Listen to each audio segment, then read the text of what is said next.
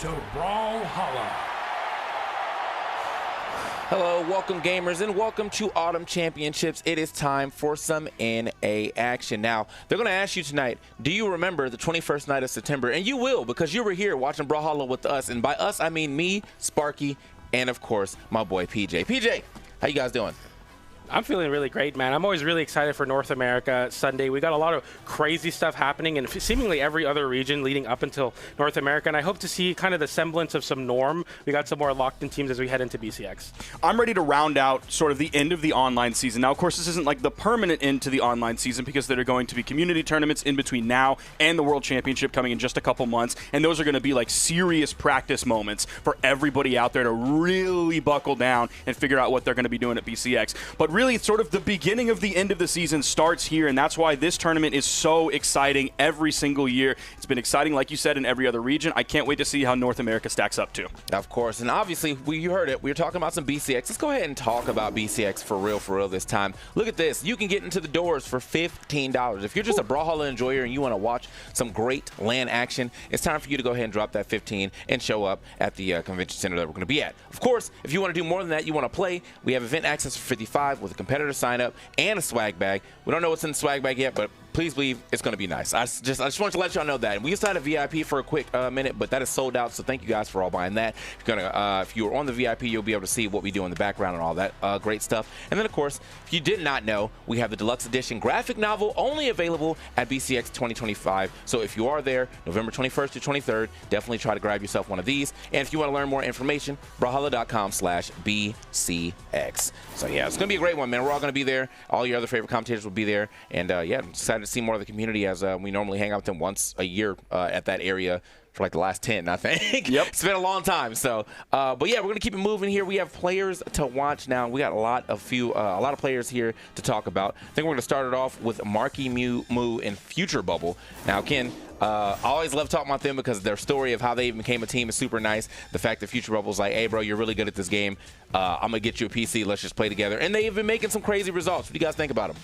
I really like him as well. The story, that's the story we talk about every time. We say it every time because we love hearing it every time. It's a beautiful story, and I think it shows more about them as a competitive team in terms of friendship than a lot of other teams out there. Like, we know a lot of other teams, they're friends, they spend a lot of time together, of course, they're practicing together, putting in the hours. But, like, I was watching Marky Moo's video. It's him, and it is Future Bubble, and it's in the 2's queue, and it's him practicing his new pick, which is going to be that Rayman, going in, kind of getting off of the Onyx, getting away from, like, any of the scythe stuff and coming in with the Rayman. And the rapport that both of them have. I've watched a lot of really strong 2v2 teams play together on broadcast where I can hear their comms. A lot of them don't talk very much to each other, but in this video, maybe they were playing it up for the video, maybe it's because it's not like a hyper serious tournament set, but the rapport that they had with each other was phenomenal. You could tell that they weren't just like two really good 2v2 players who are like, hey, I think we should team up because we can win. They're like, hey, we should team up because we're friends and we have that synergy. And that was just so evident to me in that YouTube video. I mean, even just 30 seconds in, I could already tell, like, these two are friends 100% first and foremost. Take everything else away. They build their friendship. They had great results, 5th at Summer Championship, 7th at CEO, and of course at BCX last year, they were able to get 3rd place. Yep. So they made it to Championship Sunday on the first year Marky Moo had a PC. He then snowballs all of that momentum, and now Marky Moo at the top of the game in ones, and he's of course wanting to bring Future Bubble to that top level as well. And I think the narrative is very easy to say, okay, Marky Moo's the carry, but a lot of times in situations where a lot of the attention goes over to Marky Moo, Future Bubble steps up in big ways, and I feel like we talk about it enough, and eventually we need to stop having that conversation of Marky Moo is carrying, and it's actually just a coherent team where both can step up in great ways, similar to how Loras and Kaina do, where Loras sometimes steps up with a support pick like Kaya, for example, and drops 700 damage. When you have a player of Marky Moo's caliber, the global taunt is on him at all times. It's really funny. It's really fun to watch them, and one of my personal favorite things to watch from them is when Marky Moo goes on side quests. Like, he'll go on an extended edge guard, and it feels like he's just running around the stage, back and forth. I'm like, you're playing Silk Song in Brawlhalla right now. You're just trying to avoid everything. You're moving around the screen, and it's fun to be able to see Marky Moo kind of unlock in that sense. You know, in the one space, you have to be a little bit more controlled, but in twos, Marky Moo gets to go ham, and that's what I'm really excited for. Yeah, that seems to be like a major part of their game plan, is Marky Moo uses all of the experience that he has as an offstage player, playing Gauntlets, playing Scythe, the Mordex. We've seen him take so many stocks off stage. He's able to do that, push people off stage, do a lot of work out there, and then Future Bubble is there on the stage. A lot of times he'll just follow up with a ground pound or a weapon toss because Marky Moo is sometimes able to get the knockout on his own, or he just puts the opponent in a bad bad spot. And then here comes the follow-up from the support, from Future Bubble. He's ready for it every single time. And I like that you talk about, like, we can't say that Marky Moo is carrying Future Bubble anymore, because that was one of the main things that Future Bubble was saying in the video, is he kept talking about the entire time, like, oh, what's that, Doc? Oh, my back, I got to chill out on my back. I can't carry Marky Moo anymore. All right, Mark, you're going to have to do something here. Ooh, I just got back from the chiropractor. He says, Marky Moo, I can't carry you anymore. That's crazy. So it's just the dynamic the two of them have, their game plan. I'm loving their legend picks as well. I can't wait to see some more of that Rayman from Marky Moo, and then, of course, the classic Kaya that we've seen so much from Future Bubble. Yeah, I mean, Future Bubble and just kind of people in general, Kaya's really been that support pick that people have been kind of doubling down on, which is nice, though. I mean, obviously, she's doing a very good job of it, and that's why you see so much of it.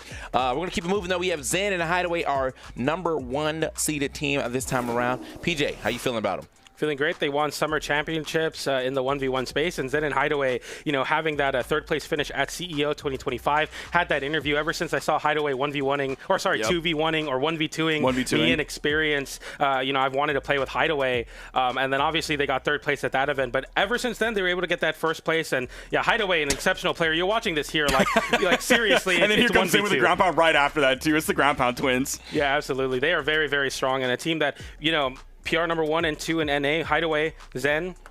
You know, beginning of the year, they were a new team. Now they seem very, very seasoned and very ready to win this event. Yeah, they played in 3 official tournaments together total. Not just this year, but total. They got 2nd in Springs, 3rd at CEO, and 1st at Summer Championship. So every official tournament that they've played in, they have podium together. And you would normally think, I feel like if you ask most Brawlhalla players, like, who is the higher PR between Zen and Hideaway, they would say Zen every time, former world champion. Like, we know the legacy that Zen has had in 2s. Right. But actually, PR #1 is Hideaway. And that's because earlier this year in the Winter Championship, Hideaway teamed with Balloon Boy and won the event. So we just, it's sort of a similar story. Like, we know a little bit more about Hideaway, and I think in general, the average Brawlhalla esports enjoyer's respect for a player like Hideaway is a little bit higher than it is for a player like Future Bubble. Not that they're disrespecting Future Bubble at all by any means, but they would put Hideaway on like a higher pedestal than that. And I think he should be rated even higher. He's PR #1 and 2s in North America. He's an incredible player. He's already shown some growth in terms of like his legend picks, whether he wants to play the Taros that he was previously playing, but then realized around like Summer Championship and CEO that Olgrim is the legend that he's best on. So he shows like a radical departure from one hyper meta legend to another hyper meta legend, but still a very different legend between the two, even though there's the axe carryover. Yeah, I was surprised when you were like, how does he get higher rated than #1, bro? Yeah. He's #1. You're like, actually, I need him to go even further. Yeah, big respect to Hideaway for that. It's huge. It's huge. Yeah, so that's Zen and Hideaway. We're going to keep moving. We have Balloon Boy and Radish, which is honestly my personal pick for #1, but just because I really do like these 2 players together, and just as players in general. Radish has been holding down on Red Raptor for quite some time. I finally saw another Red Raptor for like the first time at all yesterday, and I was like, oh, they do exist. And then here on the other side of things, I mean, even though we're seeing Balloon Boy on the Devil Gen right now, we've also seen a lot of the VV, aka Mega Man, come out as well too, and he's been kind of running with that. That's one of my favorite characters to play too, so very excited to see these guys kind of run up against the rest of the competition. Sparky, how you feeling about them? We had an unorthodox team comp take South America yesterday, and while Balloon Boy and Radish now probably, like, you're seeing the clips here, it's the Red Raptor and it's the Zariel. The Zariel is obviously definitely after this weekend a super meta pick that a lot of people are swapping onto, but of course we're going to see that unorthodox side from Radish's Red Raptor, and then also kind of before the swap over onto this Zariel, he was playing the Mega Man, and then he realized this isn't really working anymore. So we still have some unorthodoxy coming from this team. It was able to be done in South America. It could be Balloon Boy and Radish coming out on top today. Radish is on a tear, man. I was talking about it in the 1v1 week. I am so impressed with Radish. He's just kind of, at least in my mind, and I think a lot of other people's minds, has just kind of fallen by the wayside. We've attached ourselves to the new hotness of Marky Moo, or the hotness in EU, or the hotness in South America, and I feel like a lot of people have forgotten about Radish, and then he comes roaring back this year. Not like he was bad before or was washed at any point, but like he's really roared back this year, and I put so much faith in him this weekend. I also have that faith in Balloon Boy as well. I know he wants to come out on top after that really tough second place finish that they had at CEO. Yeah, for sure. And, you know, they often talk about some of the greatest inventions in humanity's history is born out of necessity. You see that in cuisine and technology. And Balloon Boy and Radish, a team born out of that as well. That max mode, they're like, well, we need a teammate. So they're like, all right, let's just team together, man. We're both here. They get third place at max mode. Hideaway starts teaming with Zen. Balloon Boy's like, well, we did it at max mode. We might as well do it again. And they've been running it back over and over again. 5th at Spring Championship, 2nd at CEO, 3rd at Summer Championships. Balloon Boy and Radish, my personal favorite team to watch. I'm an orb player at heart, so I'm always excited to see the Orb in the 2v2 space. And Radish plays it in a really cool way. A lot of Orb players will try to isolate a 1v1. Orb is really good at putting people through cutscenes and then setting up edge guards. But Radish is really good at utilizing Red Raptor's kit and stats to actually use it to team combo, use it to finish combos, use it to get those signature kits out. Really, really excited to see this team continue to innovate this, because every time I see them play, I kind of sleep on them. I'm like, all right, the trick is getting old. They don't have any new tricks. And then Radish and Balloon Boy pull out new combos, new ways to confirm KOs, new ways to build damage. And I'm like, this team is constantly innovating, and especially with Balloon Boy innovating his 1v1 picks, and Radish on a renaissance again, doing so well in 1v1s. I feel like this team has so much momentum coming into this weekend. Yep, they entered 4 tournaments this year, podiumed all of them except Spring Championship. This includes Max Mode and CEO in person, and their podium at CEO was 2nd place. I cannot stress that enough. You have to be watching out for this team, and we might talk about it throughout the day, but there are a handful of North American players who have sort of announced their retirement at the end of this year. So that puts a lot of pressure on them for specifically the Autumn Championship, but also for BCX as well. So if people are moving out of the scene and retiring from the scene, that's just going to create a power vacuum. I think Balloon Boy and Radish are very well poised to take potentially the top spot in that power vacuum. It's kind of crazy to hear like people about retiring here, and like the retirement age is like 24. Just probably younger than that, honestly. Much younger than I think these people are like 18 years old. Like, well, I think Experience just turned 18. And he's already talking about retiring? Yeah. Yeah, happy birthday to him. I think it was how old was Bloomy when he decided to step back? He had to be like 23, right? Something like that. He was probably over 21. Okay. I don't remember. Probably over. It's great. All right, you know what? It's a young man's game. I get it. So speaking of, got a couple young men coming up next, as our next team is Experience and Fakey. We were just talking about. Why are you quitting? What's going on here, bro? 18? This is your prime years to play fighting games. This is your prime year. You're 18 years old, and TK said this is your prime year to play video games. Play video games. Like, what's going on here? But anyway, Experience and Fakey got some team highlights for them as well. Experience, you know, for a long time, you remember him playing with Zen, but you know they have since split up and played with other partners and things. I really like Experience. I think he's a fantastic doubles player until he gets into his own head, and that is always like you can literally see it in his gameplay. Where it's like, all right, bro, like at some point in time something happened in this match and he just lost all his confidence. I hope not to see it today. I hope to see him go absolutely insane. What are you guys feeling about it, starting with PJ? I really like Experience's personality in general. I like tuning into his streams and watching him play, especially after events. He recently got partnered on Twitch, so always shout out to the players that are putting out that content, getting on that content grind. One of the fondest memories I have of watching Experience is he hit like 3 siders off stage, and he went on stream, he went, yeah, I remember commenting that this is a win opportunity, and he hit 2 hammer side airs. I was like, you know what? That's the energy I wish my Two's partner brought to the table, because that is the confidence you need to continue to do well and kind of give that confidence over through osmosis to Fakey, who's PR number 4 right now, who once again, everyone would think, okay, of the 2, who's going to be PR'd higher, Experience or Fakey? Fakey's actually number 4. They got 1st at Spring Championship, 4th at Summer Championship, a team that, you know, obviously once again created out of necessity. Zen and Hideaway started teaming at the beginning of the year, but you know, Experience saying, okay, I'm going to kind of step away. Very vulnerable moment on Twitter about that. I'm going to step away after BCX. So for me, I feel like let's do a farewell tour. And oftentimes farewell tours don't go out the way that you'd want. But for me, I have faith in them. I think they're going to win the tournament today. So let's see how that happens. Yeah, Fakey has also announced his retirement at the end of the year. So this is a team that a lot is riding on this team here. We want to make sure that you don't let your boy down. And so it's coming from both sides of this year. He's probably like 19 or something. Okay, yeah. I need them to drive off in the sunset when like they get out. Like, I need to get into a car at VCX and be like, well, it's been a ride. Goodbye, everyone. You know what I mean? The Porsche Experience next door. Yeah, you know what I mean? Yeah, on the racetrack. And so a lot is riding on them, not only this tournament, but also BCX as well. If that's the last lane that they ever go to, it's the World Championship. Competition's at its highest level. They're going to want to perform. They don't just want to go out even at 3rd place, especially not at 2nd place. Yeah, like, they don't even want to just touch the podium. They want to win everything. So it's a lot of pressure riding on this team. But specifically, I couldn't find the clip. I tried really hard to find the clip from CEO, from Experience's stream, where he's watching that interview that Zen and Hideaway were in with last, where Zen says, ever since you 1v2'd me in Experience, I wanted to play with him. And Experience just goes crazy on that. That lit him up. I wish I could find the clip. I don't know if the clip even exists anymore. The VOD has been lost to the annals of time, so we can't get that anymore. I tried looking through there, but man, that really fired him up. And he had some choice words for Zen after that, talking about I've always been better than you and a bunch of stuff like that. Yeah. So really, one of the things I'm looking for today,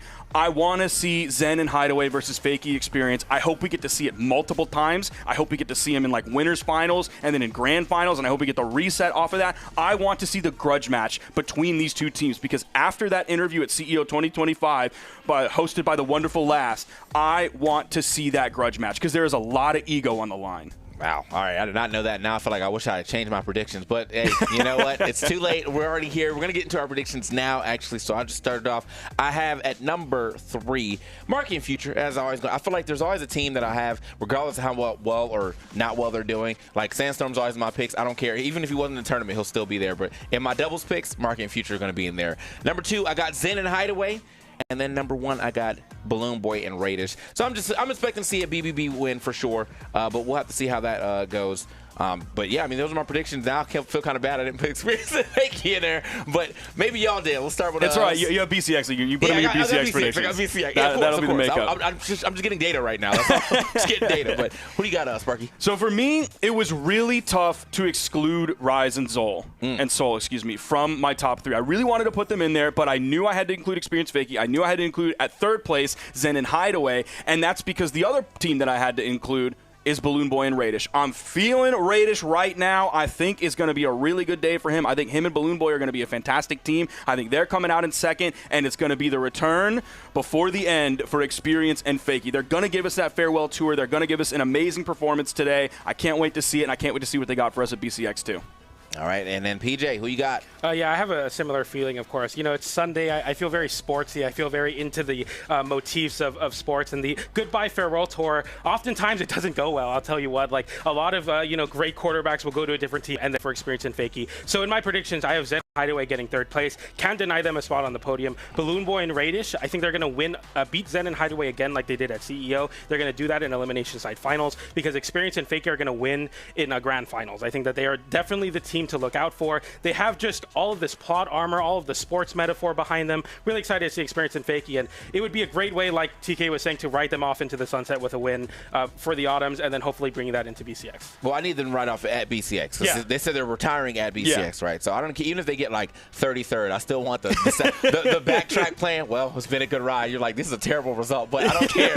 We're 33rd written in big white letters on the rear windshield. Celtic Shack, Yeah, just something. So, but yeah, that's our predictions. I know you guys probably got predictions in the chat as well. Who do you guys want to win? Just go ahead and slap it in the chat. But we're going to go ahead and talk about these matches that we got coming up real quick. This is what we have as we start this thing up. We got Balloon Boy and Radish playing versus Immaculate Rat, okay, and Shout out Exoof. the GOAT. Yeah, shout out Immaculate Rat. Exoof, okay. That's a really good name. Okay. Wait a minute, Exoof. That's the commentary manager for Mooseword. Yeah, Shout we out. got a Let's nice go. setup All here. right, there we Okay. go. That's the Go PR50. I didn't know he knew ball like that. Yeah, All right. shout out Exoof. All right, bro. And then we got Rise and Soul versus Shade and Slobber on Ma. All right. And I said that. Well, no, they're laughing, not me. I'm a serious commentator here. Dude, we made the mistake. We forgot to put Rise and Soul in predictions, and then they always do well. I'm telling you, the only reason I excluded them was because Radish is on a tear right now. That is literally the only reason. Otherwise, I would have put Rise and Soul. If there was a 4th prediction, you would have done it. Yeah. That's what I'm hearing. Or Hey, if put that Radish back up. wasn't I'm going not We're crazy. not done yet. We didn't get through all Okay. All right. We also got Zen and Hideaway versus Sweaty Meat and Aquatic. And then, of course, Experience and Fakey versus Marky, Moot, and Future Bubble. That is Very early on. Very early. Yep. Wow. That's Rip TK's predictions, man. Rip for sure. Well, hold on. Hold on. Because it really depends on what happens. That's true. But yeah, I mean, that's what we got coming up as our first 4 matches. It's going to be a great time here. I'm glad you guys are joining us here for the North America part of Autumn Championships. But with that, we do have to throw to a small break. Thank you guys for joining me on the pre-show as always. And if you are getting your points, make sure you stay into the chat. Get those points, get those rewards, and we will be right back after this small break.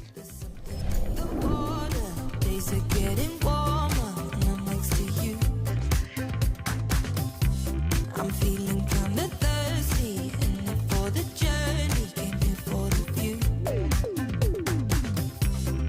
You and me together, killer combination. Look what we can do. So tell me where we're headed. Count me in, I'm ready. Steady go.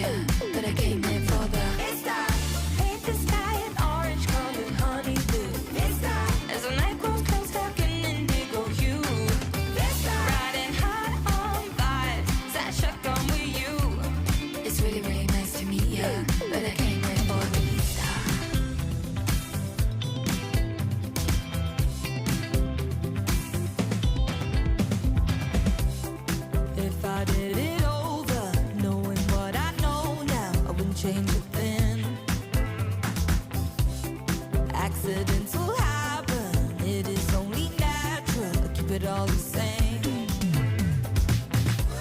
If life's a simulation, we must be the favorites. Look what we've been through. So players, start your engines. Count me in. 1, 2, 3. You ready? Let's go.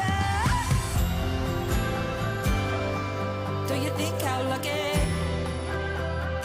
Lucky how it all worked out. Don't you think it's funny? Funny how it turned around. This time, don't wanna wake up to any other view. This time, gonna race you to the top to see the blue. This time, every day we play it over deja vu. It's really, really nice to meet you, but I came here for the. This time, paint the sky an orange colored honeydew. This time, as the night grows closer, like an indigo hue. This time, riding high on vibes, sad shotgun with you. It's really, really nice to meet you, but I came here for the vista.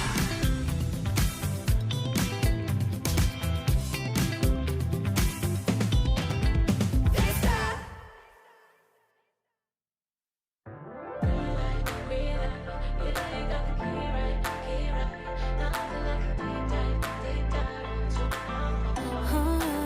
Been a long time longing. Are you feeling what I'm feeling? I've been holding on, I'm hoping that you can see it. Falling through the motions, didn't see it coming. Take it one by one, I'm diving in any moment.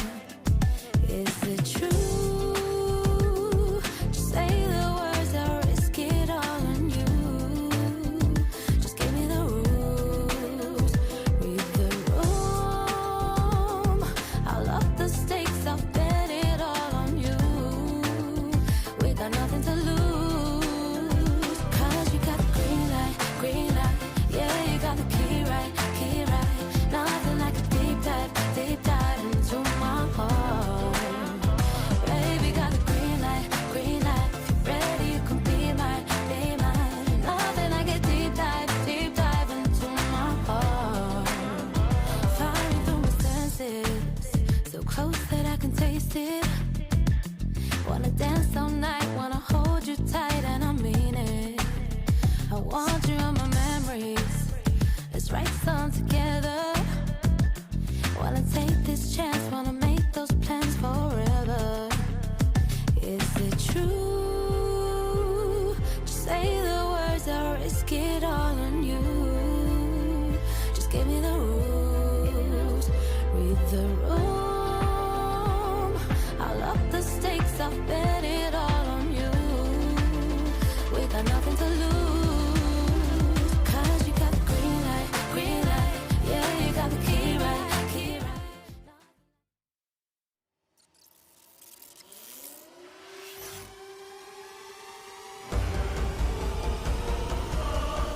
Who said it? Who we gotta knock off? 'Cause you mixing with me is like keys in a sock drawer. I'm on target like 30 from half court. You're 15 minutes of fame for more than a half short. Off stage with down, eating that end light, coming back on, but that's a side sig on the wrong opponent, but it does not matter. Hideaway! Are you kidding me? Hideaway! Hideaway!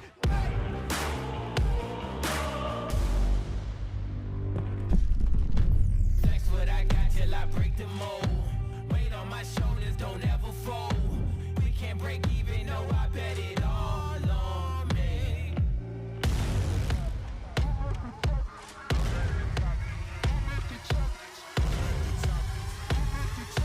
I'm at the top and that's where I'ma stay. There's the GC side sig. It's instantly punished from Hughes, and he is your two-time Brawlhalla 1v1 world champion.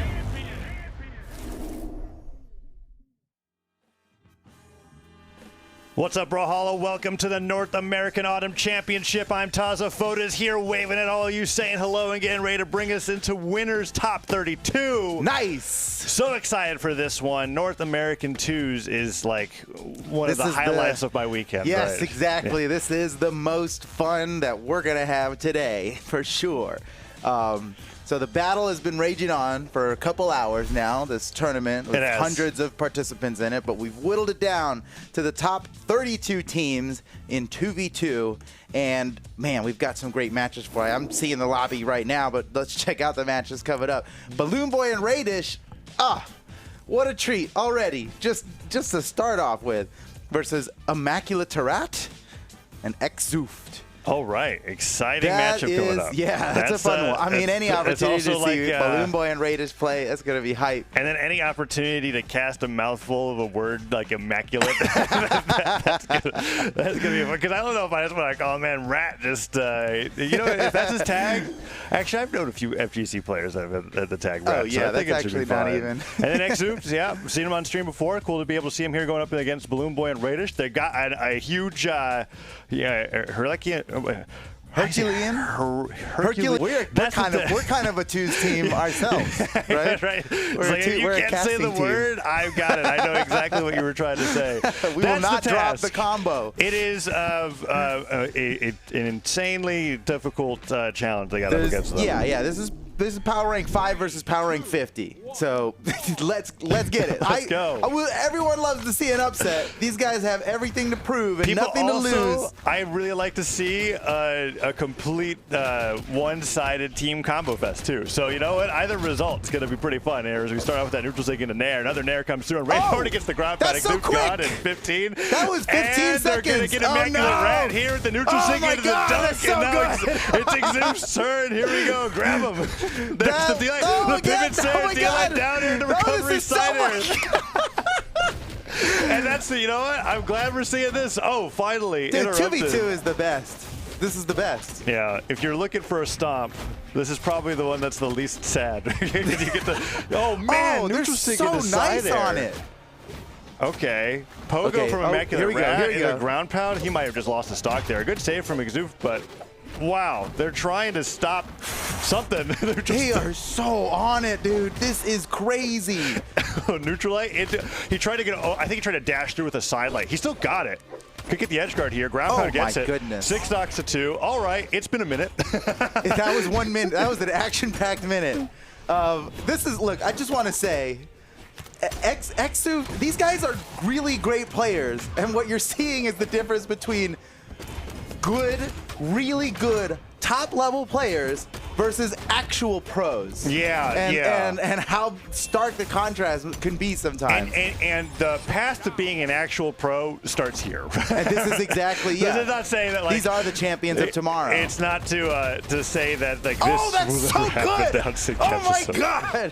They're just destroying the Neutralite.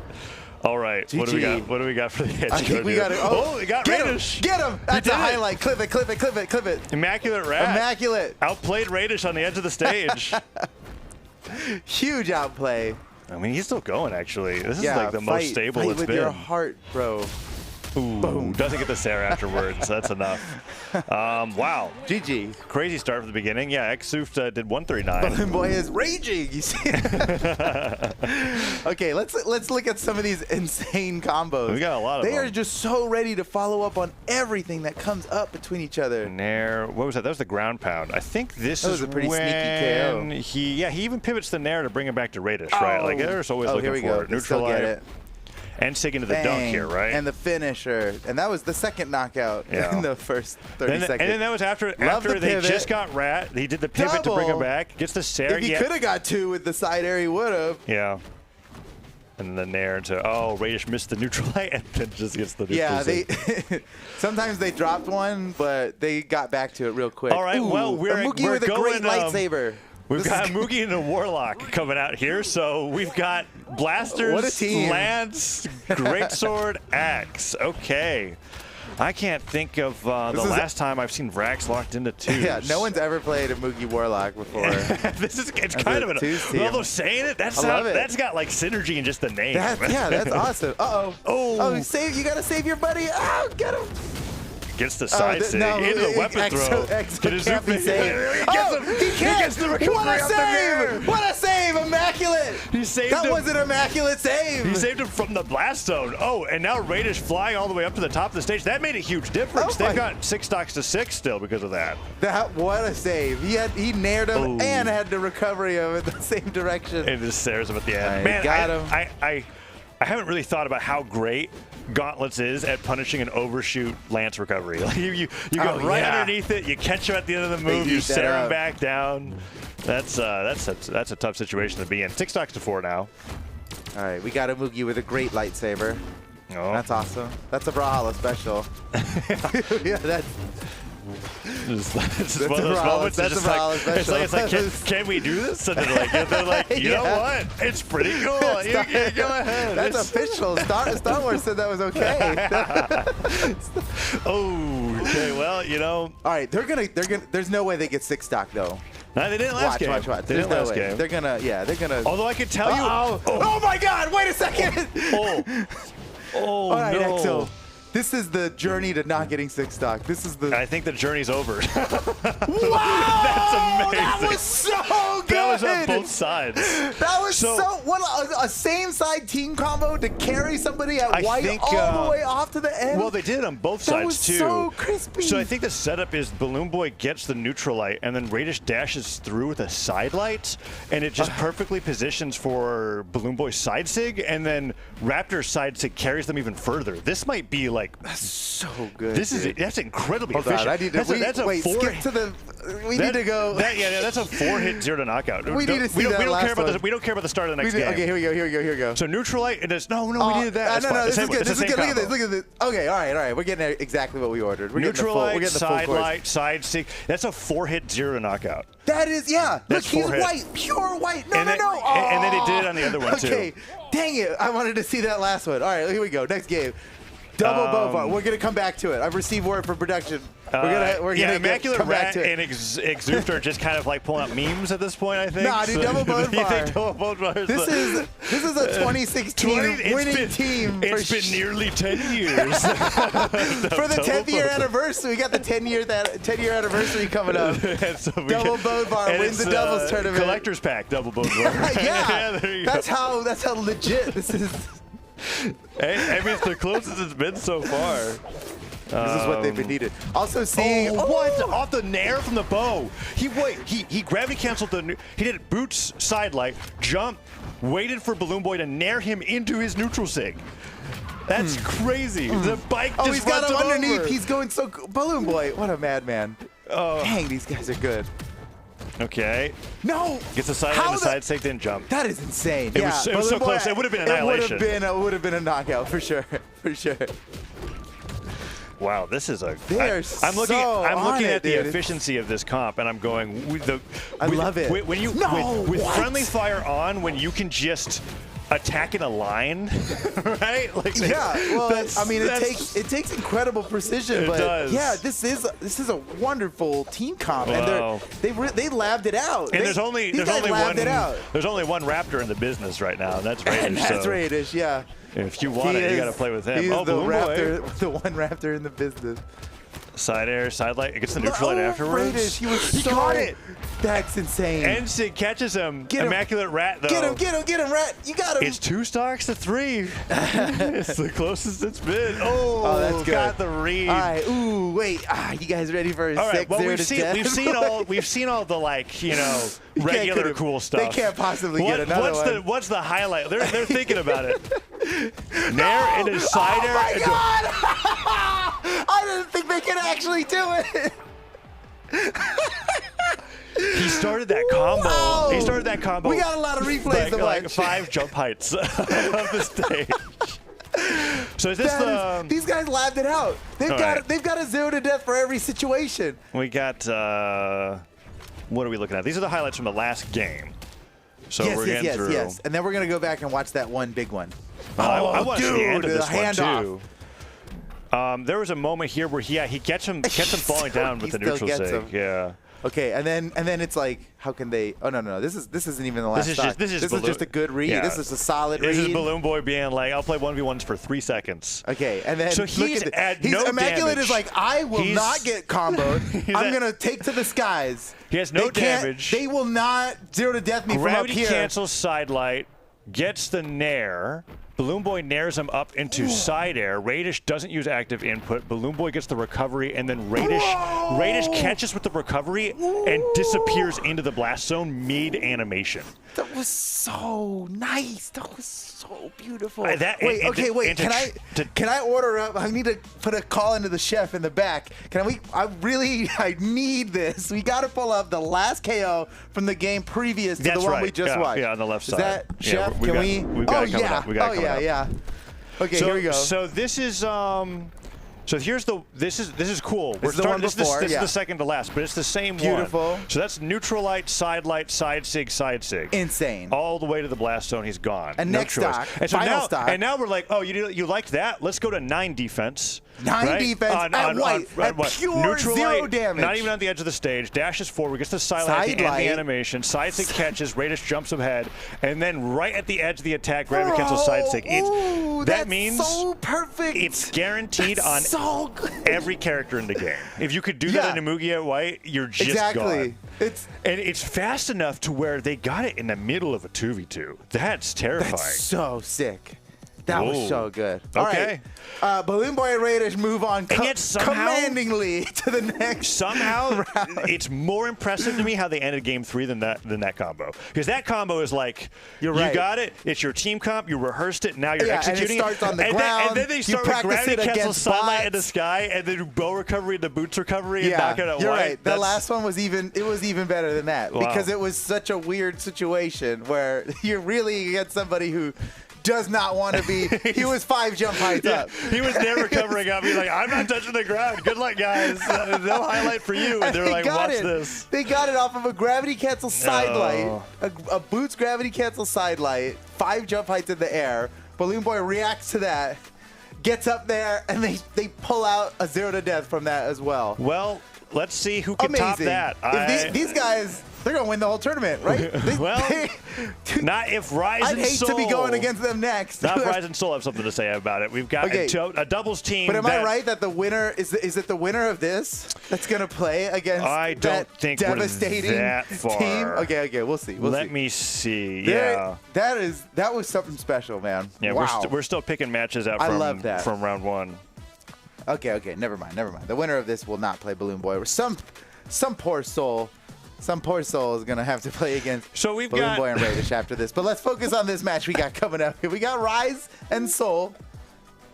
Soul, similar to Shine. It's Rise and Shine. I feel like it's a very cool, it's a cool team name. Yeah, it's very cool. And Rise and Soul, I mean, you got to watch them rise to their state that they're in right now. Rise. There's a lot of there's a lot of metaphors. There's a lot here. Yeah, there's a lot here. It must be a good team. They have synergy already. But they did very well last year, continue to do well going into this year, now going up against Shade and Slobber. That's all as far as Is that his actual name? That is as far as I'm gonna go. His name is Slobber. Hey, you know what? When we go to cast Sweaty Meat, it's gonna be this is esports, baby. They just don't match into each other, right? That's in case you forgot. We're all playing a video game. He's waiting in Winners Top 12. So each team is there. They're going up against Zen and Hideaway. Sweaty Meat versus Slobber on my. No, we got. His name is Slobber on my. It's true. And look. You could reduce it to slob. No, and then it's I'm in it. I'm in. It's Slobber on my versus Sweaty Meat. And then we've got Rise. Not yet. Here we go. Rise and Soul. Soul representing Echo, Rayman, and they're gonna be playing Slobber on my shade. Kaya and Rayman going up against Teros and Teska. So I didn't even see anything else about these guys besides their names. I didn't see their power ranking. I didn't see their earnings. There was nothing else besides. Rise and Soul are definitely a top 8 seed, and then Shade and Slobber, I have no idea. Well, man. All right, yeah. So I mean, PR50. So a similar gap as the last one, as the last match we watched, and that's typical of the first rounds of top 32, right? And that's how tournaments work, where the top seeds get the luxury of fighting against the lowest seeds on their way up because they've earned their place at the top, and they're meant to be near the end. But every once in a while, the upset happens when the truly worthy show up in top 32. It doesn't matter what rank the player is that they're going up against, and they can take their wonderful bracket away from them in this first of top 32 rounds. Yeah. And we'll see if Slobber on my shade can get it done. The fun thing about that seed thing that you're talking about is that so for some players, right, the most terrifying part of the bracket is actually the earlier parts where there's that uncertainty. Because sometimes seed doesn't catch somebody who hasn't played for a while. Exactly. So like, True. So a lot of players go like, oh man, I made it to top 32. Thank goodness I know who I'm fighting. Like that Right. can sometimes be a blessing. People are worried about the dark horses that can show up. And that could be Shade and Slobber here. in game one, they're keeping it somewhat close. Although Taro's going down pretty early with that down sig. Soul looking for the double dunk here on the Shade. He's crazy. He's going to die for this. Oh, no! He got the Nair because Rise gave it to him. All right, it doesn't matter. I think they're ahead by quite a bit. But let's see if they can get the stock here. Down sig. No, they're still fighting off the side of the stage. You know what? This benefits Shade. He got Rise's stock somehow. Wait. Rise and Soul. Oh. Hopefully they didn't eat too much spaghetti before this. Down sig. Oh no, Rise. That could be bad. They're still on that stock. Okay, that stock should have been gone a while ago. They're still on that present. We are like Whiplashed from the brutal efficiency of Balloon Boy Radish. Yeah, and this match is taking way too long. Rise and Soul have like one stock in front of them, and they're just kind of like, do we want to? It's like we can take our time. Oh, here we go. That's okay. That is an unusual and very cool combo. Yeah. I think they freestyled that. That wasn't even. They're just there for. Oh no, Soul's in trouble. Exhausted recovery. He got him. He's dead. Yep. Help him, Rise. Rise Help your doesn't friend. Oh, nice combo. Love the dribble. Oh man, this is. I'm talking Bang! about. That's not enough. There's something to be said about going from like the pure synergy and friendship that we saw before, and then there's like he's just watching him off the side of the stage. He's like, "Yo, you deserve to lose for that." I'm staying in center. I bet he was grilling him in Discord. Like, it's like, wow, why are you going off stage? You can't edge guard one guy. He's only done like 300 damage. Well, they barely clutched that one. Yeah, well played. Honestly, yeah, I mean, Shade got two fought stocks really well in that 1v2 at the end. We're seeing him barely not get hit by that down swing. If Slobber can up his game, that's right. Yeah, stay alive a little longer. Sub 200 damage on Taros. Oh yeah. Yeah, can't have that. Can't have that. Can't have that. All right. From Slobber on my shade.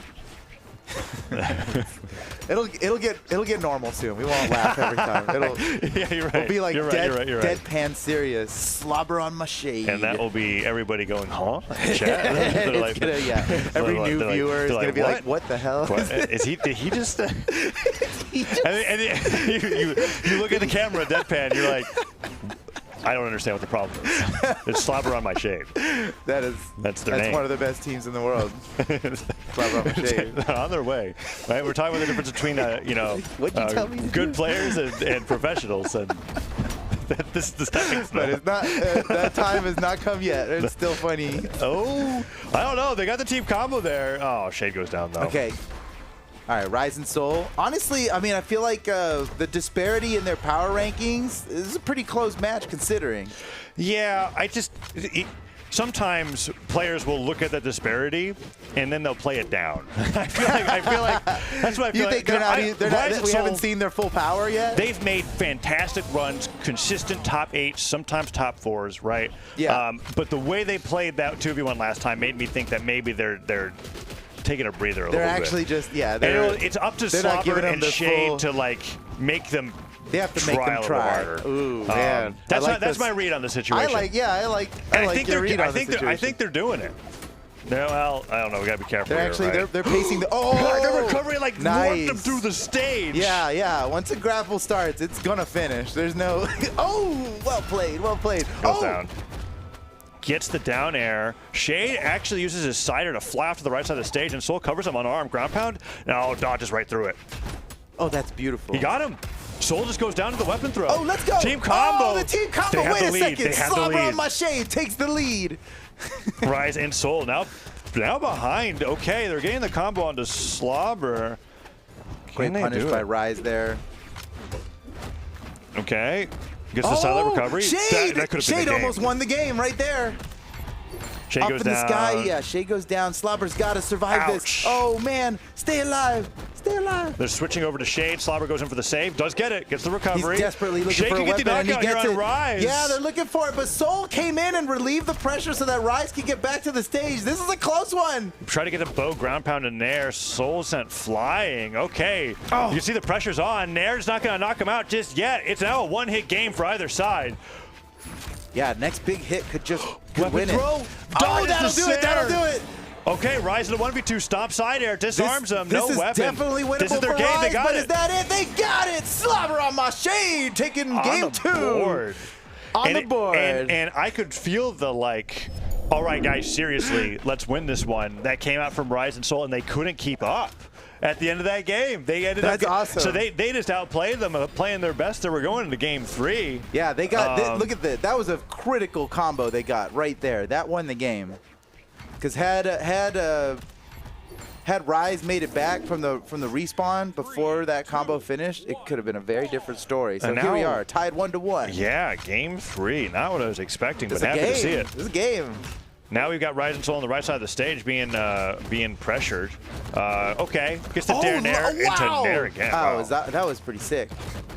Uh-oh. Everyone just stacked on damage Yeah, here. this is. I think people are just taking damage over preserving their own.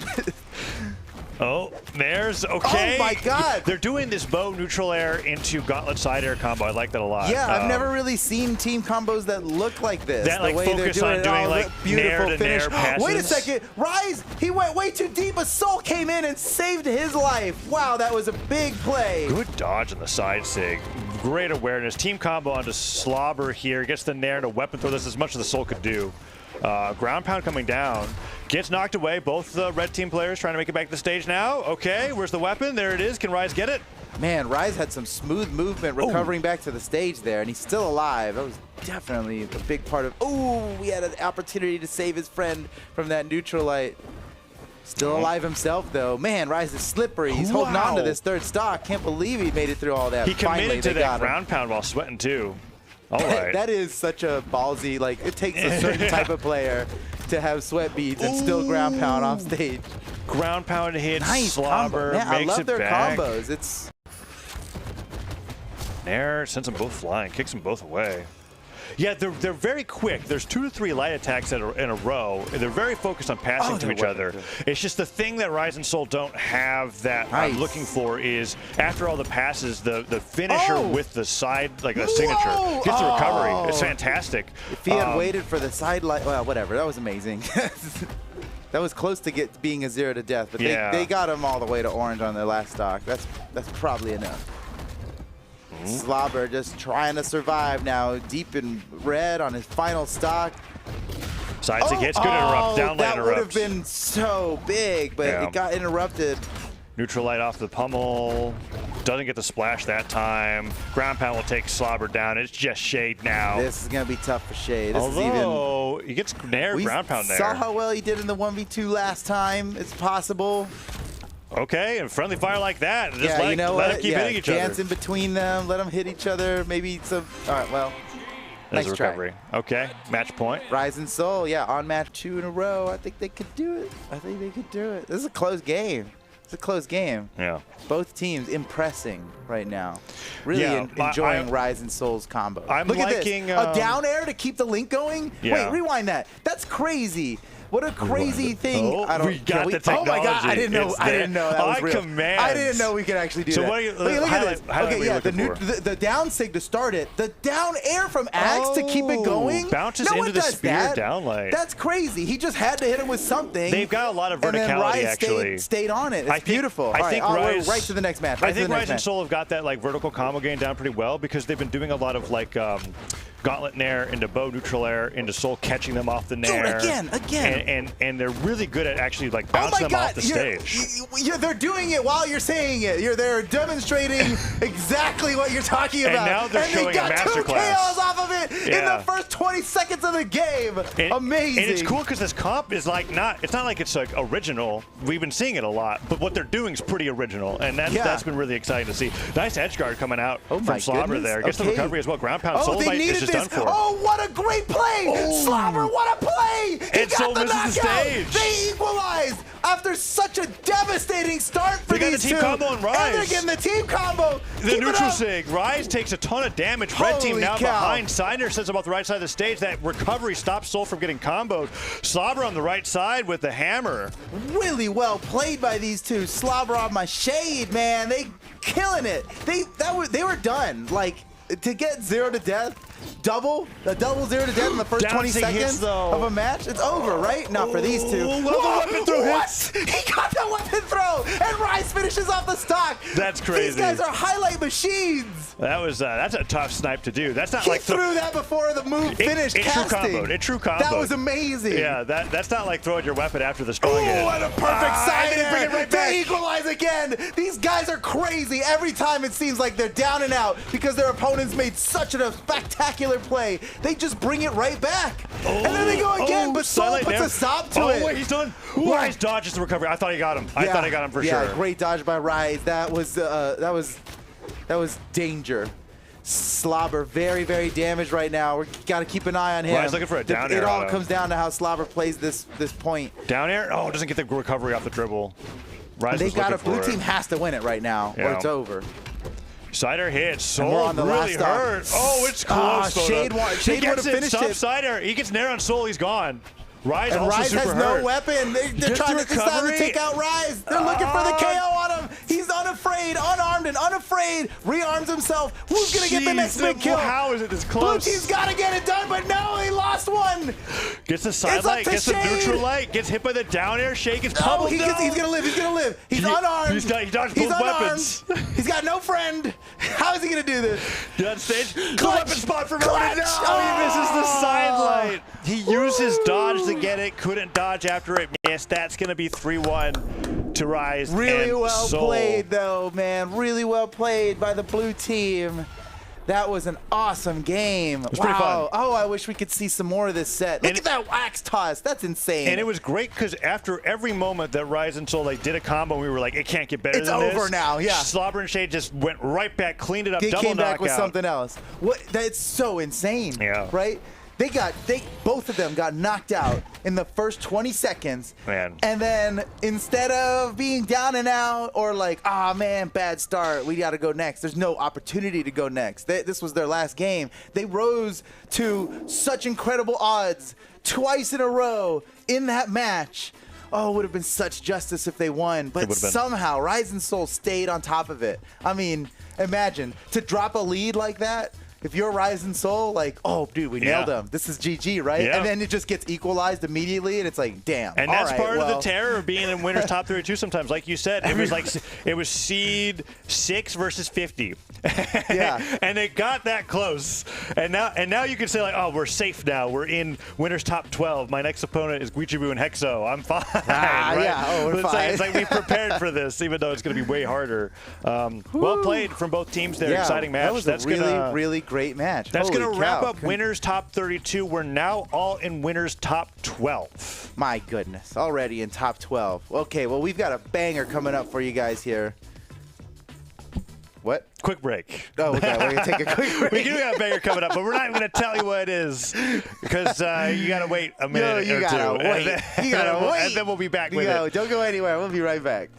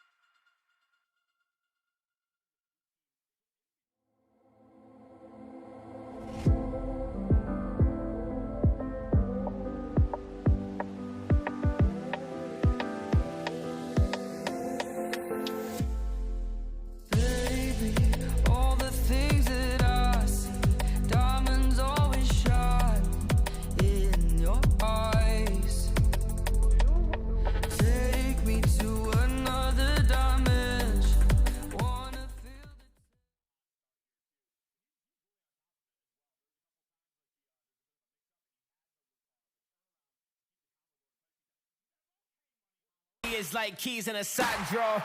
I'm on target like 30 from half court. Your 15 minutes of fame for more than a half short. Going off stage, with down, eating that end light, coming back on, but that's a side sig on the wrong opponent, but it does not matter. Hideaway! Are you kidding me? Hideaway!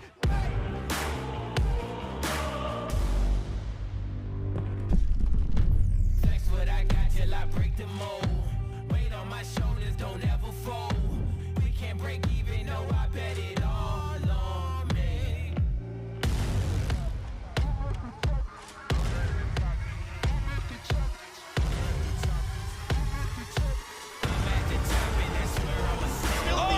There's the GC side sig. It's instantly punished from Hughes, and he is your two-time Brawlhalla 1v1 world champion.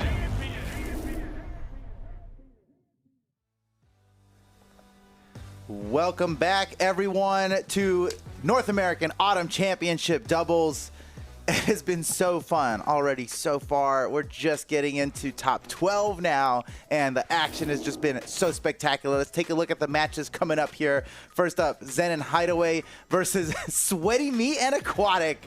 All right. Man, ooh, if only Shade and Slobber on my one. We'd have had the ultimate Going against showdown. Sweaty Meat and Aquatic. Yeah, they've got the team synergy names too.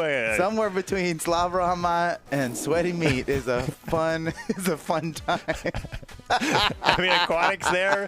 That's like I can't keep going down That's too much. Okay, but Zen Zen Hideaway. Hideaway. This is a big one. Zen, obviously a 2v2 world champion. Yes. Right. Big And deal. then Probably- Hideaway has ever since coming out onto the scene has been a basically just a terror. Yeah. the twos player that everyone desires to be teaming with, right? And Zen's just able to get him locked down there. And so they're the first seed here for this event coming into it, which is surprising after watching Balloon Boy Radish. But believe it or not, North American twos is just that competitive. I was gonna say this is like the only team in my mind that I could really imagine contesting Balloon Boy and Radish. In my mind, Balloon Boy and Radish. After that match we just watched, those are the guys. They win for sure. They're gonna win. Actually, but then it's like, well, but they have to beat Zen and Hideaway. Zen and Hideaway they are seed number one. They are predicted to win. With the stats from production that we just got, the team we just saw get in the winner's side top 12, Rise and Soul, last three seasonals, placed second, fourth, and second, right? So that's like another team. They haven't won yet, but they've beaten everybody else to get there several times. So they live on that podium. They rent condos on that podium. And now we've got another team that's doing this the same. Although I guess they got instead of renting condos, they've got mansions that they rent. They got mansions. Yeah, they're the landlords. They rent the land. Anyway, none of it means anything if they can't get through this team of Aquatic and Sweaty Meat. Yeah, so we've got Olgrim Kaya going up against Bryn Teros. More of the tried and true here. Honestly, Europe establishing the meta, really. Seeing Olgrim over in twos is crazy. Down air on the reverse there, gets the first knockout, but they were keeping it close. Recovery not going to knock out Sweaty Meat just yet. Yeah, I mean, that would have been a travesty if he knocked out there, to be honest. But there he goes. Sweaty gets another one. Finish. No! Aquatic drops the Sair. Oh, unfortunate. Probably would have been better to do like a signature there that has more active frames so it didn't have to be as precise. Yeah, NSIG covers that whole area. Side sig really leaves a hitbox out there for a while. Let's see how much that just punishes so that it doesn't have to be quite as accurate, right? You got the time. There's nobody there to punish you. Zen now here on the bow, still holding on to the stock. Aquatic might go down to one stock after that that drop, right? Zen, they're showing how you punish somebody for dropping a combo here. Sideline Nair just barely dodged out of the way, but Zen's still going. They look like they had a same side combo ready to go. If Zen could have connected that. NSIG from the previous team combo finally comes through, right? There we go. Well, yeah, it was delayed, but they got it. They're keeping it close here. Hideaway being in red has got to be their target right now. Maybe they can score a knockout on him before he deals too much damage for this stock. Oh, good job. Nice. All right. Oh, great interrupt from Aquatic, saving his teammate. Okay, looking for the sidelight. Doesn't get the nair because Hideaway interrupts. Oh, great looking play. for a weapon. What has he got? D-Light recovery, gets the nair. Recovery from Zen, bounces Aquatic into the stage. Tons of damage coming out of Aquatic's in trouble Aquatic. here. In red on his final stock. They're going to have to play. Nice backdash. Yeah, that was slick. He's Aquatics. Oh, yes. Oh, man, they had an opportunity there. Oh, okay, Ensig not going to hit from Sweaty Meat. Gets stared up the stage. Oh, Can Aquatics in survive? trouble. He's got to dip. He's got to dive. That's the down sig. No, there wasn't enough. Yeah, keeping it simple with the pass there. 3 hit into the Kaya down sig. Now they got the 1v2 against Sweaty Meat. Man, 3 stocks to 1. It's going to be real tough for Sweaty Meat to bring him back to ends this. up dashing too early. Gets caught by the 3rd hit of Hideaway's Lance Endlight. So they can't do that combo with the Silent they were looking for. This is a tough match. Ground It don't pound matter how sticks. sweaty your meat is. This is a tough match. Eventually, you just can't. What? Gets the nair. Boom. Oh, Good okay. job with the nair and decider there. Yeah. Like that. Any connection is nice in that Zen situation. going all the way out. It picks the bow back up. It's time to farm a clip. I think this is. Or It's not just a win. We gotta farm. We gotta get a nice clip on Or these it's like guys. an anti-clip. You just bow and light the rest of it. That's good too. if Let's it's make over. it so they Here we can't go. do Oh, that. no! Oh, he's gonna die for this. That's close to an How anti-clip. embarrassing! Let's review that one in the replay. You can see her Zen missing his Sair and then just flying off the stage. Unfortunate. Unfortunate. Look, the fact is, these team combos are really hard. Oh, we got our slow-mo. I got our voices. Yeah, We got our slow-mo in there. Oh, wait, we got it. I liked it. I was There down. it is. Dive kicks. No. Oh, he did. Oh, the knockout crap with the hideaway. So didn't even get it. That's going to be the game. That's Okay. the anti-clip. We are not posting that on social. You're never seeing that again. Well, I mean, GG by Zen and Hideaway. We're on to the next one here. Maybe we can find some better clips in this So what do you mean Aquatic could farm some better clips this one? no. I'd like to see a game win for them on the board here. Zen and Hideaway are tough opponents, but it didn't look entirely winnable for Aquatic and Sweaty Meat. So here we go. Oh, what? He was that damaged? That Sair just knocked him out. Yeah, that's early. Unfortunate for red team. Doesn't get the pogo. Sweaty Meat gets the recovery on the way back. Zen can't get these edge guards. And a good that wake was up end light. It was slick, but the end light left him vulnerable for so long that Hideaway could easily punish him with a side air. Ooh, and Hideaway gets another side air knockout. Keeping it simple. They got to equalize these stocks quick. Nicely done by Aquatic, getting back up onto the stage there with some double knockout. Nice play by Aquatic. It's exactly what they needed. The efficiency there, that side sig. Efficiency. That's the name of the game. Two Lance side airs or 1 Bryn side sig. I'll take the Bryn side sig. Side light doesn't get the nair. Great punish by Zen. Great punish by Zen. He couldn't get the nair. There was no time. Yeah. He was still in move stun. Side light. Doesn't get the recovery. Sweaty Meat no dodge though. Could get exhausted recovery there. The Zen didn't have a recovery to chase him down. Used his jump instead. Thought he was gonna it looked like he was lingering in the air there for a bit, but no, not gonna get it. Hideaway doesn't get hit by that. Sweaty Meat on the right side of the stage gets another side air. There's 3 side air knockouts so far. Can he get a 4th? No, doesn't find it. Gets the neutral instead. Here we go. Team combo Here we on go. Aquatic. Recovery nair, goes for the weapon throw. Misses it, but does get the unarmed That was Sair. so much damage that was a great combo. Great combo. Ensig not gonna knock out. Oh, Aquatic needed that one. Oh. Sweaty Meat going super deep off stage. What do we got for the edge guard here? Recovery. Okay. Sweaty Meat goes down. Aquatic could go right afterwards. It's just running away as fast as he can. Gets the dealer recovery. Nice. Man, Hideaway still holding on. I think if Aquatic had done a gravity cancel neutral sig instead of a recovery there, he would have got it. Nice! Doesn't matter. They equalize. Okay, all eyes are on Aquatic here. He's deep in the red on his last stock while everybody else is on their last stock, but it's going to require precision from Aquatic. He just can't afford to get hit.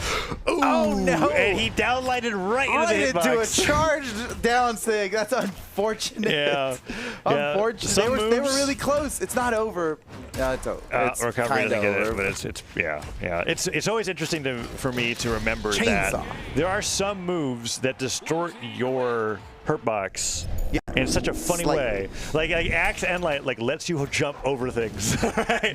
That is crazy. Yeah, so, you can't sword light somebody you who can just Endlight over a sword downlight, and they're you hop forward with your whole body when you downlight, and he hopped into the down sync. Into the down sync. You're right. You're right. Just lost it. And it's like he committed that move long before the charge happened. So there's that down sync from Hideaway against the edge guard. We're not going to match point, and we're getting even heavier here on the side of Sweaty Meat and Aquatic with Taros and Olgrim this time around. That is heavier. Bringing out the full EU for this one. I mean, I guess it already was, right? Bryn Olgrim is so blaze coated that it's blaze coated. It's true. It's true. Bryn is the OG EU2's pick. Yeah, for sure. And now we've got the Taros Olgrim on Demon Island, no less. Here we go, opening it up for game number 3. Hideaway and Zen looking to make this a clean 3-0, but let's see if Sweaty Meat's team's got something to say about it. Nice combo, Zen, with the follow-up. Hideaway just drilling everybody. Ooh. Backswing a dare. Could get the edge guard here. Stop side air. Hideaway hurt. Oh, but nice. Zen helps him. Uh-oh. Oh, man. Hideaway just came in. Yeah, great timing there on the down air. It's a good save. It's a good save. All right, it's not too far away from Sweaty Meat and Aquatic to come back from this one, but it's getting further. It's getting further, and it's game point. Yeah. They've really got to clutch up now. Sidelight recovery, no dodge. Gravity cancel sidelight into the side air. No, Aquatic manages to make that back. That was crazy, but that sidelight recovery is going to catch without a dodge. Hideaway goes down for Aquatic stock, but guess what? That's 2-1. Nice. Oh, Zen, so much damage on that. Well done. He really extended what should have just been like a one-hit something into so much damage, triple the damage. Ooh, sidelight nair. Good ground combo. Pound. Hideaway. Still holding on. Zenbo. Still there. Still so. D-Light ground pound, sidelight. Zen just goes into these unarmed modes when he's super damaged like this. Finally goes down, but he got 60 damage way earlier than he should have. Hideaway might go down here, though. Downer hits. He didn't touch the stage. That's great. Okay. It's down 3 stocks to 3. It's possible. The stocks are even, but the damage tells a different story. Let's see if they can overcome this deficit. Hideaway's got to play safe while they just focus Aquatic down, and then they've got Sweaty Meat by himself. Neutralite. Oh, no. All right, Aquatic very damaged right now. Sweaty Meat's holding on to his stock, but there it goes. Now Aquatic's in big trouble off stage against 2 great players, but he gets Zen. Well done. Pretty huge. Knocks out the former world champion, but his teammate knocks Aquatic off. Nice use of the side air to make it back to the stage by Aquatic with that lance. Goes for the end sig. Doesn't quite get it. Downlight comes through. Gets the Sarah. Oh, man. I was going to say Aquatic was doing a great job of avoiding damage for so long. But, dude, I love that. The slide kick into an immediate backdash because he knew the punish from his teammate was coming. Is it going to matter? Can he get this done? No! Tragedy. Sweaty Meat slips and falls. He just, at the side of the stage. He had the chance. He was in fact too sweaty. Too sweaty. Slipped right off the wall. Just can't even get any traction. Yeah. Gotta chalk up your hands. Weapon slips out. Oh no! Grabs the wall. I can't grab it. It just falls down. It was so sweaty, man. GG. They fought well against Zen and Hideaway. Zen and Hideaway just played solid. I feel like no crazy fancy stuff, just very solid play from 2 amazing players. And even though Sweaty Meat and Aquatic looked like they were capable of winning that matchup, just couldn't lock it down. Just a little more damage in each game. Maybe a couple things just go a little differently. They could have won. And very methodical losses like that can feel pretty brutal both to play against and to watch. Where it's like Zen and Hideaway weren't even really playing for the highlights. They were playing to get through. They're just like, I'm 3-0ing. I'm getting to winners finals. We're winning this. Unnecessary risks. And there's different mentalities from every team because this is the last Big Twos tournament before BCX, right? True. So they're just like, we want to win this without dropping a game. Probably that's how I would think about it if you're trying to be the champion again, like Zen was. That is the actual goal. Yeah, is just to win. Yeah, don't drop any games, and you will eventually win the tournament in that fashion. All right, well played. Let's move on to the next matchup here. This is going to be a great one. This could be grand finals of any old 2v2 tournament. Yeah, North America's static teams are fantastic this year. I love the fact that there are so many static teams Experience in North and America. Fakie still remains one of my favorite 2 support players in the business ever since he showed up onto the scene with Java, right? Fakie wasn't making a name for himself in singles. Java and Fakie were doing everything. And then Experience coming over and becoming his teammate later on this year.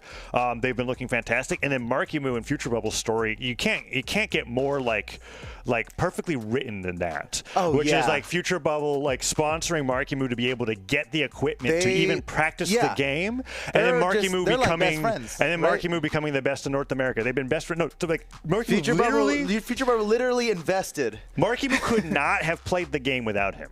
That's like the story. And now here they are playing 2s, and it's not even like one's carrying the weight for the other. They're just a fantastic Future 2s Bubble team. plays a very good role for the type of player that Marky Moo is. Yes. And it's awesome to see. I love that. Because that's the real kind of teamwork stuff. It's not just 2 great players being great. Obviously, Marky Moo, one of the greatest singles players in the world by a lot. I mean, he is like the GOAT right now. But Future Bubble, he knows how to play with the GOAT. He knows how to enable Marky Moo to play the best that he can play in different environments, and that's what makes these guys so fun to watch. But going up against a team like this, Fakie and Experience, I mean, that's a new meta. That's crazy. They're taking the smallest abbreviation of their name. It's pretty funny. XP and FX. I know which one's Experience. Although it's really good for following who's on the tag when you think about it, right? So that's nice. Yeah, maybe.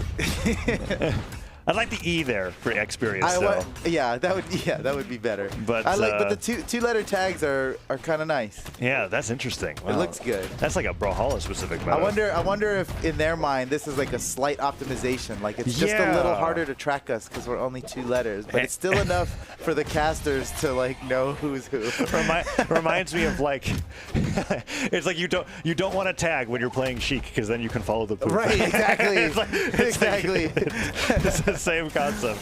All right, first knockout onto Experience by Future Bubble. Marky. Oh no, wait, Marky Moo's already been knocked out. Yikes. That's crazy. 5 stocks to 5. Yeah. Also, I just noticed Marky Moo playing Onyx. I don't know who I was expecting to play, but Mordex is probably I think not for 2s, I suppose. I think North America's still got that like you don't play Scythe in 2s brain, and then it's just like what Gauntlet Legend do you want for your team combos? And Marky Moo loves having this Onyx here. Yeah. So we'll see how that works. Because I mean Onyx is so great because all your follow-ups hit both of your opponents if you're getting that team combo, right? Yeah. Even the side sig with that small little grapple mechanic, it's the tail, not your hand, so you get them both. That's a good point. I expected Experience to be the Onyx in this matchup, not Marky Moo. Right. Well, we're starting with the Gruagok, which also is crazy to me because it's like it's Teros, but also it's like, Gruagok with a shovel. It's of course. Gruagok with the shovel. This is esports. Anything goes. Hey, I mean, before we had what was it like Crocodile Onyx with the Halo cannon? Right? It's like, that was pretty cool. That was pretty cool. Whatever. Yesterday. I don't know what it is about the shovel though, man. It's like esports' favorite axe skin. I don't. Every region. Yeah, I don't understand it. That for sure. I never understood it, but Snow Shovel goes hard. That's just the truth. Default Mordex with boxing gloves. Don't steal my drip. Oh, wait, this is huge for Fakie. Can he get the knockout on? Okay, no. Sayers in both. Future Bubble's the only player with more than 1 stock remaining. Marky Moo's in trouble. Future Bubble relieves the pressure. Marky Moo's got to stay alive. The win condition is definitely knockout Marky Moo. And this is it. Nicely done. Nicely done by Fakie and Experience now, even though they're at... No, they're great. This is great. I think that they got it. And the game was looking rough for them for a little bit, but they were able to focus on Marky Moo, and Future Bubble wasn't able to stop the pressure. Now they got the 1v2. Let's see if Future Bubble can make miracles happen. I would say between the two, I wouldn't put him higher on the tier list of who I think can do the 1v2 over Marky Moo, but you know what? Performance can be done here. Let's see what we got. This is rough because I would just Fakie and Experience are both great 1v1 players. So even without team combos and the ability to punish any moves that they make, this would still be a challenge just in a 1v1. So Fakie and Experience come away with that victory. That's a tough one. I think a lot of that had to do with knocking out Marky Moose so Super early, yeah. Yeah. Just Yeah. getting that first They knockout did in the have, first couple seconds of the match. And they even collectively, both red team members had less damage that game than all blue team, right? Yeah. So they were just getting really efficient knockouts there. We see it there towards the end. Future Bubble can't even make it back. Marky was going to be staying with the Onyx, and we're going to go probably back to Fortress Alliance for game 2, just to see if we can clean You read it up. that perfectly. I think blue team was winning the whole time till they weren't, right? Like that's one of the strategies of Brawlhalla is that sometimes you can actually just take somebody out super fast, get into that 1v2, and there you go. Yeah, I love that. I love that about 2v2. That's why we'll never have share stock in this game. Just being able to have the option to be like, hey, you have to carry your weight. You right? have to carry your weight. Yeah, it's not enough. You know, being able to, your lives are your own. When you're dead, you're dead. And plus, oh my gosh, all the awesome 1v2 moments we have is one of the best parts about ranked 2v2. Ooh. Stop into recovery. Marky Moo tries to go for a reversal, gets Cider into the wall. Oh, great job by Fakey. Can he save Experience? Yes, he relieves the pressure just enough for Experience to be able to make his way back. And now they've got them both off stage. Ooh. But they fight their way back on. Marky Moo with the gauntlets in his element right now. If he can score the knockout, he got the knockout on Experience. That's huge. Fakey can still equalize. Gets hit by that down air. Marky Moo sent flying stomp. Cider They've done it. gets They've future done bubble. it. Experience and now red Fakey team get it. Yep. Now red team with a great lead here in Fakey, who's still in orange on his first stock. He has some room to work with. Falls with down air. What else is he going to get here? Oh, the save from Fakey as well. Fakey really leveling up this game. Recovery comes through. Future bubble on the left side of the stage. Does disarm Fakey. That's pretty nice. Marky Moo just still looking for something to get started in the center of the stage. Oh, doesn't get the down air, but gets the side sig. Marky Moo's just out of there. That is big. That's so big. He's gonna do it again. And the end sig. That was the better move at the time. He wasn't high enough to he catch. couldn't get in line for the side sig. Well, that's probably gonna do it, man. Wow. Future Bubble and Marky Moo playing great, but just getting caught in these big plays. And Experience gets the oh my goodness, 5 stock. I need to see how that happened again. Yeah, because well, my you got what you need right here. My eyes focused on the fact that Fakey ground pounded Experience, and then I was like, aha, friendly fire, and then it was a double knockout and it was over. So look at this. They both dodged up. This is the side. So it almost caught Future Bubble too. If he had enough damage. Yeah, it easily could have. And then they said, like, okay, let's do it again. Like, let's get it again. Max range on the dash forward, gets the gravity cancel end sig, and then still recovery back. That is so good. So what happened on the edge here? Marky Moo starts a combo, D-Light Nair, Fakey's going for the ground pound here, down air's Marky Moo. That down air actually, well, it didn't matter. Marky Moo, the knockback got stopped at the ground pound.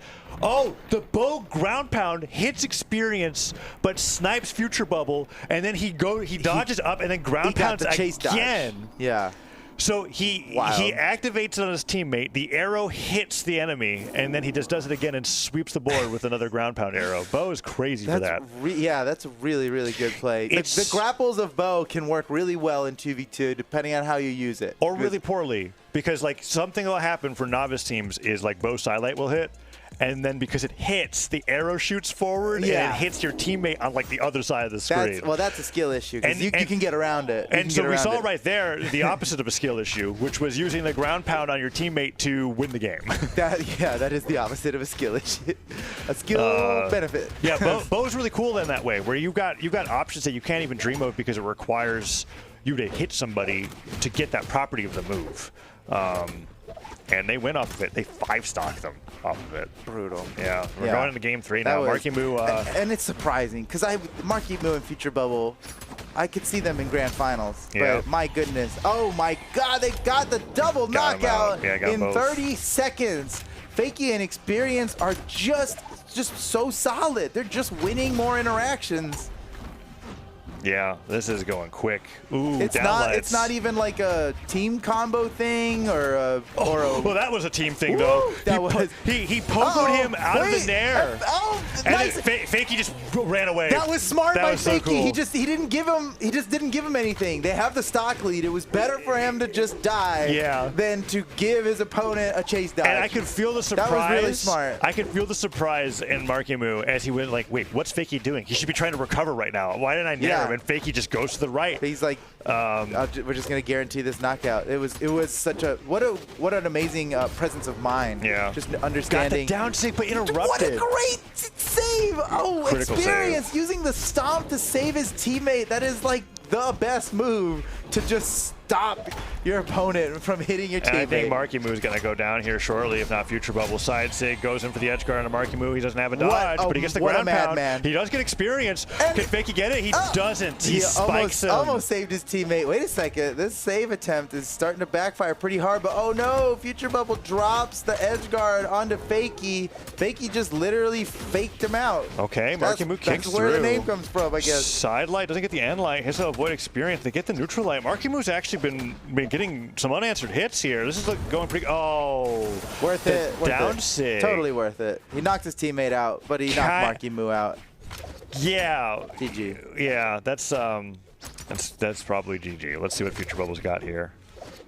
Crazy strategy from Fakey and experience, right? We talked about how Marky Moo is like the stronger player in the 1v1, so they just focus fired him so hard. Future Bubble couldn't keep up. Down light, side air, side sig. That's it. Bravo. Clean 3-0. 3-0 and a handshake. That Yeah. was a good one. And against such a good team, Marky Moo and Future Bubble definitely could have won that match. But wow, Experience and Fakey just played so well. This GG. top 8 is shaping up to be menacing. This is going to be great. We're watching a lot of teams where I keep going. I'm like, okay, well, you're definitely going to win. But you can't. Everyone can't win, right? So I really look forward to the possibility of this team here, Experience and Fakey, going up they against look good. They Radish. look mean. Yeah. That's what it felt like. It felt like it was like no mercy. It was efficient. It was well played. We've had like different personalities from the teams. We've got like the highlights coming out from the Radish team, and then we kind of had like the jovial like messing around from Rise and Soul, and then with that it just felt like they want to make you feel bad for not being as good as them. Like I was like, it was bullying. It was kind of. I was like, jeez. Like you could have given Marky Moo that nair. It was fine. You didn't have to like. No mercy, He like man, stared no him in the mercy. eyes and then just walked away off the stage. And I was like, oh, that felt personal. I was like, okay. And so all those last two matches were to make it into top 8 on the winner's side. That's guaranteed top 6 position in this whole tournament. All right. That's the place you want to be. We speed ran those 4 sets. That was quick. There's the board of what happened today. Shade and Slobberon became the closest to a game 5, but the teams that won, they won pretty dominantly. That Balloon Boy and Ray, I'm so glad we got to see that, spectate that. Yeah, that's recorded. We have that forever now. those were Balloon Boy crazy. and Rated. I like that they kept 3 games of highlights. They kept the double Bodvar.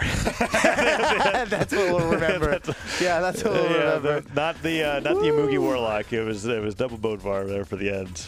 That was super good. That's a great set, 4 sets of tournament action, and there's plenty more to come. There's plenty more to come. That's it for us, but not yet for the tournament. We've got the other half of winners quarters coming up with some really exciting matches. As you guys liked watching Balloon Boy and Radish, we'll get to see them again going up against Money Hall and Meg D. So stick around for that. We'll be right back after this break.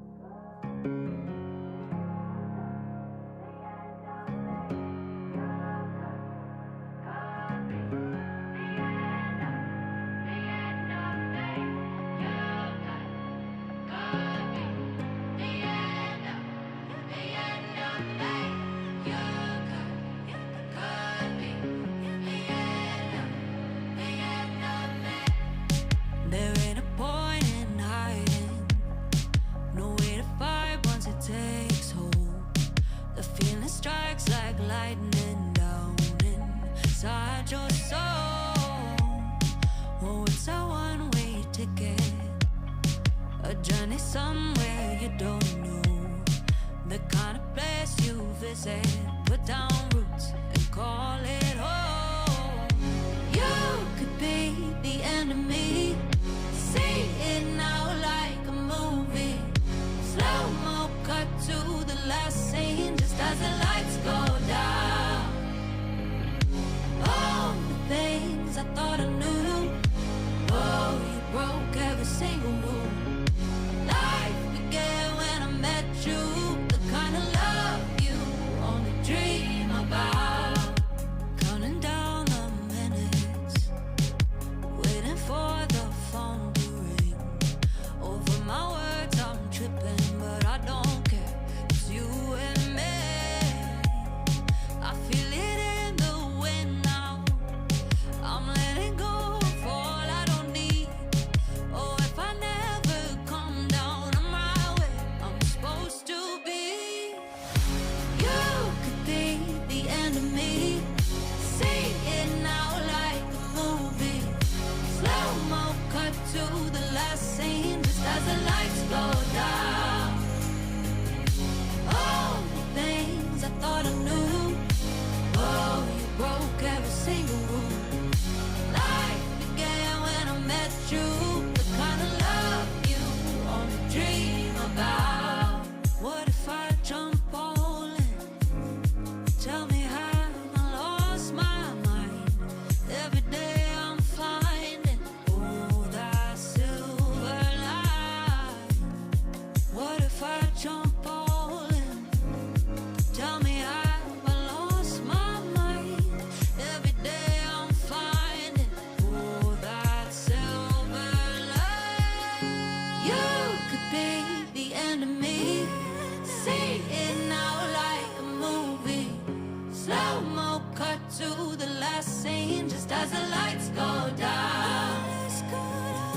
All the things I thought I knew, oh, you broke every single rule.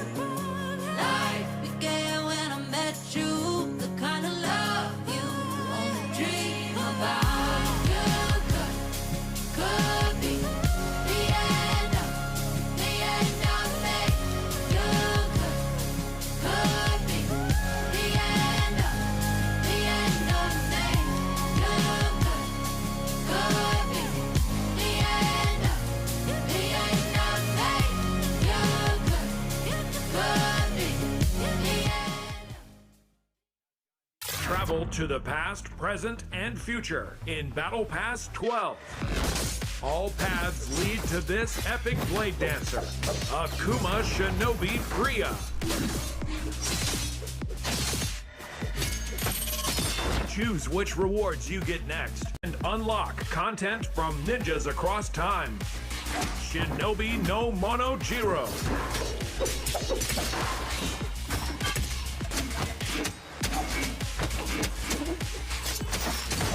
Unlock amazing items from the past, present, and future. Sengoku Wrap-Up Patriarch.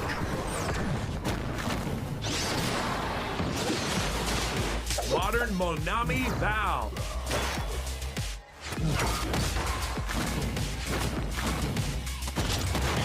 Future Nokizaru Koji.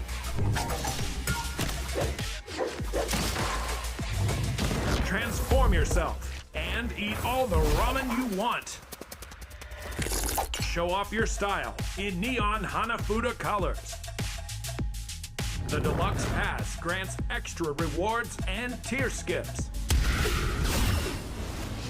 Travel with ninjas across time in Brawlhalla's Battle Pass Season 12. That's right. That was the Battle Pass for Season 12 with Hanafuda colors. That's what it sounds like when he says, I love that guy. Hey, man, I'm TK. We're joined with PJ, and we're going to get right back into these matches. PJ, what do we got coming up next? We got Meg D Moneyhalla versus Balloon Boy and Raid. It should be a very exciting matchup. This is funny because we keep getting these like very dramatic matchups. Obviously, Meg D Radish used to be a team last year. Now, Balloon Boy and Radish going on to bigger and better things. Meg D and Moneyhalla, first time teaming in a tournament together. Should be very exciting. Oh yeah, I mean honestly, I'm seeing some people in the chat be like, wait, when are they teaming? And we're also going to figure out how well this team works because I'm thinking about it. You know, you got Meg D, we've known him for his neutral, his defense. You got Brawlhalla, who's a certified 6-spammer. So I'm like, how does this work together? Yeah. You know, and like the 6-spam, I'm not even saying this the derogatory way. Like he gets away with it. Like he's definitely hitting these 6, and with the character that he's playing, that's a good thing to do. I mean, like those 6 cover like half the screen 90% of the time. So we'll see how this play works out though. I imagine that means Brawlhalla's in the front. Meg D's probably like more on the support side of things to cover him. I thought it was really funny. Someone in chat was like, Meg D and Brawlhalla question mark, and then the pineapple and pizza emoji. And I'm like, I wonder if this is a pineapple and pizza situation where maybe a lot of people think it sucks, but in reality, it's actually okay. We'll see how Brawlhalla and Meg D come into this match versus Radish and Balloon Boy. A lot of people's favorites to win the tournament, at least for sure, locked in for the top 3. We're in the top 12 of things, though. Here we go. Meg D, Brawlhalla, Balloon Boy, Radish, and we got more Small Fortress of Lines, baby. Nowhere wants to go anywhere else. It's a good looking stage though, man. I will say that. Look at that, right off rip, first sig already coming out and it hits, it connects. My man Brawlhalla doing exactly what you expect him to do. Wait till these side 6 starts flying though. Anybody in that general vicinity in front of me will get hit. We will find out how this one plays out. Currently though, really controlling this ground. Love to see it. Got the turtle, and that's exactly what I was expecting to see. Yeah. So anytime the turtle does get hit, you got Meg D definitely going to try to cover him behind. That's going to be a strategy that Balloon Boy and Radish are definitely going to get past. What a pickup, though. I don't know how they keep finding it, but Balloon Boy and Radish have some of the greatest passes I've seen so far. That just take that as well. Okay, wow. all right. Wasn't sure if that was going to make it, but it did just enough for us to get it past that blast zone. I think the blue team, Balloon Boy and Radish, definitely leaning into the side signatures to find the KOs off the side, especially on stages like this. And we saw them do it in a previous set versus Exuft and Immaculate's Rat, I believe. And they were able to get really crazy combo. Nice N6 to close out that stock off the top onto Radish. Balloon Boy now in the 2v1, though. He's the problem on the screen. The red team scrambling to get some safety from them. The side air comes down. The N6 as well from Meg D. Meg D picking up Balloon Boy there. But the stocks are relatively close. It's possible to take the stock off Balloon Boy, but we'll see if they can do it. Yeah, they definitely got to get that stock off of Balloon Boy. Oh, there. Well, Balloon Boy is actually getting stocks off Brawlhalla yet again. So, yeah, I mean, this game is starting to escape the red team by a lot, especially with not being able to do anything to Balloon Boy right now. Radish kind of moving here in the middle, even with both of them kind of look at that. Balloon Boy with great awareness, a great evasion there over Brawlhalla as well. Is it time? Still can't get that stock off, man. This is getting a little scary. GC side stick comes out. Brawlhalla interrupts the whiff with the recovery, but Radish isolates a 1v1 onto Meg D, his former teammate. Disarms Meg D. Downlight comes out. Radish getting set high, but still with the weapon. Balloon Boy fighting unarmed. Meg D going for his former teammate there off the top, but can't find the KOing move. Yeah, this is looking quite scary still, though. We got Radish and Balloon Boy. And Balloon Boy is, I mean, he is super healthy right now in comparison to Meg D, who also has 2 stocks. But you got to look at Brawlhalla as well, who might be losing his stock right here. He's trying to get around, does go super high for it, but there's coverage. I love the coverage from everybody, actually. Meg D, knowing that he's going to get hit, gets over there in time to go ahead and put an extra hit on him so he doesn't get too far from the stage. And they end up finding the stocks here, too. And now it's really up to Brawlhalla to live as long as possible. Team combo. Whoa. Big. Big. Off the down stick into the turnaround side stick from Brawlhalla. So clean, so much damage on the Radish now. The red team with the chance. He goes for the ground pound there. Down stick as well. Meg D hitting his own teammate, but a side air locks down Balloon Boy off stage, but Radish fights back unarmed. Balloon Boy flips onto Meg D. That could have been so scary off the left side, but they make it back. I love the fact that Brawlhalla is staying so far back. And he's still using that high strength here of Amugi is still going to get these KOs. Unfortunately, though, that was the second stock for Balloon Boy, not the last stock. But if they get the stock off of Radish, though, this is a good 2v1. And you already see the damage and the combos they can make happen if they're able to get that to happen. So, Okay, nice side air in there, and Brawlhalla getting out of dodge, avoiding that recovery from Radish. The immediate reversal attempt from the blue team to find the side air. Goes for the side air there, sidelight into the nair. Brawlhalla lining up a downer, doesn't go for it. Side air off the nair. Radish is in a 2v1 now. The red team have completely stolen this game away. A side air from Radish. He's playing this 1v1, but can he do the 2v1? No, he cannot. Brawlhalla and Meg D clutch that game out. What just happened? Brawlhalla became the unhittable man right there. 6 KOs, all passes right there, mostly from Meg D too. But at least the last 3 stocks were definitely all pass. Look at this combo right here, bro. Boom, another pass, got that one, gets him not all the way off the screen just yet, but I mean, that was still a crazy, that was the start of the comeback, clearly right there with that combo hitting in the way that it did. But this pass into the Sair, so clean from Meg D. Well, I mean, you gotta give all credit to Meg D to set all of this up. Another one, boom, here's a neutral sig, get him out of here. That's a comeback. Brawlhalla going unhittable. Meg D even like, you know, let me step to the front and pass everything to you. You are the highest force champion on or legend on this screen. So anything that comes towards you should be going off the screen, and that's exactly what he did. Good stuff. Looking at Moneyhalla, 50% accuracy on 50 light attacks on the Amugi, a tankier legend. Don't expect that many hits, but dealing 590, taking 570, getting 6 KOs. That's a MVP conversation for Moneyhalla in that game for sure. We go into our next game here. We go back to Small Fortress of Lions. I don't know how it all happened so fast for the blue team. I mean, they completely fell over there. I thought they were easily winning that game, but the red team showing that they have some competition in them.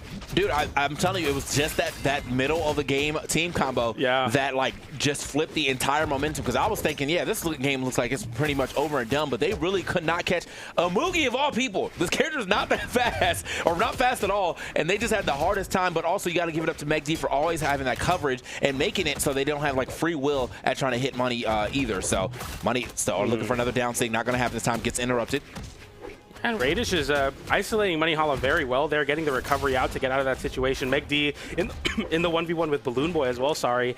And that recovery will hit Moneyhalla. Radish hitting his own teammate, though. They're both on the left side of the stage, but this juggle has been impossible for the red team. As I say that, though, Radish, now the one being juggled, he lands into a side air onto Meg D, so he's able to get back to the stage. But these skirmishes, I mean, they're so back and forth, and finally a side air into a side tick finds the KO outright. They are so good at confirming those side signatures to get those KOs off the side. I was going to say, man, a lot of this stuff, too, like Moneyhalla's got away with like at least 4 to 5 different recoveries, not even remotely punished. I think like he's kind of just demanding a lot of respect too, seeing that, you know, you are playing against, you are playing Amugi, you are pretty much in red, so any of these things hitting could potentially take your stock. And I think they're not even trying to go up there and maybe get traded out on. They do get that stock off of a Moneyhalla though. Oh, gonna miss the pickup on the combo though, unfortunately for Radish. So, but they still have a nice little lead here, assuming they can keep these stocks for a bit. Moneyhalla back onto the greatsword. Wow, just jumps up there, hits a side air. Oh, and Radish without any resources. GC Ensic comes out. That's going to be a double KO for Moneyhalla there, who again has taken all 8 stocks that the blue team have lost in this set so far. Insane. He's going crazy right now. I mean, I didn't really expect Moneyhalla to perform this way. He's been feeling kind of off in the 1v1 space, but he is performing at the highest level in the 2v2 space right now, and it's impressive to see the red team keeping this game relatively close. But there's the Ensig. Okay, double hit right there too. Got both of them trying to jump it up. Oh, this is big. Okay, I believe Balloon Boy kind of got in the mix to make sure that it didn't get too far away and get more damage on to Radish, but nice little weapon toss there from Balloon Boy. Oh, nice. That is going to be, man, what a call right there. Knowing I'm not going to take out my teammate because, you know, how it works hitting your teammate, but was able to get an opponent out there. And now Money and Meg D. Man, they are about to mess up my predictions heavy. Like, yeah, this is not good. What is going on, bro? The channel points are going to go crazy right now. They're going to be flowing for the Meg D and Moneyhalla believers. The Endlight sends off stage Radish, getting a grounded ground pound. Balloon Boy following up with a bow recovery. Great on-the-fly pickup to get some extra damage there. Disarms Moneyhalla. He picks up a great sword, though. The recovery there. Radish can whiff punish Moneyhalla, the one with the whiff punish Meg D as well. Beating up Balloon Boy in this juggle state. And right now, the red team look really comfortable. The ground pound. Radish off stage. Can you get it? Meg D tries to line up a ground pound. Radish gets a reversal, but Moneyhalla forfeits his stock as well. We go to even stocks, last stock for everybody. Yeah, but he was very close to getting that. Like, he definitely sent the do or die ground pound. Was a little too far away from stage to try to make that back. And I think because Meg D also lost the stock there too, maybe he was expecting, or maybe hoping that Meg D could get out there and save him. But yeah, losing stock at the same time wasn't going to work out for him. This might be a little bit of a comeback here for the blue team. Hopefully, they need to do something to get back in this game. We're starting to trade punishes here between our teams. Every person that gets hit by a teammate right after that.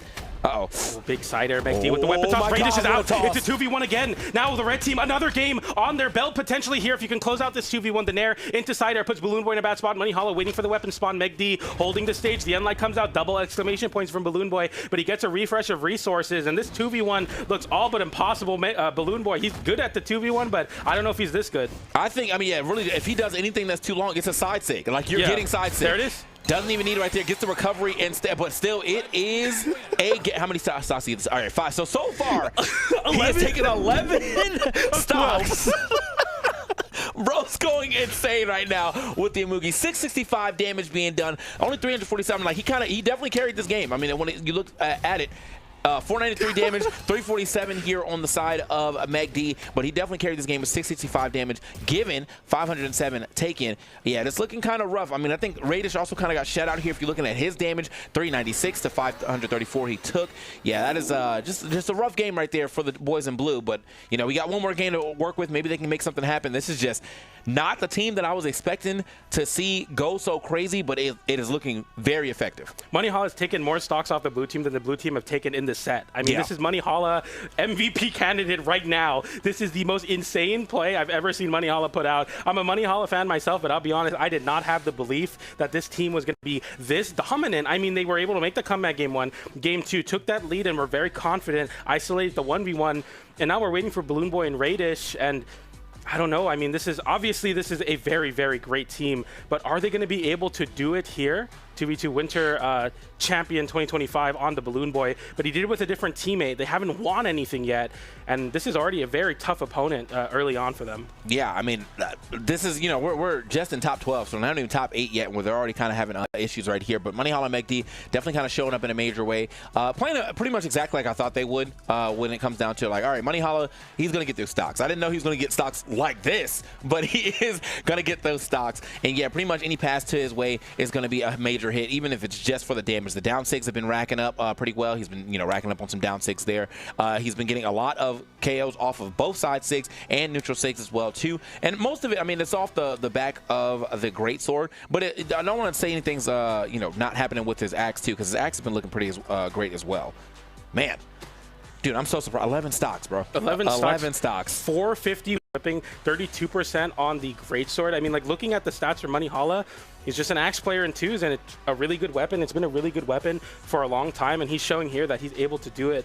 I mean, just looking at all of the stats, this is Brawlhalla on, like, freak show numbers right now, man. Yeah. This is crazy. Yeah, I feel like he gets so many, like, stocks with the greatsword, though. So it's crazy that he's getting so much damage with the axe, and then he just kind of swaps over the greatsword, drops a sig or 2, and it gets, like, 4 stocks off of that. And he's like, all right back to the axe. So we'll see what happens here as we get into our 3rd game. Right now, it is up to Radish and Balloon Boy to make a play here. They need to make something happen. They need to shake it up. Maybe they got to just kind of try to double team Brawlhalla, get McD out the way, and try to get as much damage as they can get on Brawlhalla, as, you know, getting him off the screen seems to be the biggest thing that they need to accomplish. The red team are isolating 1v1s early on in this game and immediately winning them. Balloon Boy getting ushered off stage by McD's and Lights. You have Brawlhalla beating Radish in the corner there, and it's just been, I mean, all things considered, such a strong start from the red team, and they don't look to slow anytime soon. The blue team need those very long combos, those early stocks to really seize the control of this game. Balloon Boy with a great juggle there. Radish with the assistance there on the nair. That's a nice little coast-to-coast combo onto Brawlhalla. McD getting hit with the downlight there. The chip damage slowly building up on the side of the blue team, but when you hit Brawlhalla,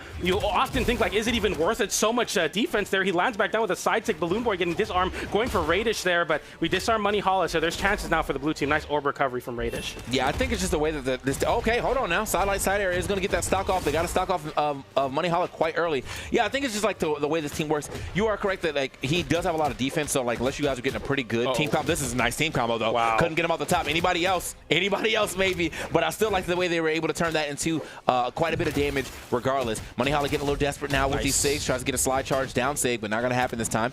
Oh, okay, no chance to hit. Must have not expected McD to whiff that, and we are right back into the game, though. Look at that. So surprised, Brawlhalla basically putting the side signature out on the last second, so he dips below the ledge or the lip of the wall there. Very, very smart stuff from him. Not having to burn his dodge as well, very crucial on a Mugi's signature kit off stage. We have even stock situation. Obviously, Brawlhalla here, very high damage built up on him already, but he's playing the Amugi. This is a position that he's found himself in the last 2 games, and he's happy to be here. McD taking a lot of aggro right now, though. Yeah, the spacing not looking as great as it did in some of those earlier matches. We saw Radish and Balloon Boy. I've seen them hit each other a lot, or at least drop combos a lot, and that was something we, you know, in a match earlier that when we were watching in the back, they definitely were hitting way more combos, but that's going to be a smaller combo that you're going to hit. At least it's still something, and McD is looking kind of hurt here on his 2nd stock. We're still trying to get that stock off of him, but I'm at this point in time, I feel like I'm looking still more at Brawlhalla trying to get as much damage as we can. We're still finding a little 2 and 3 pieces here. That's clean. Nice little pickup. Couldn't get the full hit. Brawlhalla breaks it up. Sidelight there. We see him try to take back that center stage. The Sider sends McD away. Now we go for the edge guard. Going for the nair to the GC. Downlight to convert into a side sig. Didn't find it that time. Sider comes in. Brawlhalla GC down sig. The blue team completely run to the other side of the stage. They want no interaction there. They stack on top of each other. McD immediately swings back. Tries to make something happen, but it can't happen. And McD and Brawlhalla fall back to back. It's a 2v1 now. And this is the showing from the blue team we expected. Balloon Boy and Radish looking to get that 4 stock. McD fighting back, though. Okay, yeah, I mean, I want to see if he's able to. I mean, this would be a crazy 2v1 comeback. There's 1 fresh stock on the screen. There's a kind of hurt stock on the screen, but you started this at 4. You're already able to at least take 1. That's nice. But yeah, I mean, I think with the 2v1 and Brawlhalla not there really to try to save you this time, that should be enough. The weapon, double weapon toss. Okay, yeah, don't see him making that back. Clean with it. good stuff to get back into this game. Yeah, Devil Jin and Balloon Boy and Radish coming and making things happen this time around. It was looking like it was about to be a 3-0 and a handshake, but I think they've kind of figured out what they need to do. I've seen a lot more team combos onto Money Holla, which is what I was saying. Even if they're not getting full stock immediately, you're still putting respectable damage on him and making it a lot easier for you to get a stock. This is going to be really interesting, right? Because obviously you're very happy as Megdi and Money Holla to get the 2-0, so you have that game advantage. So 2 storylines. Can the very experienced team make that comeback happen, build momentum in the set, get the reverse 3-0? And for the red team, they're like, we just need one. We just need our one more here. Any small mistake the blue team made could be us taking the set and moving into top 8 through the winner side. Radish already putting on some big damage onto Megdi as well, getting the N-Sig into the side stick. GC N-Sig from Balloon Boy wanting to end Megdi stock outright. But the red team avoid these KOing options, and they're taking so much damage in the process. We get the dunk as well off of the N-Sig from Radish, and Balloon Boy and Radish are back to the chemistry we expect to see. Yeah, this is what I was expecting to see definitely as the set started, but now we're starting to see a lot of it starting to come through. It seems like they just kind of had a slow start, but we're back into the mix for sure. We're starting to get these team combos, the ones that are carrying it off the side of the screen. Unfortunately, not hitting Money Holla, who I think would have been the bigger person to take out, but getting a stock is still getting a stock. Downlight from Megdi there, trying to catch Balloon Boy's landing. Radish just immediately flies in with a side light, giving his teammates some space, but Money Holla finds a very deep side air to find the KO off the bottom, and Radish now in a 2v1. A lot of respect for Megdi there because he's very damaged. Money Holla losing his stock, and that's going to be it. That's going to be a stock right here. Side air. Oh, Radish drops it. That's such a big drop, and Radish in a bad spot has to disarm his own teammate to save him. Balloon Boy hitting Radish there. Megdi getting back, and Radish without a weapon. That was a big drop from the blue team. Very uncharacteristic. Oh, man, and yeah, Megdi, or now Radish getting sent out of the screen as well. Megdi is low-key trying to survive as long as possible. I have to give it to Money Holla, though. He keeps being in the position to get these. I cannot believe he used like 4 recoveries over there. Still got exhausted. He is sending some recoveries right now. Sweat beats come up. The downer comes in from Megdi, I believe, and that finds a KO onto Balloon Boy, who's on his last stock. Nice ground pound from Radish. Radish, he knows what's called upon him. Balloon Boy on his last stock. He knows his teammate needs him, and he's pushing forward in the advantage with the battle boots right now. Love to see it, though. Yeah, I mean, he's got to do something. He's got to be the one playing the aggressor now because he doesn't want to see too much damage put on to Balloon Boy. He's doing a really good job. The Balloon Boy now playing super evasive himself. Going to go ahead and take that. Oh, that's enough. Oh, what? Meg? D just walked off. I must have had that happen to you.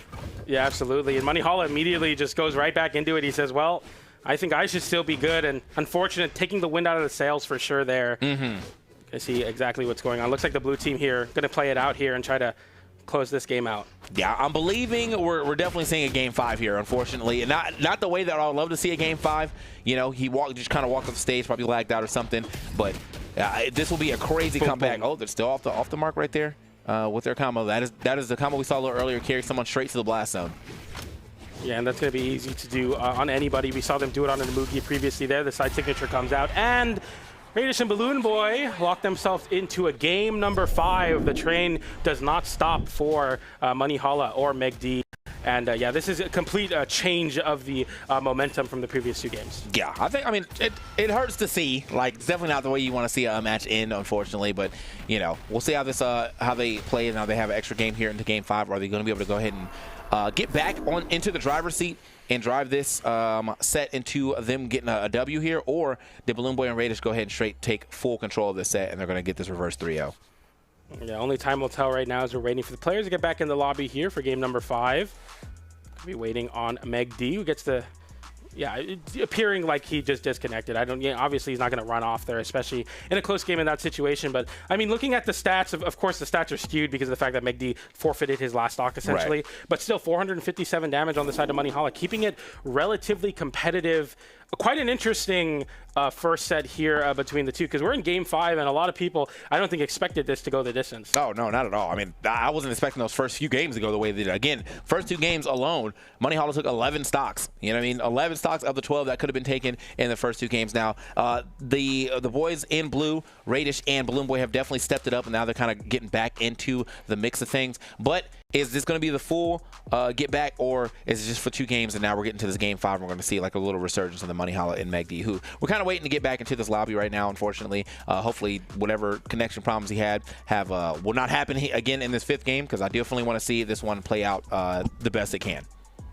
Yeah, absolutely. And yeah, I believe we're waiting for that, and then we'll see how, you know, this kind of you know, unplanned break is going to affect the momentum from Radish and Balloon Boy. Obviously, they kind of lose the momentum that they were building up, and we kind of go into this fresh again. And we saw what happened when they went in fresh early on in the set. It was a 2-0 for them. So now we go into game number 5 here. Red Raptor, Devil Jin, waiting for the Money Hala, Mugi, and Megdi, who's playing the Chun-Li to very, very high success. He's always locking in on the Wushang pick, and it was looking really, really good there. Like you were kind of predicting, and I think you predicted it exactly right. Supportive role on the Chun-Li for sure, playing that very back and just being able to be ready to go there. So that's going to be great for them. Team comp looks good. I'm honestly pretty impressed. Yeah. I mean, I think it's just going to keep going that way. Like, couldn't imagine them trying to change anything up. We already have a pretty solid foundation. I think right now, though, it might just be where they're getting caught up in a lot more of the team combos that they originally were not getting caught up in earlier. I think Radish and Balloon Boy were kind of scattered with, I think, how the game was developing. They probably weren't expecting to lose stocks that fast or see the teamwork so, like, I guess, dominant between Megdi and Money Hala. But now they've kind of figured out their opponents, and now we got to see if Money Hala and Megdi can, you know, adjust and get back into this set. We're going to find out relatively soon as we're getting the picks out the way. Megdi is back in the room. It looks like we're going to Small Fortress Alliance. Yeah. We go to game 5. I mean, you know, they heard you were on this. They were like, TK's back up. Let's put the game 5 here. All 5 games of Small Fortress of Lions. You know, I don't know. It's not a. I'm whelmed by the stage, you know. I'm quite whelmed. It's like it's not really anything to write home about. It's kind of the traditional pick now in the 2 space here, but it looks like we're going to a reset. Game 5 reset. Like remix reset. Let's go. All right, maybe this is not the stage that we're looking for right now. Are we going to get game question mark or reset? Probably reset because it's under the threshold. Okay, reset. I like when he goes game. That's a good one, but no, yeah, it's going to be an immediate reset there. Not sure if Megdi and Money Hala are getting ready to go here for sure. Okay. I love that pizza emote. I love the pizza emote because, like, literally not a single slice is coming out of that box. Infinite pizza. Yeah, it's infinite pizza. Infinite pizza. All right. So we set up. We're still going to Small Fortress Alliance. Okay. Just I was like, maybe they're like, actually, let's ban it this time. But no, we're still going. Yeah, and we go right back there. Money Hala with that great ice pop. Kind of reverting to his roots. Happy to see that for him for sure. Game 5, thank you, Remix. We go into game number 5 here on Small Fortress of Lions, Balloon Boy, Radish, Megdi, Money Hala. Let's see how they're able to do. All right, game 5 for real this time. As we already got some of the damage on the board. You said it's 10 seconds, right? And then after that, you just kind of got to go. Yeah, exactly. Okay, yeah. First 10 seconds. All right. See if we got a little bit of a change here for Money Hala and Megdi. I don't know, maybe he's trying to reset his router or something like that. Took a little bit to get back into the game, but we're back into it now. It seems as though Money Hala is taking a lot more damage than I'm expecting to take, and that was a quick pass over in to Balloon Boy. I mean, Megdi has got to be a little more aware of what's going on there. Like, you already saw the pass being set up. Yeah. See an uncharacteristic team damage there with the end stick. It actually puts the red team in a great spot to try to hone in on a KO off the side, but Radish gets a side light, immediate side stick from Balloon Boy, getting that side air on Money Hala. Money Hala seemingly being the target of the aggression from the blue team now as he's on his second stock within the minute here. This is what I was saying what should have happened, though. I mean, again, you are playing against a high defense legend, but he actually went into the speed stance, too, so he lost a little bit of that defense, and he's got the same defense now, I'm pretty sure, as Azario. So you still have 2 pretty high defense legends out here. The difference is, like, you just have a little more force here on the side of Money Hala, but getting him out of the screen a lot faster is taking away, like, the playmaker, or not the playmaker, but the play ender, if you will. Like, Megdi is the one who's passing, but if there's no one to pass to, then this makes the game a lot easier for you. I mean, I want to remind everybody, game number 1, Money Hala was put on his last stock, but within the first 2 minutes of the game, they won that game. Money Hala on the tank that the turtle can be. The sider sends very far off stage, but not enough to KO anybody else. Potentially that recovery will find it. And it's 3 stocks to 4. The exact same situation as game number 1. So if you're hoping for the Megdi and Money Hala, they need your energy now. They need to find something. Megdi with the unarmed nair to interrupt Money Hala getting put into a combo. The blue team getting hit a little bit there. The damage is good, but you got to put Megdi in the front. Money Hala needs to play very defensively, very reactionary. We'll see if they can do it. That's a great down stick. That's a good start. Okay, hold on. Nice. Starting to get a little involved here. Gets his teammate out of that combo as well, too. This is kind of the way that the first game actually started, though, or ended, is with Money Hala having to kind of play a little further back, putting Megdi in the front, which may be, like, you know, maybe a little uncomfortable for Megdi. He's usually the type to kind of, like, let the game come to him, but now he's got to bring the game to Money Hala. Oh, no way. Combo. This is like a 9-hit combo. Jeez. The ground pound as well. That did so much damage, DK. Another ground pound. Money Hala could not play the game. In the very few frames it takes Megdi to get back after getting getting KO'd. They hit him with 10 hits in a row. Brawlhalla with no rebuttal, and this looks like the set is over. Yeah, I can't. I mean, unless he gets some crazy signatures right now, but we're not even going to get a chance right there. Boom, sent out of there. Not enough to take the stock just yet, but they've already set it up. Boom, shot down and out of the winner's bracket. Good stuff to Balloon Boy and Radish for making that crazy comeback. First game not going so great. Second game not going great either. After that, they said, let's lock in, brother, and that's exactly what they did. Yeah, absolutely, and that's the form that we expect from the blue team. Look at this team combo onto Brawlhalla, and then you can't go for to send it back to Balloon Boy because Meg D's in between, so they just immediately ground pound Brawlhalla, separate the red team together, and then he goes for another ground pound, expecting either Meg D to get hit by it or Brawlhalla, and they win the game off of that. Very on the, very snappy is kind of how I describe this blue team's team combos. Very, very good at sharp decision making the right choices very, very quickly. Bro, I can't believe, like, it's so unfortunate. The fourth game, disconnect, unfortunate, but yeah, getting into this fifth game, I feel like the momentum, like the wind has been taken from beneath their wings. 277 damage dealt, 255 damage dealt over here to 583 and 404. Yeah, they really weren't putting numbers up at all in comparison to what was happening in those first two games. So, hey, you know what? You still show that you can make something happen. You will be hitting the elimination side of things, but I'd imagine I see them in the top 8 if they can keep playing at least like the first two games. They look great. Yeah. I mean, like, this is a team that they haven't played before in the past, if I'm not mistaken, and they look really good. So I'm definitely excited to see them hopefully make that run through the elimination side of things here. But I believe we have our next match here, another top 8 qualifying match into winter semis. We got Guichibu and Hexo versus Rise and Soul. Guichibu and Hexo, I mean, a lot of people's favorite team to watch. They get a lot of very, I'll just say it, cheesy KOs off the top, off of an N-Sig from Queen Nai into the Blaster's recovery. On the other side of things, Rise and Soul, just the honest, hard-working twos team. They play the Rayman, they play the Kaya, and they're just fundamentally very, very good at the game. They have a lot of top 8 placements. I believe they podiumed recently as well, so they are very, very good. Kind of two polar opposites of strategy for sure. Yeah, I think also it's kind of crazy too, because like when you look at this, like who's about to play, there was a prediction we only get a chance to put 3 people in there, but I literally was about to put like 5 people in there if I could have, because they were also a team that I was looking at as well. Rise and Soul, I've been on the rise as well, you know, no pun intended, but they've been looking good too. So it's just going to be like this top 12. I think any combination of what happens to get into the top 8 is, I'm not going to be like, oh, that's surprising. I think it's all possible at this point in time. So we'll see how this one plays out. Hexo, Guichibu. I remember Hexo kind of jumped on the scene with Halo Prince, and that's how I end up knowing a lot more about them. But has since swapped partners. Guichibu, obviously a great partner to have. We'll see how this one plays out. Yeah, and to me, Hexo is somebody that is like a fan of just Brawlhalla esports in general. I see him all over the Twitch ethos, you know, watching the streams, getting in there, bantering with the chat, interacting with the Twitter. So Hexo is somebody that is just a esports fan in general. So it's really cool to see him find success and really embody that, being somebody from the community, by the community, that's doing really well in officials and doing it in a very, very eye-grabbing, attention-seizing way with Hexo and Guichibu. I wonder how that team comp kind of came to be, but regardless, they look really good. But speaking of people or things ran by and for the community, we got community events coming up here in the month of October. We got on October 4th, October, Brawl League, EU 1v1, NA 1v1, Sabraldo 87 on October 4th for South America. $2,000 prize pool there. Dustfall Rebellion, we got 1v1 and 2v2. Shout out to Moose Wars, October 25th and the 26th. Frostbite number 17, $250 for North America. And then Fright Fest, $500 from EU. Shout out Bearded Brawls. Shout out SIB. Shout out Brawl League, Moose Wars, Estasau. The community tournament organizers do it again. They got a lot of great tournaments for you. And if you're looking to cast as well, that's a great way to get in. If you're like, man, I really like Brawlhalla, I want to get on commentary. Community events, great way to start off. That's where I started off with Brawl League. Shout out to them. Great opportunity in October. All right, man. You know what?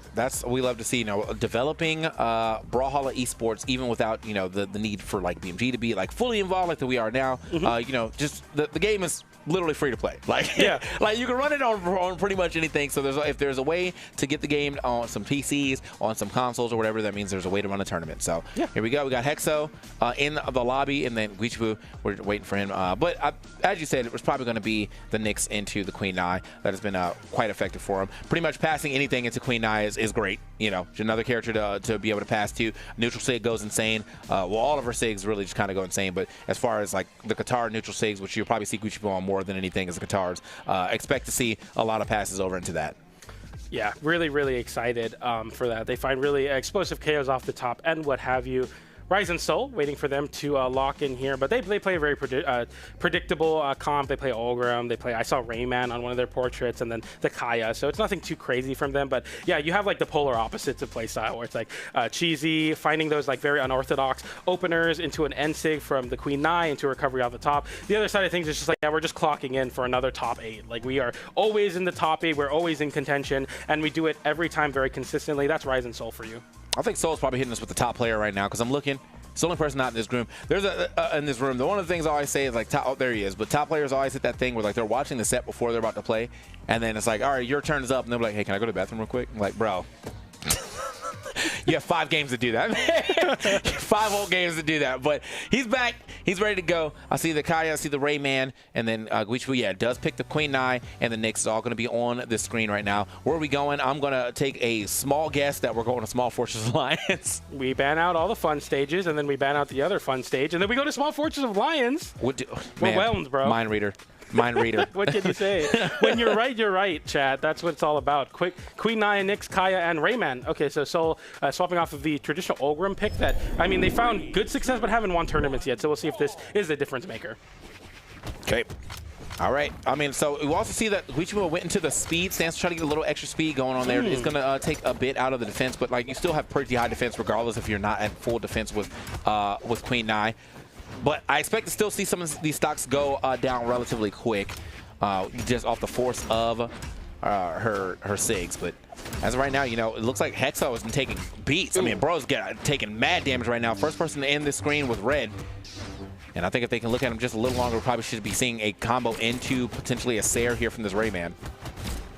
Okay, I like that interruption from Hexo. And Hexo, a player that a lot of people like to make the joke is like he's 1v3 sometimes because he gets hit by his teammate once and twice, but he's a very, very strong player at being able to break the mold and getting involved all the time. And when you put yourself in those spots, you get hit a lot. And speaking of getting hit a lot, the blue team losing the first stocks, recovery from Hexo, N-Sig from Guichibu, already on their business for sure. I think I'm also just like a fan of the fact that Hexo is playing Blasters too, because Blasters, you know, Blasters are another weapon that kind of came back, but still haven't seen the resurgence of Blasters players yet. So whenever I do see some Blasters on my screen, you know, I got to give a little nod of appreciation. But as of right now, he's on the Scythe.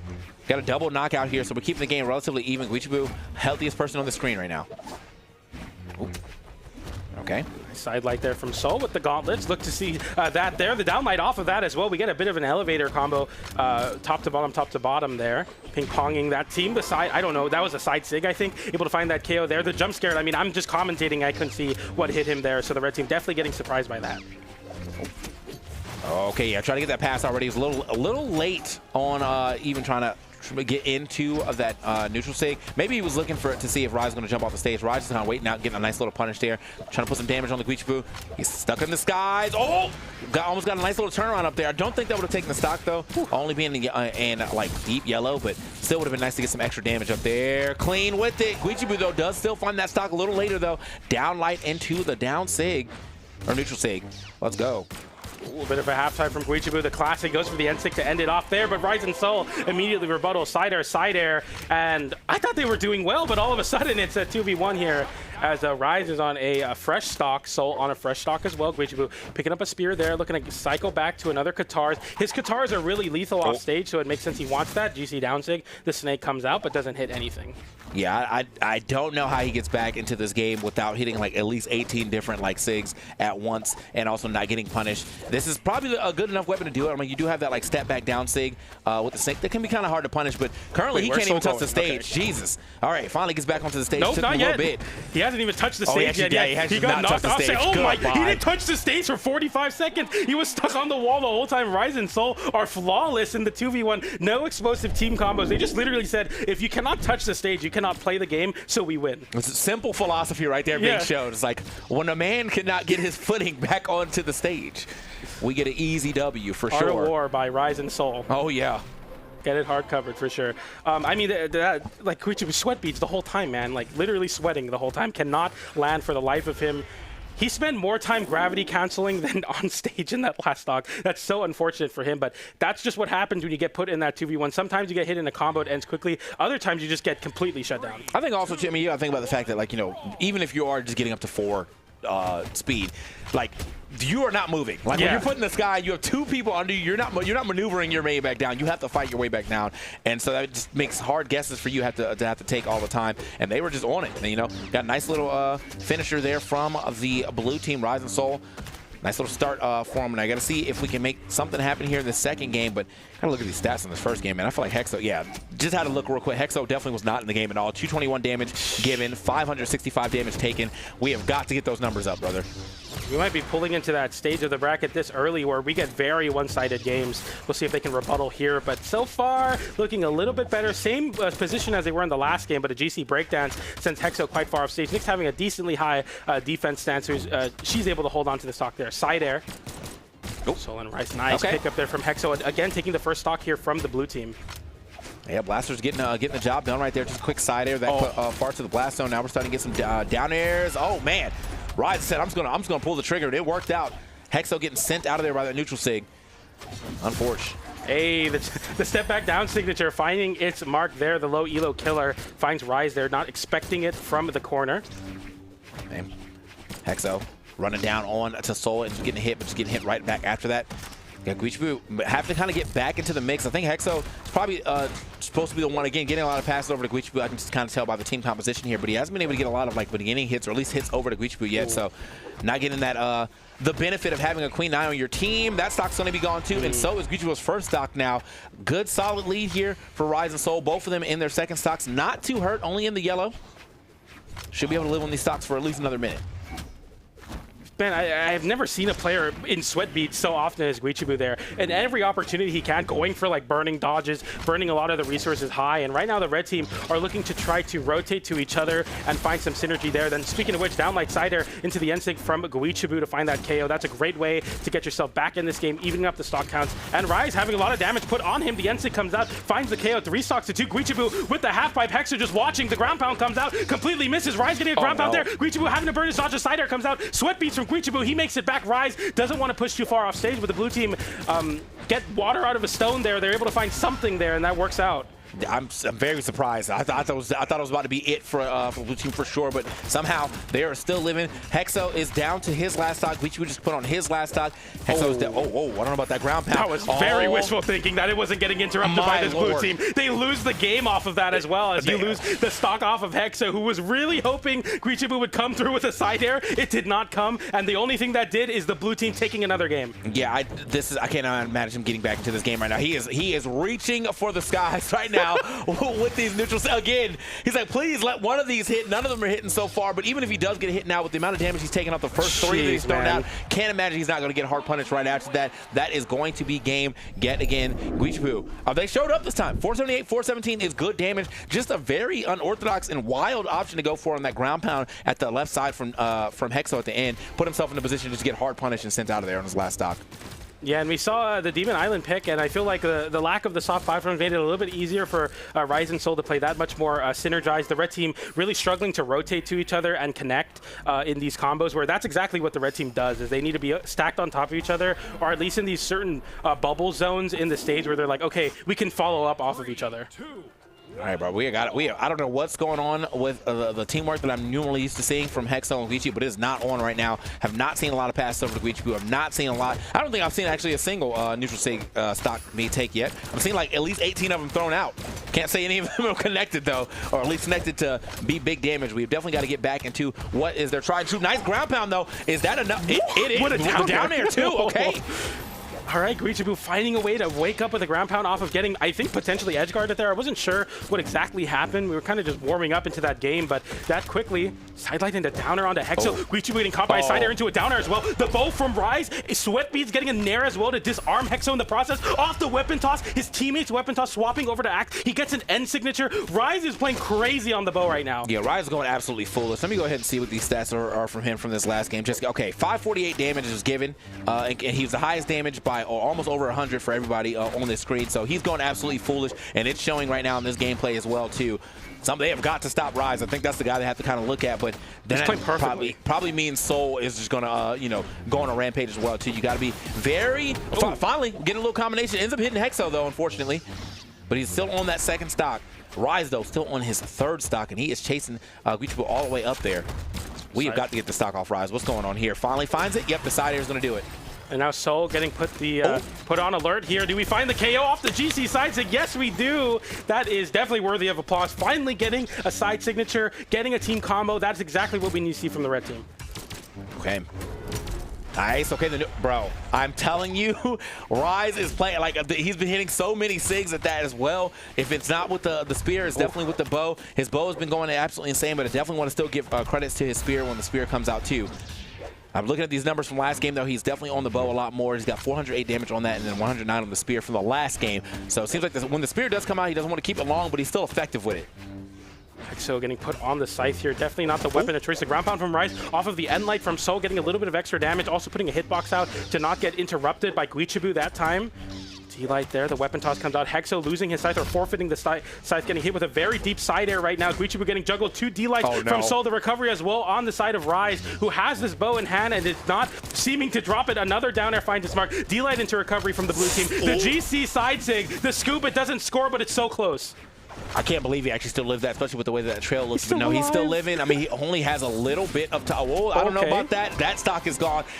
Okay, we can't even get that all. We can't even get the neutral sig to take off the top of the screen. There's no way you're getting back in this game. The end light hits. It's not enough just yet, but how does he even get back? Look at this, man. Rise is over there like, go ahead and do the 1v1. I know you're not going to get any further than this. Boom. You got to punish, and you get punished for it. Rise looking absolutely insane. Soul, the Soul Rise team looking absolutely foolish here in this game. They're going to keep it moving into the semifinals, man. Wow. What gameplay coming in from Rise, dude. I mean, dude, I don't know if they're on like some demon mode, like Demon Island villain arc from Rise and Soul. I called them like the ordinary, hardworking men, but that was nothing ordinary from Rise, who puts on an incredible performance. 5 KO, 644 damage.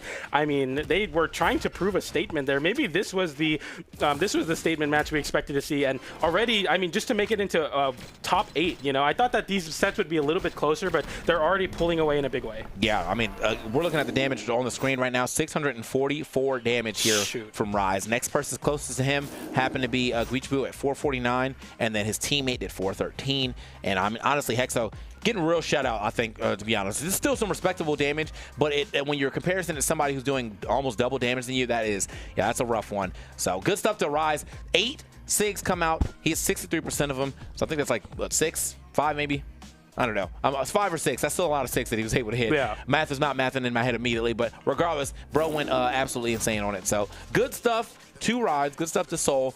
Perfect team work being done. 5 KOs from him. That's how you know he was going foolish. Yeah, for sure. And I mean, in that game, an interesting stat, Guichibu spending 34% of the time unarmed, doing more damage on his unarmed than his own spear and his teammate's scythe. I mean, I don't know if that's a good thing, right? Because it's like you want to have the weapons. The reason you're playing the Queen Eye is for the signature kit. Not so much because you're like, oh yeah, Queen Eye is the unarmed demon legend. That's not anything anybody says. So yeah, doing a lot of damage, but a lot of that having to be unarmed, getting disarmed constantly, or just not a legend pick in the Queen Eye. Rise and Soul look really good. Yeah, I mean, got to give it up to them. I think that does put them in the winter semi, so they're going to be sitting in top 8 already. And then after the break, we're getting into the grudge match. That's right. That's what Sparky said earlier, and we definitely wanted to see it. Zen Hideaway versus Experience and Fakey going to come up, and then Balloon Boy Raiders versus Rise and Soul. 2 banger matches coming up right after this break. So guys, do not go anywhere. We got a lot more Autumn Championships for you. We'll be right back.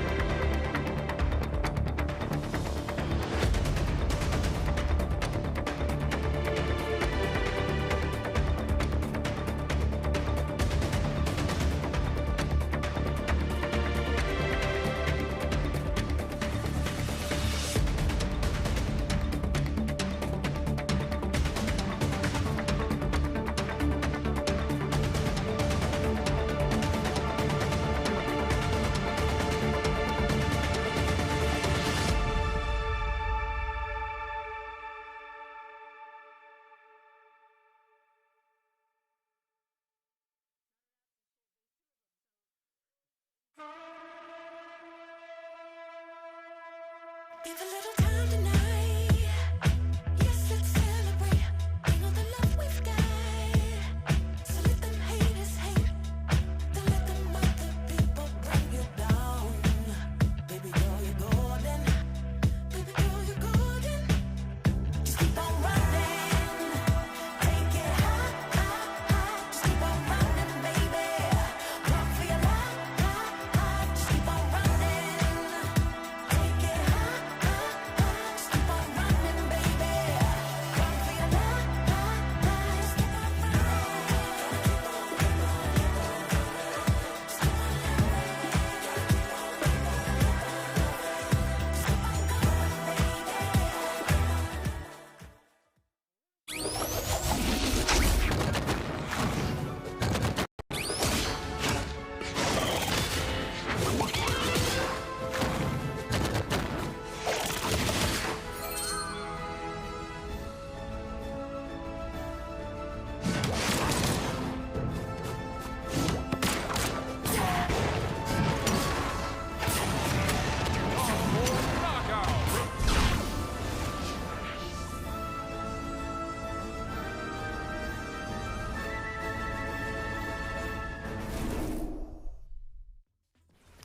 Welcome back, everybody, to the Autumn Championships 2v2 bracket. We are here in North America, and this is the last official event before BCX. And we're going to be seeing some teams already here in the top 8 that we might be seeing in top 8 of BCX. We got some crazy matches lined up. How are you feeling about it, TK? Dude, Zen Hideaway, Experience Fakiest was coming up, and let me tell you, I'm about to jump on the desk, okay? that's how much I want to watch this here match because, yeah, again, we were talking about the interviews from our great friend Last from CEO and how, you know, Experience has some things to say. And, you know, he's going to have to try to prove right here. He's got his new teammate. Zen's got his teammate. The two people who used the team and get a lot of results together now going up against each other. So it's pretty much a big grudge match happening right now. And where are we going? I bet money. Okay? Chat, say it with me. Small Fortress Alliance, okay? Small Fortress Alliance. Like it's probably happening. I'm looking at it's left, and there it is. Boom. Small Fortress Alliance will be our first venue. Let's get it. And we get right into it. I mean, there's just no time wasted. As soon as they said they're ready to go, they ban the stages out. They pick the legends that they know. They got Hideaway on the Ogrim, the Kaya on the side of Zen. We got Experience and Fakey, sorry, on the Kaya and the Taros. This should be quite interesting for sure. I mean, I believe this is going to go the distance. This is the first round of top 8. We're in top 8 and definitely expect to see this again, I think, for sure. All right, I mean, I feel like some of those times, you know, you're so excited that, like, I feel like I'm barely about to say anything. Yeah, like, I know, I'm literally locked in watching for real. Yeah. No, I still got to do the job, though. We're going to, oh, what a start. Here we go. Man. Hideaway already off of this screen, though. I know that's got to be feeling good. That's got to be feeling good. You know, Experience and Fakey already starting this thing off. I think sometimes when I think about the grudge match, I wonder if like Experience is looking to actually try to fight Zen as much as possible. Yeah, I know, because right too. now it looks to be that, and right now we see Fakey, who's taking a lot of space right now, getting Zen disarmed. D-Light and Decider will find the KO, but both the red team members having dominant position and stage control here on Small Fortress of Alliance. Experience able to pick up an axe, gives his teammates some space as Fakey holds on to a stock. Nice landing Cider to whiff punish the big mammoth. The Cider comes out again, and both of the blue team members ready with those downlights, and we find the blue team with a stock lead each going into game number 1. This is looking really good. That will KO off the top, though. Right now we got Experience being the only person still with those 3 stocks. I know it's getting a little, oh, hold on. He's moving. He's getting these hits in on Zen. Zen finally gets a little of that pressure alleviated with that Sarah, but he hasn't been able to get that stock off just yet. Boom. Speaking of stocks being out of off here. Of a downlight, that's so crazy. Experience is so locked in. GC talk! Don't tell me that was on purpose, Experience. Don't tell me we're doing that in game number 1. If that's the case, and a statement there from Experience already. 4 stocks to 3. Then there comes out Cider, Zen without a weapon, Hideaway stuck on the left side, Experience immediately going over to assist his teammate. And that is a statement GC signature. Endlight sending off stage, an immediate side light from Fakey, and right now the blue team are running away with this game. Can they find this confirmation? If they get Hideaway here, the 2v1 looks all but impossible to make that comeback happen. There's no way that wasn't on purpose. He had a hammer in hand. A down air would have finished the stock, and he said, I could have. Just want you to know. I could have. And let's see if he's able to at least get this game. Oh, he get just him did out of that to here. level 1. They teach you that in the tutorial. Oh, the recovery, my the gosh. ground pound, the weapon toss. Wait. But Zen is there. Hideaway, can you make it back? Fakey trying to get touched the the wall. ground pound. Okay, that's great awareness from Zen to save him from the 3-piece. Recovery, ground pound, weapon toss. We save your teammate, and that's the high-level play from the red team, already showing that synergy. Okay, don't let the taunt to get bodied come up, though. It is Yeah, still that's possible for them to not get good. into this game. Hideaway did almost lose that stock. He's still living on it. Zen, not that hurt just yet. We do, oh, wait a minute. There, I had a little team combo going on right here. Whoa. We do have a lot of damage here on the Fakey, though. Fakey is sitting in, like, yeah, he's like in the deepest of reds I think I could ever see right there. Finally lose that stuff. Oh, wait a minute. look at- Oh, no, the Nair didn't connect into the other Nair. Zen with an opportunity there, but Hideaway, I believe, experience clashes with Hideaway's Axe Nair. So crucial for the blue team to stay in this 2v2 state. Zen mixing it up there with the downlight, immediately going for an Okay. empty land, and there's the side signature to find that KO. We're looking for another one right here. We got Fakey in the front. Doesn't even need it. We just got just a swap of positioning. Walks straight past him, gets a downlight save. This looks like this might be the taunt to get body, but no. He's able to ball out on him as he's doing on this screen right here. 554 damage. We got to see it again, right? Look at this, bro. Hammer in hand, you know, a down air? Dude. And he said, nah, bro. Dude, you got to win the set now, though. He literally kick flipped on you, bro. Skate 4 just came out. That's crazy. Oh, man. Channeling the Tony Hawk there, yeah, that's literally that's the day one, bro. That's like you hit the first recovery, like, wait a minute. Dude, wait a minute. I can hit a ground pound. Incredible save there from Zen to be able to catch Hideaway with the Nair. If that was a way to find the KO, that would have been a statement from experience. But Absolutely. we get into this next game. Back to Small Fortress of Lions. I mean, the venue is the same, but these are quite explosive games. Yeah, I mean, at this point in time, I don't think it really matters what stage. It just matters what the gameplay is going to look like on said stage. This is a good start here for the blue team. They almost got that stock off of Zen quickly. Oh, and Zen, he needed that interruption because I think Hideaway was getting sent off that stock for sure with being put over the edge and probably about to get hit signature. by a Sig from Teros. Yo, they're kind of on point right now over this team. Experience going for the end sig there, trying to catch it off of Fakey, trying to set it up there. The Nair comes out, but we see Fakey without a weapon. Experience getting another side air. Win opportunity, weapon toss. GC downlight, unarmed into Nair. He's crazy. A side air as well, unarmed. An immediate dodge downwards with the chase dodge. The side air from Fakey as well. Experience is playing lights out right now. Fakey able to be the perfect assistant, holding the center stage and getting it after Experience. Burns every single resource. The red team is running with their lives. They're trying to fight to get back to the stage, but Fakey is right there. Experience looks so scary. Bro, okay. Since Fakey over there, Fakey still should be able to make that back. Okay, yeah, that was smart. Yeah, using a very long-lasting move there to go ahead and cover a place that he could have went. He would have had to try to hit him out of it, and I guess he just wasn't expecting that move to stay there that long. But either way, still a little bit of a lead here for the blue team. Nice, okay. Downlight into Sayer, easy combo, easy damage. Here to the other side, try to get that pass over to Fakey, but Hideaway over there to kind of break that up. Smart. I mean, these two pieces from the blue team do so much damage, especially on Experience, who's happy to take these very risky light attacks. Finally, the side air able to find the KO on him, but that was still his first stock. Fakey playing that 2v1 very well, getting a recovery, immediately chase dodging down, not wanting to get reversaled, holding on to the platform, then dodging off of the platform. Really smart from the blue team, keeping themselves in this game. Landing side air off the end light. Experience trying to line himself up with the axe. The side air comes out, immediately covering the dodge is Fakey, though. That time, another end light comes out. Fakey is covering everything. The red team are completely floundering on the stage. They're throwing out moves, but nothing is sticking. The blue team get involved. The side sig from Experience. He finds a stock. Nope. And a Nair to double KO going over the side of Experience. Okay, yeah, Experience not playing around at all. I mean, as I said, you know, we talked about that interview from CO 2025. He said, "Yo, I'm better than you," and look at the way that he is playing. I mean, I'm sorry, I had to be inclined to agree with the gameplay that I'm seeing in front of me right now. Jumping over that Nair. Experience in the 2v1 with so much aggression. Finally getting caught in a team combo with Fakey there to mix it up after he respawns on his last stock. Experience taking that point, getting both of the red team with these sidelights and these Nairs. The damage build from Experience. He's on a 700 damage. Like, it has to be close to that amount as he's hitting every single move. We see the big signature whiff there from Experience. Finally, the overheat comes in. Sidelight into Nair. Fakey immediately disrupts, saying, "Experience, I'm going to give you your ones." The side air hitting his own teammate, but they fight back off. He gets back onto the stage. An immediate down signature. Experience is dominating this game right now. The end light comes off. Experience like, "Let me get the ace, bro." "No, I give it to you." The end light into the down sig. The blue team with a 3-stock win. Dude, the blue 690. All right, I told you it was close to 700. Yeah, he's definitely he is playing with a fire that I definitely needed to see. That's why I love when I'm seeing Experience play the way that I normally see him playing. As I said, sometimes he gets into his own way, his own head. But today, I think he's playing with a level of fury that's going to get this man into a top 2 easy. Easy. 359 damage on Axe, only taking 168. 298 dealt on Hammer, only taking 176. Not only is he dominating the game in damage, but he is just simply not getting hit. He was the only player with still their second stock. 3 KOs there. And what I want to note is how great Fakey is playing around this, because Experience is going crazy. Everyone is incredibly scared of him, even in 1v2 situations.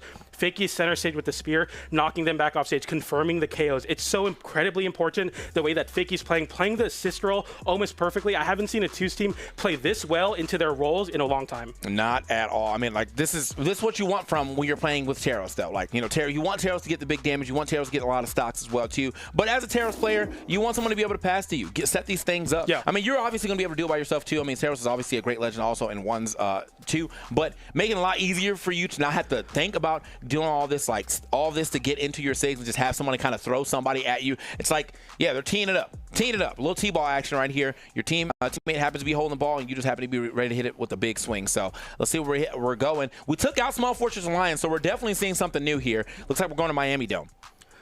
I mean, giving yourself some space, maybe a soft platform to get away from the demon that is Experience. I mean, maybe that's going to be the pick that you need. You know, going to have a little bit of a different wall as well. You can go many different ways, do a lot to make this reverse 3-0 happen. The biggest thing you need to somehow ice out Experience. You need to slow him down because he's already starting with the 3-piece, and that's then taking so much damage. He walked straight over there, and it brought it to his front door, bro. And then there was even in that exchange, there was still enough time for Fakey to find a pass back so he can get a little extra. What's going on Hideaway immediately reversals. The red team now immediately realize they smell blood in the water. We find the KO there, and this is going to be a great way for the red team to take a game away. Okay. Yeah, you know what? The Hideaway ground pounds, that was like the biggest clip that we saw, so we might need to see some more Hideaway ground pounds to really get back into this game. But yeah, that's a good hot start right there. Gets caught with the bottom side of that recovery, gets sent straight to that blast zone.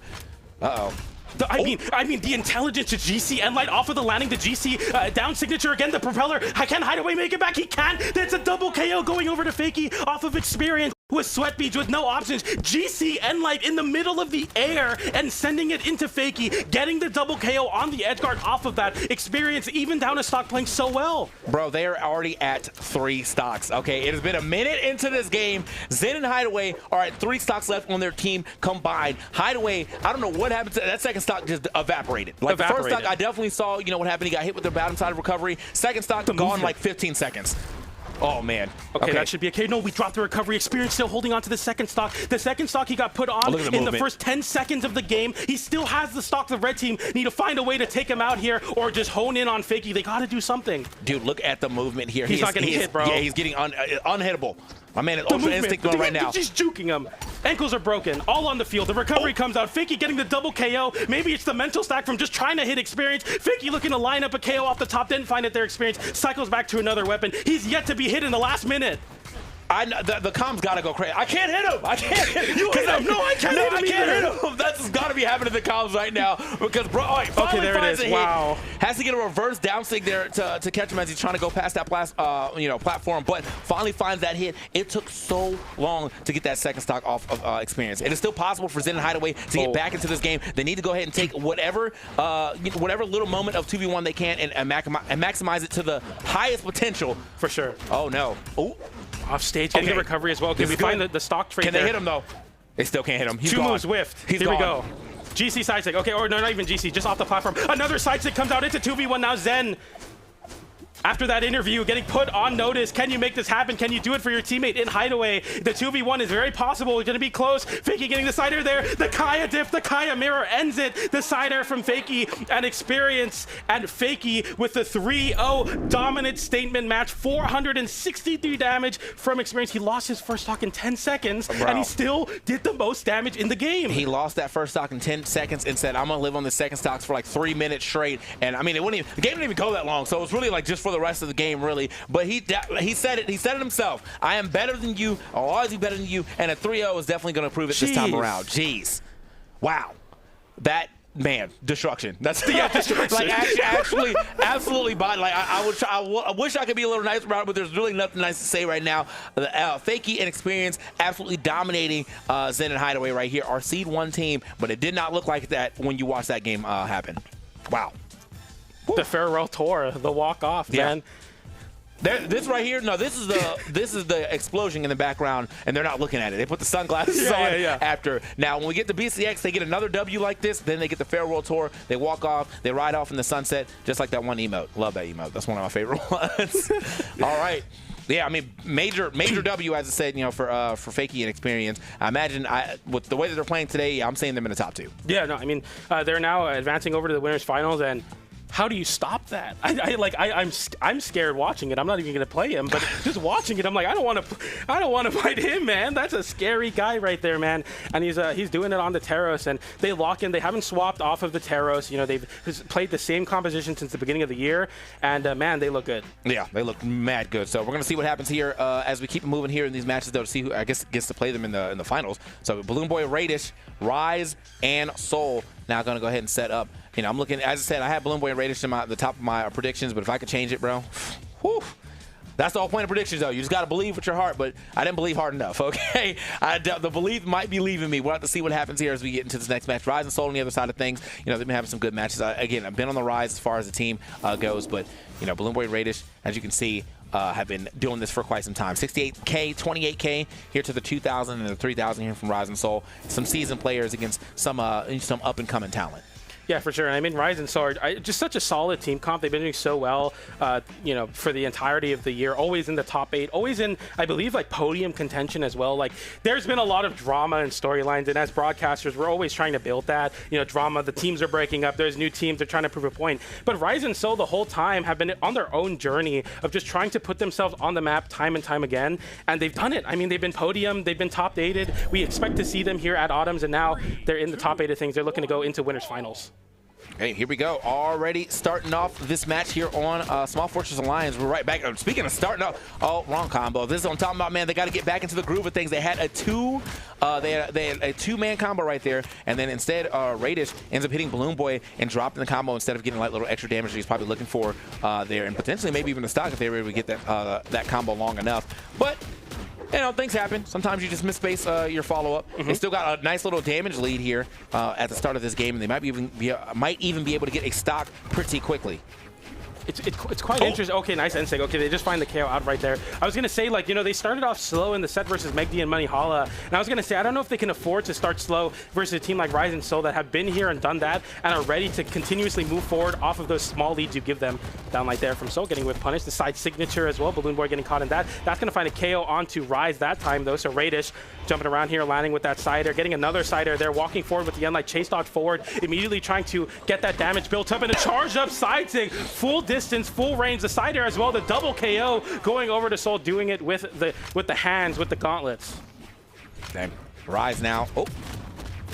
I like the pass back right there, but yeah, Radish not going to be on the point to be able to get that because Rise being in the situation. Oh, Radish flips it, that kill, and then Rise gets it on Radish as well. We trade 1 for 1. I think we're happy for the blue team. Yeah, definitely need to do something with that. I mean, I like the fact from both options. I mean, Radish definitely saw his chance to go for it. Rise saw his chance to go for it, keep the game pretty even here. And it is straight up right down the middle. We got a little more damage here on Balloon Boy than Rise, but we got a little more damage on Soul than Radish as far as the 1-stock to 2-stock situations developing here. Hold on. Radish there on the right side. Yeah. So, needed that down air. Going to go ahead and miss that too. Good so pick up there from Rise. Yeah. Intercepting Radish, who wanted to line up a signature as well off of that, and he just throws out the propeller. Another propeller there with the recovery.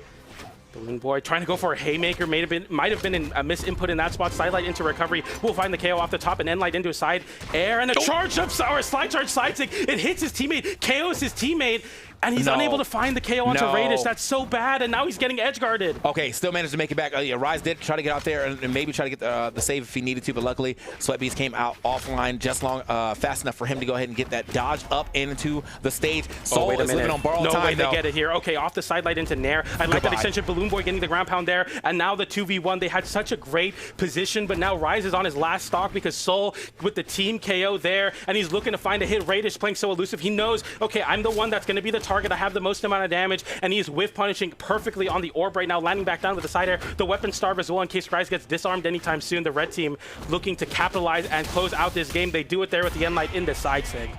quick with it. And again, when the combos are on point, this team looks absolutely insane. But yeah, I mean, Raiders dropped, I think, quite a few team combos in there. This game could have been done a little faster. However, they didn't drop the game off of it, so everything is okay. We're going to go right back to Small Fortress Alliance. Here we got Soul, we got Rise.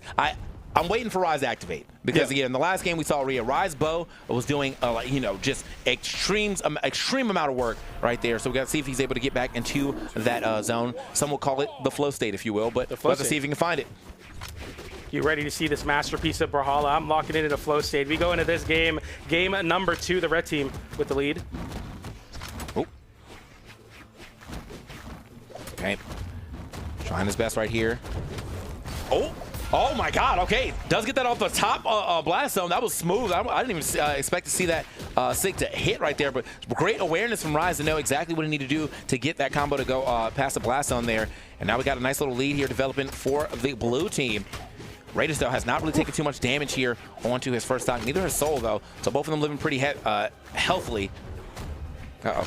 Ground pound there, Raiders. Holding that center stage, going for a big side stick. That's the first big whiff of the game, but no one's able to punish it. It's quite a fast-moving signature at that.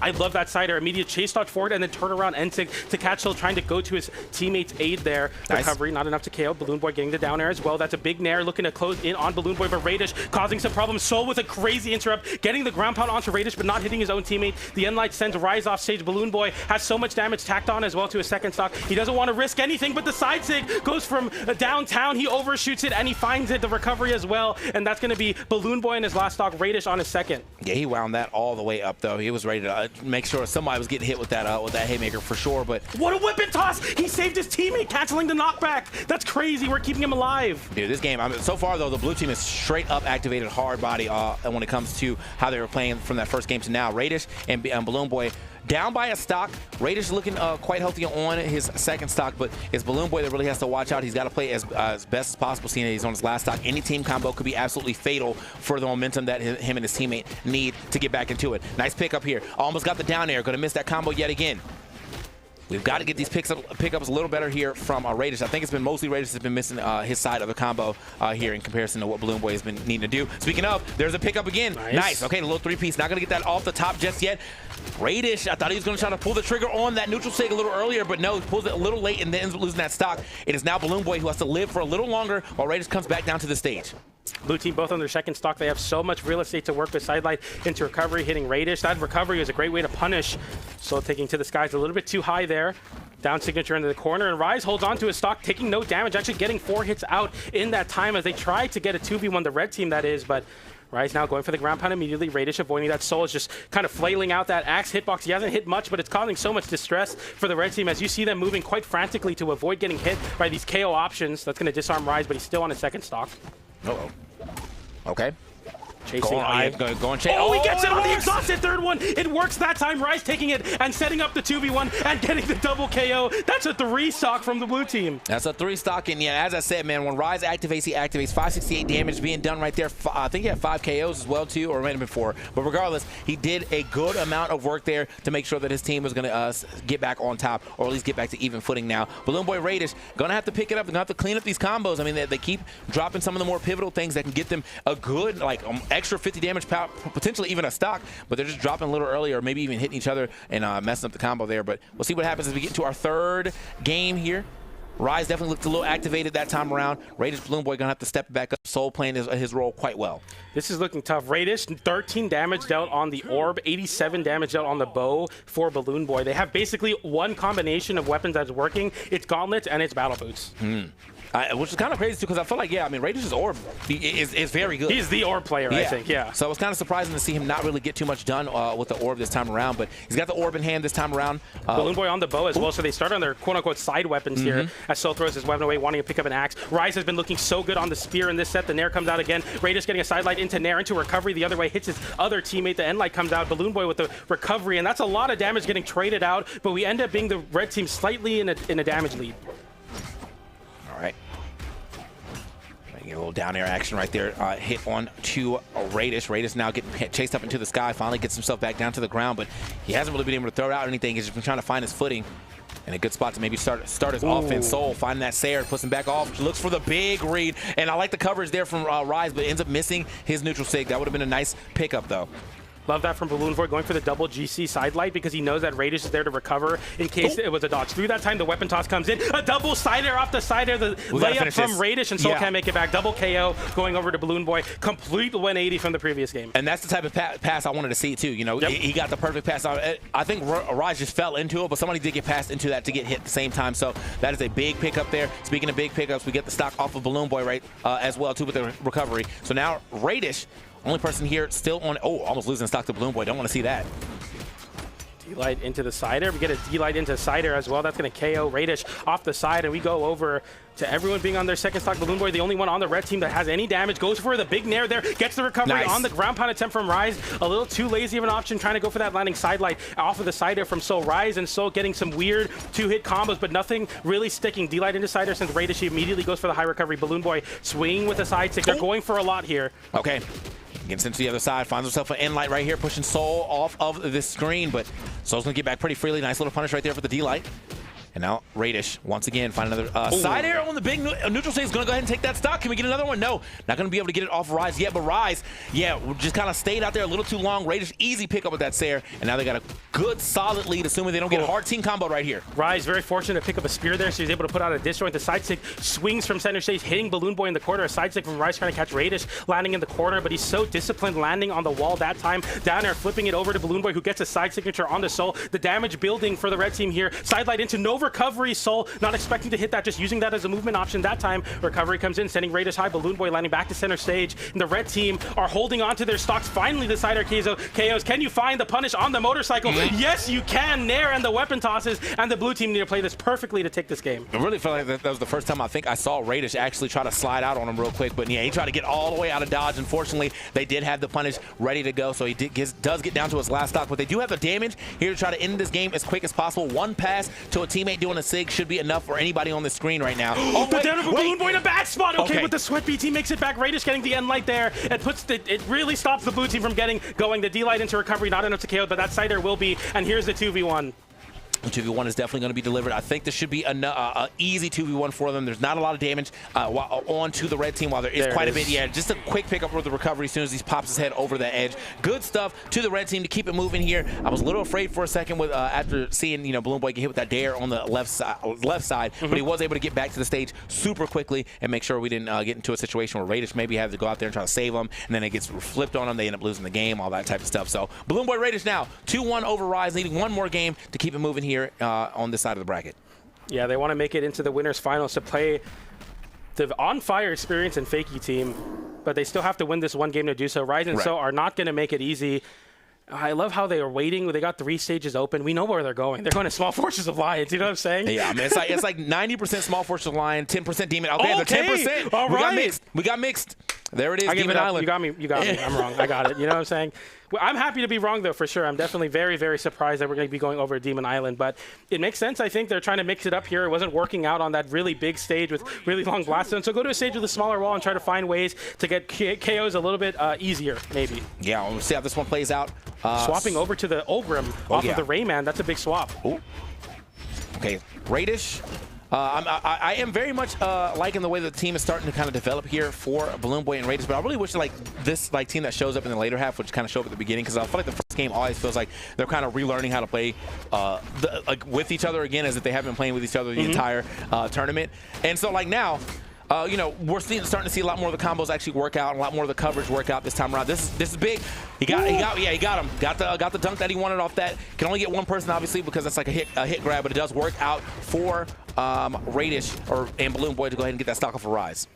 Nice downer there. Soul trying to make it work on the Rocket Lance, but it hasn't found much success. GC downlight into recovery, immediately getting punished as Balloon Boy is looking so good on these gauntlets. Both the blue team members putting on their second stock, the Nair into the cider, going for the big N-sig off the GC. That time, Radish forfeits his stock, though he goes a little bit too ham off stage, and Balloon Boy makes it back, but only after losing his weapon in the process. Happy to get that one sidelight of damage. Any extra credit is good, but right now, Radish able to pick up a weapon, so it works out because Balloon Boy takes all that aggro. Oh, okay. Send it a little further down right there. Oh my God, everybody's getting hit right some SIGs. Yeah, just gotta go ahead and do something, make something happen in there, especially with the fact that you are the most hurt person. You have to worry about getting hit by Radish and losing your stock. Doesn't end up losing that stock finally, though. Radish, good movement to go ahead and get around, allow his teammate to get back onto the screen without getting hit and not getting put into a team combo. And now let's see. if they're able to turn this into a stock relatively soon. Balloon Boy, hold on. Got to get back down to the ground. Side air to the end light. End lighting the wrong way. If Radish was facing away, could have been very scary. Balloon Boy also in a position to follow up off of it. Rise with the recovery there, hitting his own teammate. I feel like there's been a little bit of anti-synergy in this Overrun pick. They've played it a lot, but right now it's not looking as polished as you need to be to beat Radish and Balloon Boy. But I eat my words as we see a slide charge signature, and Balloon Boy immediately flips that edge guard onto Rise, and now we go to the restocks for both teams, Balloon Boy and Soul, the stock tanks of their team. Bro, he scared Radish all the way down to the bottom, and he's like, wait, I got to get past him. Nope, gets spiked off of the 45-degree angle, so that down sig ends up being a spike. Oh, tries to fly out and find those the down sig himself. We're not able to do it this time around. Arrows are starting to fly, though, from both sides. Rise, down light, neutral air. Okay. Getting the juggle started, trying to find the KO onto Balloon Boy, but also wanting to shift their attention to Radish because Balloon Boy gets sent so far away. Even if it doesn't KO, now they go over to Radish here. They put him in the corner of the side air, puts Radish in a bad spot. It beats out a move, down light into side air, sends both of the red team members offstage. Balloon Boy, you can make it back that time though. Side light into the Nair. That's an end light into recovery to find the KO. Radish has to run away, gets the recovery there on the orb. The Nair into the Nair, into the Nair. The third Nair doesn't miss, but the side air does connect. The Radish recovery gets him back to the stage. It definitely looks like Soul is definitely trying to line up like a good ground pound here. Not able to get it this time around. Oh, wait. All right, this could be a problem. The blue team is definitely controlling the stage right now a lot. I mean, Radish has been in the skies. He is jumping for dear life, just trying to find another way to kind of get his footing back on ground and actually do something with it. But so far, he's been in the corner so often. Oh, that's going to be Rise. Oh, what a save from Balloon Boy. He saves his teammate with the cider, sending him into the stage. And with that, Radish picks up an orb, gets a cider, immediately pays dividends. The side stick gets dodged by Raze. The reaction time coming into effect. Once again, the cider sends away. Soul getting put in a bad spot. Big side stick. The weapon toss, but the double KO, it doesn't matter. Balloon Boy closes that out in winners fight to go to winners finals. I got to see that last stock for sure, bro. Yeah, Balloon Boy definitely called that out quite well. The weapon toss was good to try to get the save, but then boom, he just kind of jumps right in the middle of it. Good recovery, hitbox, gets the double KO. What a stylish way to end that last game. Taking this 3-1 over Rise and Soul. Yeah, I got to see this one more time. Hold on. Yeah, it's going to be right here. Yeah. Okay. Okay. Weapon toss. Stops him, but yeah, he lands right in. He jumps. Yeah, he jumps and then ends up calling out. Double jump call out is absolutely insane there. That's from a real anti-air right there. Oh, man. Yeah. Good stuff, man. We got 526 here of the damage given, taken. So he took a lot of damage. Actually took more damage than was given. So that must mean that they must have gotten somewhere in there a very early stock knockout to make it look like this. You know, unfortunately. So that is big. That Rise doing 607 there is crazy though. Even on the Kaya in a game, it was a valiant effort. It wasn't enough, but man, what a close set. I mean, even though it was a 3-1 in the favor of Balloon Boy and Radish, it still looked pretty good.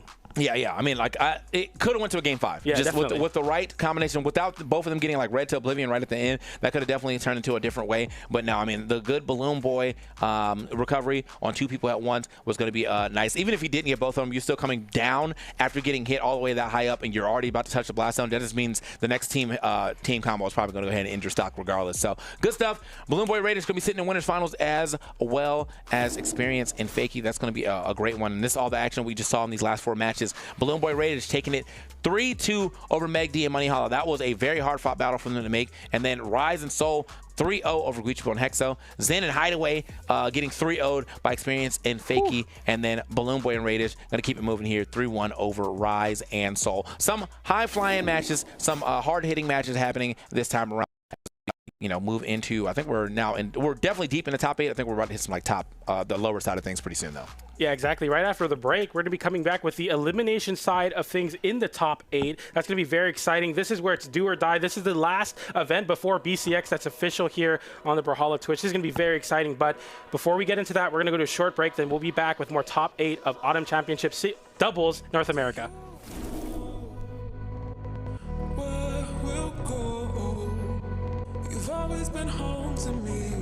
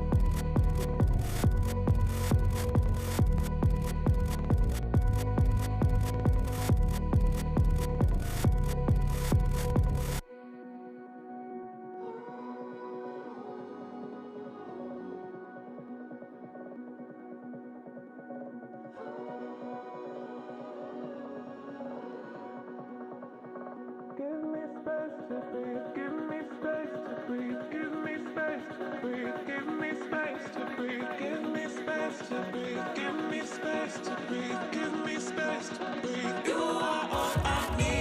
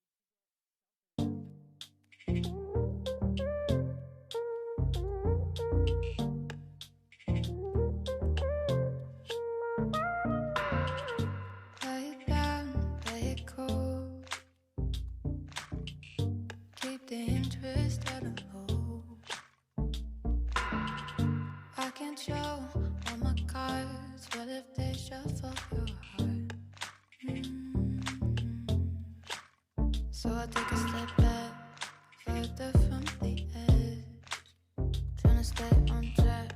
The voice inside my head saying let yourself go, time to risk it all. So I close my eyes and fall.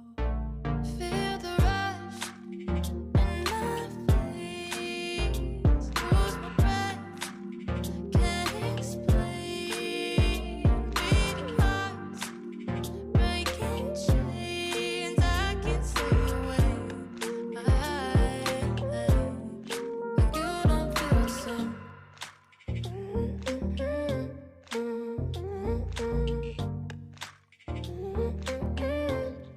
But you don't feel the same. My mind is ice, with one look you melt me.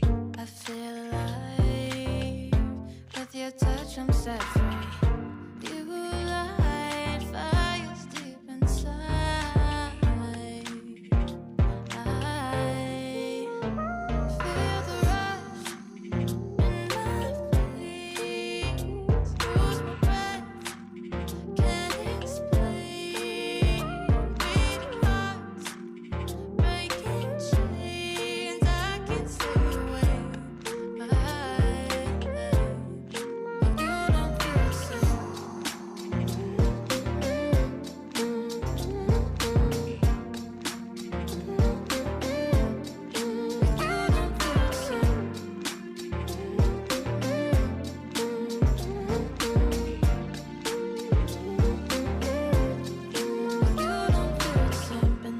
It's us until the end. But I need to know if you're on board with it. Putting myself on the line again. So I hold my breath and then I count to 10.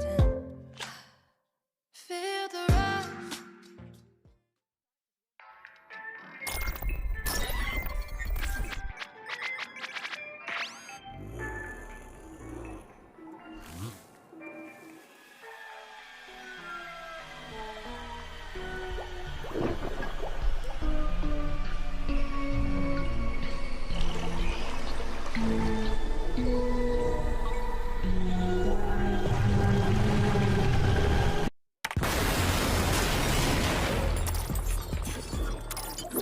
Congratulations! You've been infected! No spam filter can stop me! You bring fists, I bring corruption!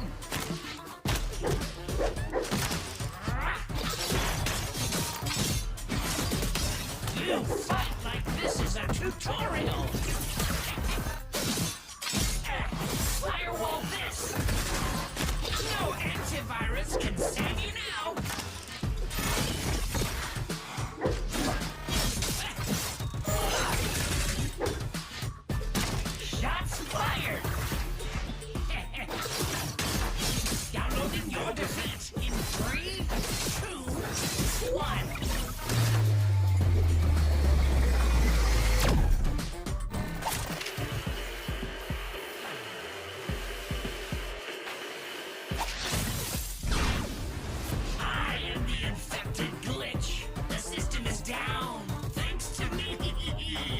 Welcome to Brawlhalla. And welcome back, everybody, to the elimination side of the last 2v2 tournament of the official online Brawlhalla season before we get into the Brawlhalla World Championship in just a couple months. It's me, Sparky878 here on the desk, joined by Duke. How are you feeling about the tournament today so far? It's always interesting, you know, like you said, it is the last kind of hurrah before we get into the World Championship, so I'm always curious about what's going to happen. I think admittedly, I thought yesterday was a little bit more interesting just in terms of like legend pools because we had like U's on the vector and there whatnot. was a lot more variation, and also we got some of those like winter championship like upset options coming out with a lot of just a lot of variation yesterday compared to things so far today coming down a little bit more normal. Yeah, a little bit more standard. That's totally okay. Honestly, that's probably what you want out of a region is like you kind of know who's going to be the big people coming into the top, but also it's still, you know, there's still some variables here. You got to point out the fact that Hideaway and Zen on the elimination side of things got 3-0'd by none other than Experience and Fakey, which I think is maybe a little bit of a vindication on the side of Experience because he was formerly a teammate of Zen. So I don't know. Overall, it's still really interesting what's going on today. Yeah, so we're going to be going on to the elimination side of things. Here is our schedule in front of us. We're going to have Guichabu and Hexo versus Megd and Moneyhalla. Then we're going to have Markimu and Future Bubble against TBD. Then Zen and Hideaway against TBD. And Rise and Soul against TBD. So we have like serious like top 4 teams in North America down here on the elimination side of things. I'm looking at Zen and Hideaway. I'm looking at Rise and Soul. We were talking about it on the pre-show about like it was hard for me to keep Rise and Soul out of my top 3 predictions, and it's literally only because I have so much confidence in Balloon Boy and Radish, but specifically Radish going into this. So I think we're going to be getting into our set here. Yeah, it's right here in front of us. Guichabu and Hexo versus Megd and Moneyhalla. We're going to have pretty much some serious character loyalists coming here on the screen in front of us, and also character loyalists who are more like off-meta picks. Yeah. Not that like the Wu Shang pick, the Chun-Li coming out from Megd is like that off-meta, but for everybody else, like we don't see the Amugi very often. We hardly ever see Nyx. If we see a Queen Knight, it's Guichabu. Yep. There's like 3 people who have their very specific picks, and they somehow all managed to come together here in this top 8 elimination side battle here in doubles. So we saw some of Guichabu and Hexo earlier, and they were talking about like right before the set started the potential for like the gimps off the top with like Blaster's recovery, or obviously the gravity cancel neutral signature. What's happening? That KO, that was enough, dude. That was in yellow, the unarmed neutral air in yellow all the way up there. I thought we were gonna get one hit, and then everyone was gonna be like, "This is a little bit too dangerous," and then disengage. And I didn't expect it was Moneyhalla who got the hit there, because I think I heard Hexo do like a down signature with the blasters, but somehow Moneyhalla got behind it, and they were high enough that just that little bit of the nair, that little force forward, force up, was enough to get them a pretty sizable lead, because Hexo's almost onto his final stock. Yeah, that's a great opening here. See if Hexo can get this stock onto Megd. Moneyhalla sent high and to the right. Here comes the recovery in from Guichabu. Nice. There's the D-Sig that he might have wanted to find before. That time he gets the KO off the top on Moneyhalla. See if Guichabu can follow up here onto Megd. He's just going to float up above there. Not really sure what he was going for. He just wanted to move more to the left for that recovery. Yeah, Megd being a little patient there, actually ran in on top of Moneyhalla and got caught by the down air from Hexo. I thought he was going to try to interrupt there, but ended up just taking the damage, and that nair is going to stuff his recovery, yeah. That's going to be Megd's first stock gone. Guichabu still living in true Queen Knight fashion. Just kind of jumping. Oh, the interruption there on the neutral sig from Hexo. It would have sent towards the middle of the stage, if I'm not mistaken, rather than spiking over low and to the right. So it wouldn't have been the worst thing if it did hit, but there was still the interruption, the sig interruption there as well onto Moneyhalla this time. Is he poised? What is he poised for? I'm waiting for which signature Moneyhalla wants to go for. Maybe neutral signature. Guichabu's been sitting on that soft platform. Blue team completely split. There's one KO on the left, one KO on the right. Yeah, nice pickups there for the red team. Both blue team members were deep red. It was kind of just a matter of time. Like you said, Guichabu had been living on that stock for a real long time. The most important point, though, Hexo down to that final stock already. He's going to be moving over to the left side, potentially baiting for that neutral signature. We've only really seen it on the blasters a single time so far. A little bit of team damage there, but he answers right after that. That final blast from the flame of Moneyhalla. Let's see if we can group up somehow, make something happen to get this stock off of Moneyhalla. He's been living so far. He's kind of camping over on the wall. Megd's doing a great job. Seems like blue team can't really come together and get on the same page on what they exactly want to do here. There's some hits coming from Megd. There's a little bit of team damage. Neutral air from Guichabu might seal this one. No, Megd gets back. Now they have their sights set on Moneyhalla. Here comes that recovery off the top we were talking about. Opportunity here for the team combo. It's going to be the downlight side air from Hexo to clean things up. Blue team with the lead, and Hexo's playing this really, really well. He's basically just doing jump side air, which is like the bane of people who can't get in on blasters. Yep. Megd coming in, grabbing the gauntlets. There's the two-piece coming out from Guichibu. Can't get that turnaround dare because of the dodge that came out from Megd. Just a little bit of a sidelight. Moneyhalla saw Guichibu coming in, so didn't continue further with any type of bridge whatsoever. Just kind of maybe zoning with, I don't know what that signature was. I think he might have expected Guichibu to jump into it. There's the recovery, though. Gets the KO off the top. Okay. Hexo's out of the game. It's 2 stocks for Guichibu. Still holding on to it for that neutral air after the recovery. Great follow-up from Moneyhalla to keep that one. Moneyhalla really taking his time swapping. I thought he was going to do that a little bit earlier just because Greatsword not the best team combo weapon, and when you have 1v2 like this, usually you're looking for that team combo, but Guichibu still unarmed right now, so red team in a good spot. Yeah, I think maybe that little moment of hesitation was some comms between Megd and Moneyhalla being like, okay, there is one weapon here. Who wants to swap? It should be me. I'm the best swap. I will not swap. And they get the stock. They clean that one up. Both of them on final stocks, but only really about halfway through. 666 damage, the number of the beast that last game. And that beastliness showed in the signature count. You could feel he was doing a lot of signatures, but it also shows on the stats. 10 signatures thrown out, 40% accuracy. He had the most sigs thrown out, and he also hit the most signatures. And I think anyone who has played casual queue against Namugi knows those signatures can be devastating. Yeah, definitely. On the other side, Megd didn't do too much damage this game, maybe on the lower number. If we're not getting a big Moneyhalla game, then we really need to worry about the 257 from Megd, because we did see Megd and Moneyhalla in one of their previous sets today. It was a really tough set for them. I believe they went up 2-0, but they got reverse 3'd right after that. Are we going to see another one off the top? No, not this time. Guichibu thanking his lucky stars that Moneyhalla doesn't add another stock to the belt. Yeah, that time it was Moneyhalla in the driver's seat trying to shove Guichibu up, and he ended up jumping away, just trying to get out of dodge instead of trying to turn that situation around. Really good decision on Guichibu's part to not let the red team get another big lead. Dude, Moneyhalla, he's throwing out openers and bridges, resetting to neutral. Another opener and a bridge comes out. A lot of damage early on coming out from Moneyhalla. We might see a big number again. All right, there's the two-piece. You see that dodge up. Moneyhalla, even in this double situation, recognizes the dodge timing of his opponents. Yeah, we're not seeing him go for a lot of finishers. We see the side light, then maybe a D-light bridge or maybe an in-light bridge, then he'll back up and then go in with the neutral signature if he's looking for the KO option on his team. Okay, they trade. Okay. Wow, they get 1 for 1 there. I thought Megd was going to get out of that scot-free once I saw the sweat beads on the Hexo. Yeah, I think Megd was really trying to guarantee it. You saw the sweat beads. You saw Guichibu there trying to save out Hexo. Megd came down there to try to get that final hit, ended up eating the recovery. Both of them fell, but Moneyhalla did clean up Guichibu's stock, so slight lead to the red team. As a sidelight neutral air, Megd almost got the follow-up with the dare. Couldn't quite get it. He's a little bit too far to the right. There's a nice side air. That's going to KO. It's going to bring everybody down to second stock. Hexo, okay, they did it! Beautiful, the neutral signature into the recovery follow-up to take the stock off the top, completely robbing that one away from Megd. I was just talking about how we were even. All of a sudden, everything's changed off of that. Yeah, huge utilization of the soft platform for that slide charge end-sig on Guichibu's part, and also a great pickup from Hexo with that down air into the recovery. Oh, big four-piece coming out from Moneyhalla. Okay. They need to get this stock, just barely whiffing that signature. It was so close. Hexo turning around the nair, sending Moneyhalla over the edge. Great down air. Now he gets behind Guichibu, who retreats over the wall, even throws the weapon toss over his head because he's worried while Hexo wants to spawn back in, giving his teammate time. There's the down air and the ground pound. Almost point blank on that one. That's going to take the stock from Moneyhalla. And that's the blue team with the tiniest lead here. If Guichibu falls, everything's going to be even. Megd hits the side air. Guichibu slow movement speed, but the recovery up. Okay.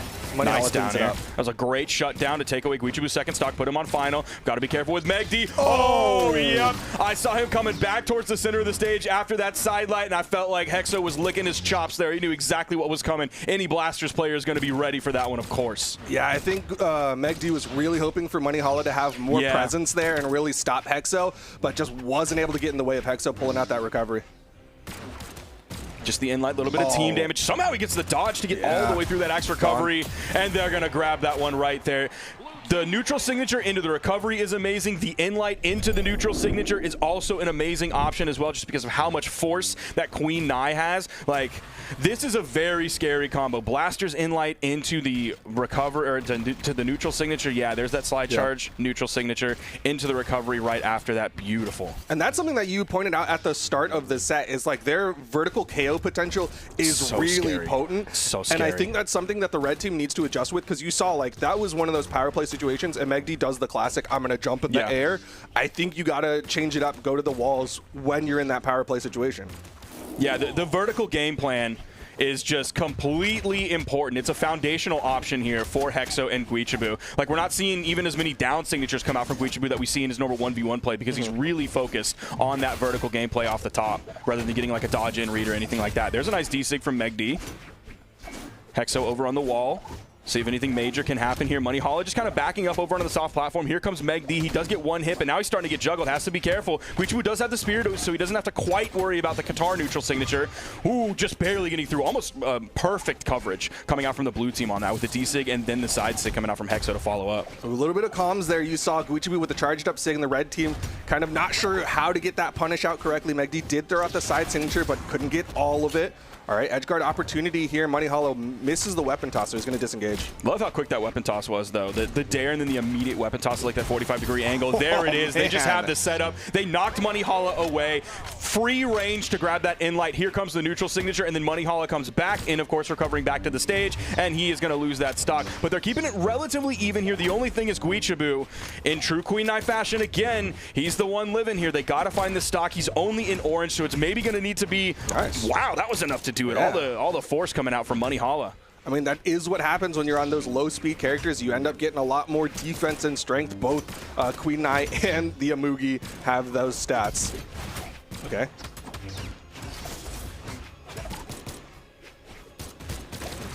A little bit of team damage there. Moneyhalla's ready to follow up off of that down air from Hexo's blasters onto Guichibu. Oh, Moneyhalla going low here. He's got to be careful. You have time in that ground pound. The perfect timing on that to send to the bottom. There's an in-light.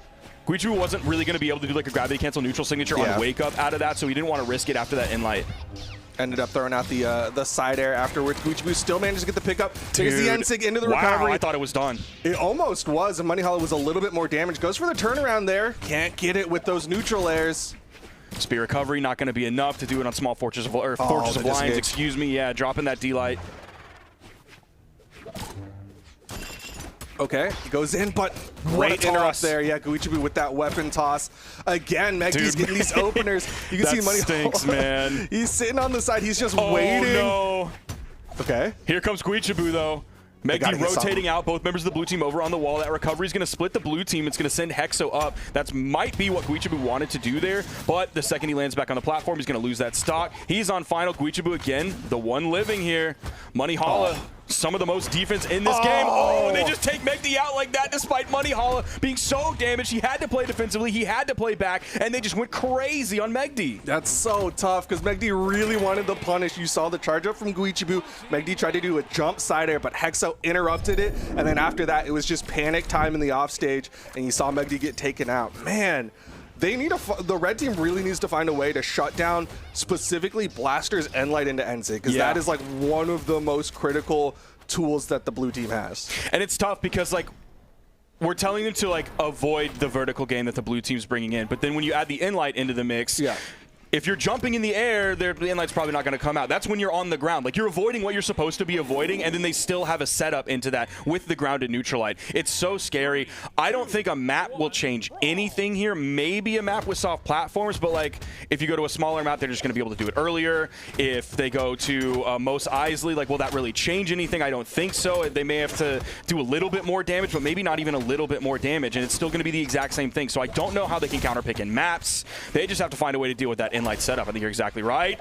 Dude, Moneyhalla wants it every time. Yeah, if he's up in the air, he's going to go for it, but it's going to be Hexo with the first signature to KO red team.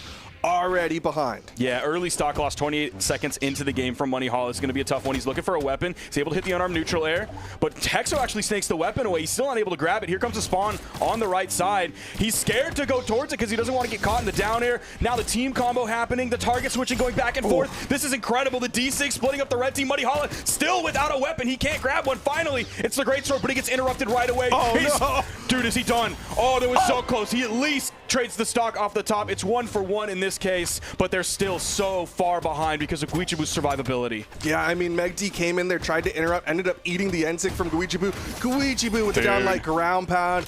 Red team is falling apart here. Tournament stock for Moneyhalla. Unfortunately for the blue team, that little weapon toss might have messed up the team combo they were setting up onto Meg D, but they're still juggling. They're still hitting him. He can't get back. He's at the weapon disadvantage. He's eating recovery after recovery. There's the down air. Didn't even need it. Again, they're going to trade 1-for-1 here, Guichibu for Meg D, but the blue team is so far in the lead. That was Guichibu's first. That was Meg D's second. Yeah, red team basically full stocks behind right now. Brawlhalla really needing to step up. You can see him trying as Meg D just struggling to find any footing. Hits that side air, edge guard opportunity. Hexo manages to get the wall touch, and Guichibu's there to cover. The signature game from Guichibu from Brawlhalla has just not been on lock this game. He hasn't even had the opportunity. The blue team has been bullying him. Now they're kind of separating, going on in their individual 1v1s. There's the axe side air. That's going to get the second stock away from Hexo. Guichibu, he's at the weapon disadvantage. He's trying to fight over on the wall, and Brawlhalla is disengaging. All right. Nice little two-piece there on the side of the red team.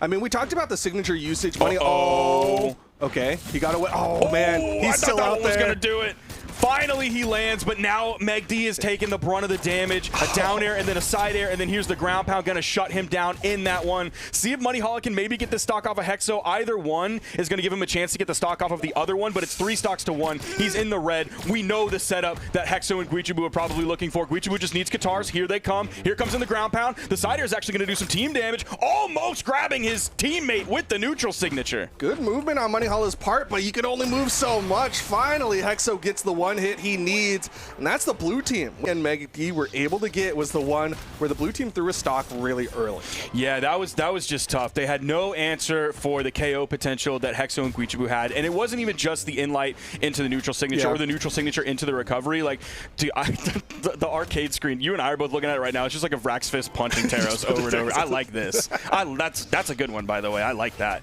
There was the D-Sig from Meg D. Anything the red team wanted to get going was just like instantly shut down. Brawlhalla got juggled right before this clip that we're watching right now. They get the stock away. You can see it in the background. Yeah, it's here. Yeah, this is what I want to do to Taros. There isn't even. Has there been a Taros in top 8 today? Is anyone experience? 1. All right, man. Oh man, what a set though. Hexo and Guichibu taking out Meg D and Brawlhalla. This is big because Meg D and Brawlhalla were like on a run earlier, and unfortunately they got shut down. That was a really tough loss for them. They went up 2-0 and then got reverse 3 right after that. Then they went to the elimination side of the bracket. I'm liking this team though. I want to see how many times have they played together. If we don't mind taking a second while I look, because I want to know how much experience they have specifically with each other. Brawlhalla. This is, I believe, this is their first official tournament together. So I want to see what this team has. I want to see more from them. I want to see them at BCX. I'm hoping they team together at BCX because I think there's definitely something here. I think the like steadfast normalcy of Meg D, because Meg D is like a very normal player. He can be explosive at times. Like, he's an amazing player, but he's also a very like normal, straightforward player. That's what you want from a Wu Shang. On the other side, the craziness that Brawlhalla can bring to the table with the Amugi signatures, with the way he plays Amugi. I want to see this team like go places. I want to see them put in the practice, and I want to see what they get for us between now and BCX. I do want to see more out of them, but right now, just like obviously we have such a limited set of information. But right now it feels like you put Play-Doh on a puzzle piece where like, yeah, I guess it technically fits together, but it doesn't really make a picture. Okay. And so that's like Meg D just, yeah, it fits, it works, but it's not like what you would really want as like 2 fitting pieces alongside the Amugi. I don't know what I'm expecting, but you know, they still have like a month or 2 to figure it out. Yeah, they have like basically 2 months to do it. Yeah. So I think they're in the growing pains phase. Meanwhile, on the other side, like Hexo and Guichibu have been playing together for a minute now, and you can clearly see it. They already are ready set up. They already have their KO options. They already have their win conditions set up. And then the rest of the gameplay, that's the sort of stuff that comes natural from them. Guichibu have been doing this a long time. Hexo's definitely a little bit more new, but he's still had some solid placements alongside Halo Prince, like TK was talking about earlier. But we're moving on to our next set. We have Markimu and Future Bubble versus Flower and Seabass. How often have Flower and Seabass played together? I think they've been together for a little bit, if I'm not mistaken, but also like Flower we know in the 1v1 space, not so much in the 2v2 space. Yeah. You pulled it up on Yeah, that. they have no official tournaments Okay. played together. Maybe they played together in community tournaments. Let me go to that tab real quick just to see. Okay, they played Moose Wars Coral Clash back in 2023, so That's a long time ago. Flower is an interesting player. I want to know what he's bringing into 2v2 because obviously we know him from the Yumiko from the days back. Not anymore. He's swapped over to the Diana. Yep. I wonder if he's bringing that here into the 2v2s or if he's going to go back over to like also two really seemingly normal weapons. Everyone knows how to play hammer and twos. Everyone knows how to play bow and twos. It just comes down to like how you can find your own skill expression in that like normal route. And then on the other side, like Marky Moo and Future Bubble, they're a team that we've seen do really well. Generally, I feel like they're land monsters as far as 2v2 teams go. Like they tend to do really well in like the CEOs and whatnot. Whereas like in the online space, I don't see them succeeding as intently or as seriously. How do you feel about him though? I mean, I got a bone to pick right now with Marky Moo because I looked at a YouTube video of his this morning. Okay. It's maybe like a month old. What was the title? It was like trying my new pick. Okay. And it's his new pick for 2v2s, and he's talking about I'm gonna play Rayman in 2v2s. It's a series of ranked games alongside him and Future Bubble. Both of them are recorded and on comms, so we can hear both of them talking. And he's like, yeah, everyone talks about the Onyx that we did really well with at BCX, and it's just not working anymore. So I'm swapping over to Rayman, and I think they won all their games. I didn't finish the video. It was like a 30-minute video. I was doing research and other stuff. We had limited time today this morning. But like now he's playing Onyx again. What are we doing? Why are we just lying? Why are we putting these untruths into the universe? Well, you know, they say that he's like the second coming of Sandstorm, and what is Sandstorm really known for? Saying he's going to play Thorin tournament and not doing that. So that's like, you know, that's just the makings of a really good North American player. But also, I really like the Onyx. I think Onyx, we've talked about time and time again, is one of those characters who like does really well in twos, gets nerfed. People are like, oh, I'm not going to play it anymore, and then does really well in twos again. Yeah, everything that they try to nerf about this legend just doesn't seem to stick in 2v2s. It'll maybe squelch some 1v1 gameplay, but the 2v2 Onyx players out there, they like to play this legend. They like the gauntlets, they like the cannon, they like the signature kit. On the other side, we got the Olgrim, and it's going to be Flower on the Kaya, still carrying that bow, but obviously we know Kaya a little bit more known in the 2 space just because that signature kit is so useful. Oh, okay, nice touch. save.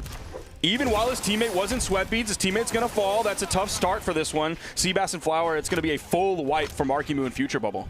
Yeah, and it's been really good on the side of Marky Moo and Future Bubble because you're seeing like a lot of times it's Marky Moo passing over to Future Bubble and Future Bubble getting that pickup. So they're getting a lot of extra damage when they're getting that back and forth. A little bit of team damage coming out there. I think Future Bubble wanted to follow up onto Flower, but he just misplaced that nair just a little bit. A little bit of growing pains so far early on in this set. Dude, look at the follow-up, just ready. Marky Moo's ready to do that off stage. He's ready to burn his dodge for it, too. That was so sick. I'm a little surprised Marky Moo decided to pull out. He got the gravity cancel downlight, could have gone for a true combo, but I think he was just, you know, being aware of the fact that there's still 2 red team members out there. Nice, Ensid got both. Yeah, he may not want to blow it this early. Maybe once he feels a little bit more comfortable in this set. Beautiful KO from Future Bubble. Marky Moo coming in. See, and Flower's just going to end up falling after that. This is not a good start to the game for Flower and Seabass. It's looking like we're going to go into game 2 1-0 in favor of Marky Moo and Future Bubble, and they're going to need to like figure something out here before this game is over because right now they're kind of getting bodied. They haven't been able to KO Future Bubble or Marky Moo until finally getting this stock. There's the D-Sig, not enough. Low strength Kaya all the way from the wrong side of the stage. A little bit of a delayed egg drop on that, the slowest egg drop I've ever seen in my entire life, but maybe that delay was exactly what he needed to find the stock. It was a pretty tricky edge guard though. He did the weapon toss into the wall really low. Yeah, I like it. And then got that pickup for the dare. So it was clean, and it was enough to at least get the stocks and deny the 6 stock, but still. Ooh, Seabass almost got taken out on the left side. I am seeing the red team really start to work together a lot more now towards the end of this game. We're seeing a lot of like 1-hit, 2-hit follow-ups. No like major 2v1 combos, but I don't think that's really, the opportunity hasn't presented himself yet for that to be an option. But like they're ready with that, but then here's Future Bubble with the interruption as well. Here comes Marky Moo with the ground pound. Great delay on that side air. That was a burn dodge. The turnaround. Seabass is going to go off stage. No, they're moving over towards Future Bubble. Oh, and Marky Moo comes up, gets that haymaker, ends up taking out Flower. That was an opportunity there for the red team to take down Marky Moo, but they opted for the quick power play as Marky Moo was trying to come back onto the stage. Tough decision to make, and in that moment, they still got some info, and that's the most important part because it was almost a 6 stock. Yeah, they were starting to do a lot better towards the end of that game, but man, look at the damage that Future Bubble was able to do. It was 614 compared to the 397 of Markimu. So Future Bubble, again, dude, this weekend, the Kayas are different this weekend. They're like, oh, you're calling me a support legend? Here, let me just go 600 plus damage. Let me go 700 plus damage. Let me get all of the KOs. Like, let me just go crazy. I'm going to show you, I'll show you what support means, brother. It's support with a capital S. You know how to get a lot of damage? 125% SIG accuracy. Whoa. He was hitting multiple people with his signatures enough that he is above 100% accuracy with his signatures. Seabass finally getting over to the weapon. We're seeing Seabass come in with this Onyx on these gauntlets. He did hit the down air, but Markimu was able to get back, not take anything after that. No dribble coming out, no neutral air, no GC in-light, anything like that. There's the side light. Markimu backs out. Yeah, I feel like Markimu's showing a lot of restraint here. From like the string that we saw him pull out of in last game, and then now like all of these side lights where he's then just backing up and not really committing into anything right after that. I think we're seeing a restrained Markimu so far. Future Bubble eats the weapon toss. He's going to fall on the left side. Markimu in a little bit of an awkward spot here. Nice. Yeah, going to get taken out. Oh, team combo. What do they got here? Are they going to drop it? Okay. GC in-light and the recovery afterward. That's a huge amount of damage. That's like basically 100 damage that they put out so quickly onto Future Bubble. And then all of a sudden, Markimu came back in. So Flower had to decide to end that combo right there. I like that a lot. Yeah, it was nice in the damage department. I think Flower would have liked that to be a gravity cancel and SIG just for the bigger damage dump. But still, they got a good lead here going into these second stocks. Flower and Markimu over on the edge. Seabass actually backing up from that. Flower still was spending a lot of time on the edge. He doesn't seem totally afraid of Markimu on the edge. We haven't seen too much from Markimu on the edge, period, so far this game. I feel like we haven't seen much of Markimu, period, at all. Just because the red team has been taking him out. Finally, he gets that downlight nair, downlight side air on the side of Future Bubble. Will even up the stock count, but they are in the red. Seabass just teed up that gravity cancel down heavy. I don't know if he had foresight on that or what, or if he just has the reaction time of a legend here. Another little combo coming out onto Future Bubble this time, doing quite a bit of damage here. See if Markimu can hold on to the second stock with all the defense that Onyx brings to the table. I feel like that Seabass disco on the respawn was just like throughout the AoE. Nice pickup there on Markimu's side. Getting things a little bit closer. Seabass the only one still sitting on that second stock. Flower's able to come in, grab the weapon. A little bit of a slowdown here, complete split. Everybody in their own 1v1s. Here comes Markimu in the side light. Seabass follows right behind him with a recovery. No major hits so far.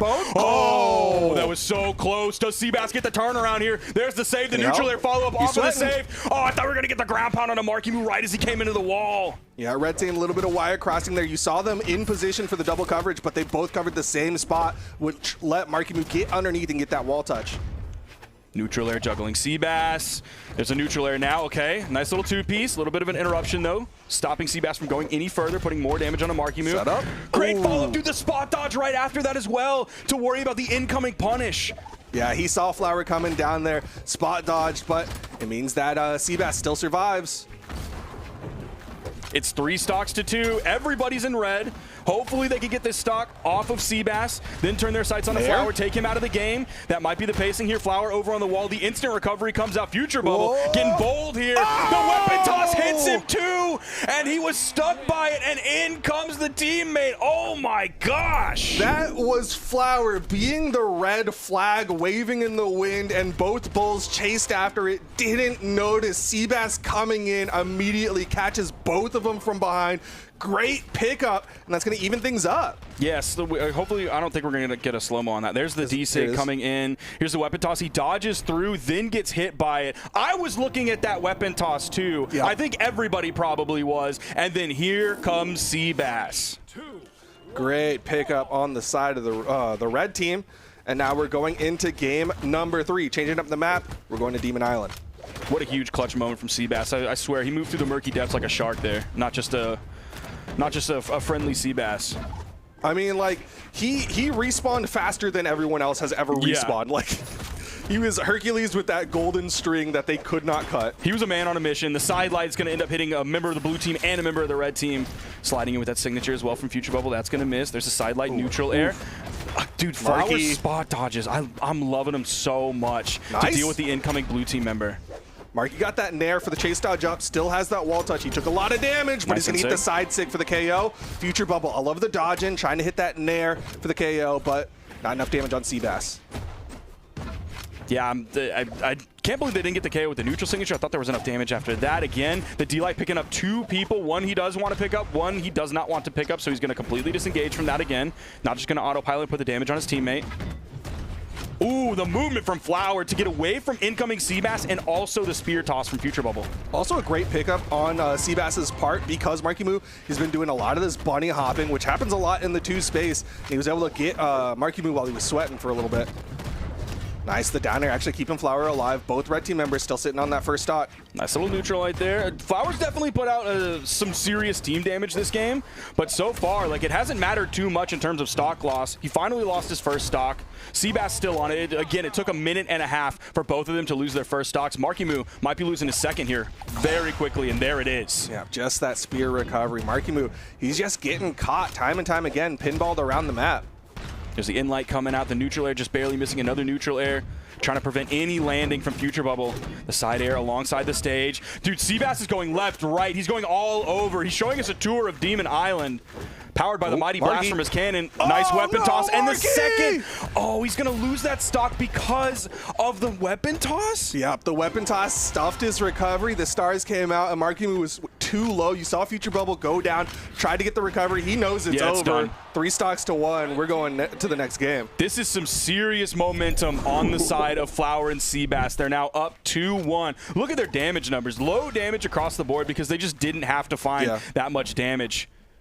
There's the weapon toss. There's another weapon toss. Yep, gonna bonk on the head. Here comes Future Bubble. He's attempting maybe the potential save, but he sees Seabass coming in, so he turns around, goes for the bow recovery. That's gonna whiff. The falling side air, a little bit of team damage here. That moves him over at the perfect time so he can find the GCD light off of that. Huge work coming out from this red team. I'm pleasantly surprised. Yeah, this is big, and now we're seeing a swap on the side of the blue team. Marky Moo still not giving you the Rayman you want, but instead gonna pick up his axe at the very least. So now we've got an Olgrim to go into game number 4, hoping this is the thing that'll get him to a game 5. I'm stoked that we're potentially getting some dex changes coming in that have been announced on office hours, because like everybody in this game is 3 decks except for Marky Moo, who is 2 decks.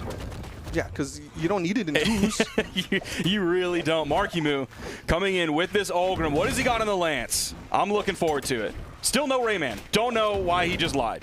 Well, it's interesting. The Olgrim, I think, kind of carries over in the sense that, like, you don't have, well, you do have Axe Cannon with Zol, but if you don't want Zol in 2s, because most people don't, then you at least have the same kind of principle of, like, fly around the map with your rocket tool.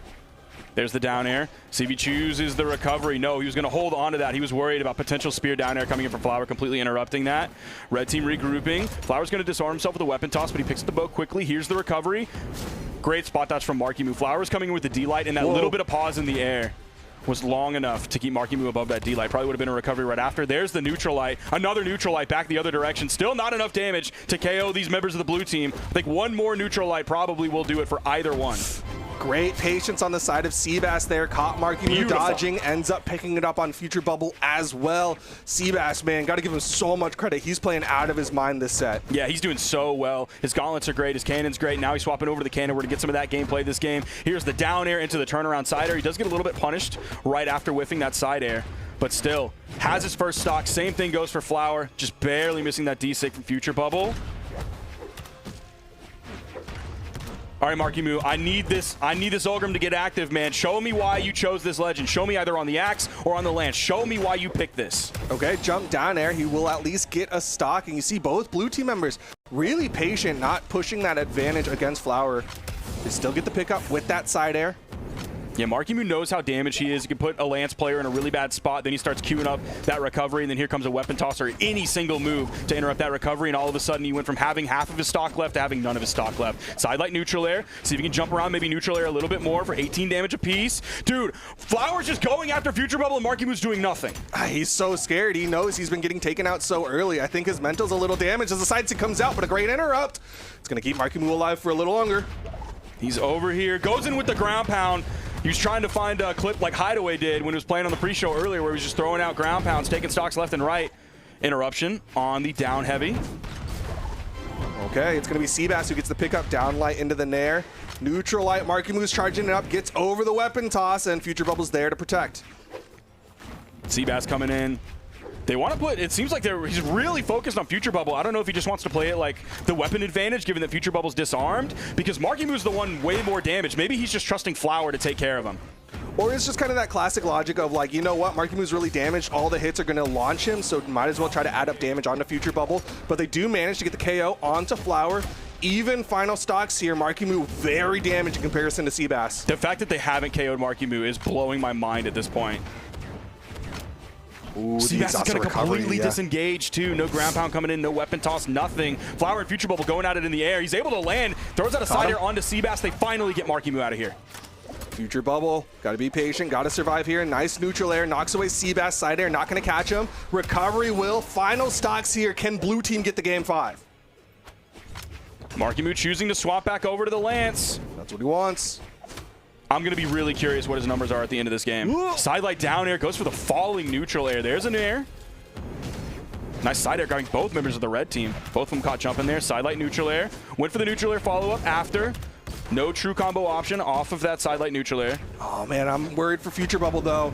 He's getting more and more damaged here. It's going to leave Markimu in the 1v2. Future Bubble currently unarmed, eats the recovery. Yep, Seabass caught him, and it's all left to Markimu. Can he get that game 5 for the blue team? He has some damage to play with. Could he get juggled here? There's another neutral air. He did touch. Okay. Side air back and forth. Keep him split.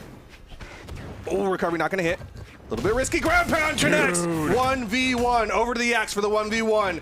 Falling there, not going to hit, but a side sig.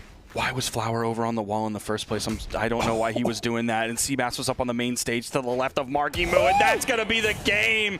Markimu's Olgrim somehow pulling it out. He did 621 damage, so whatever he was doing, I wasn't seeing it. 6 KOs, 621 damage. Holy smokes. He swapped to the Olgrim because he wanted the Lance. 459 damage put out. 72% of that game was him on the Lance. What was Flower doing It's because there? he hit Flower with the side air. Flower went really far. He's like, oh, I'm really damaged. Let me try to play safe and let Seabass take point.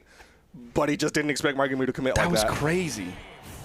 Game 5. It was almost like he wanted to bait Markimu over to the wall so that he could go for an edge guard. Maybe feeling confident in the edge guard against the Lance. Well, either way, Markimu manages to clutch, get us that game 5 situation. Which team is going to continue on? This is still elimination side.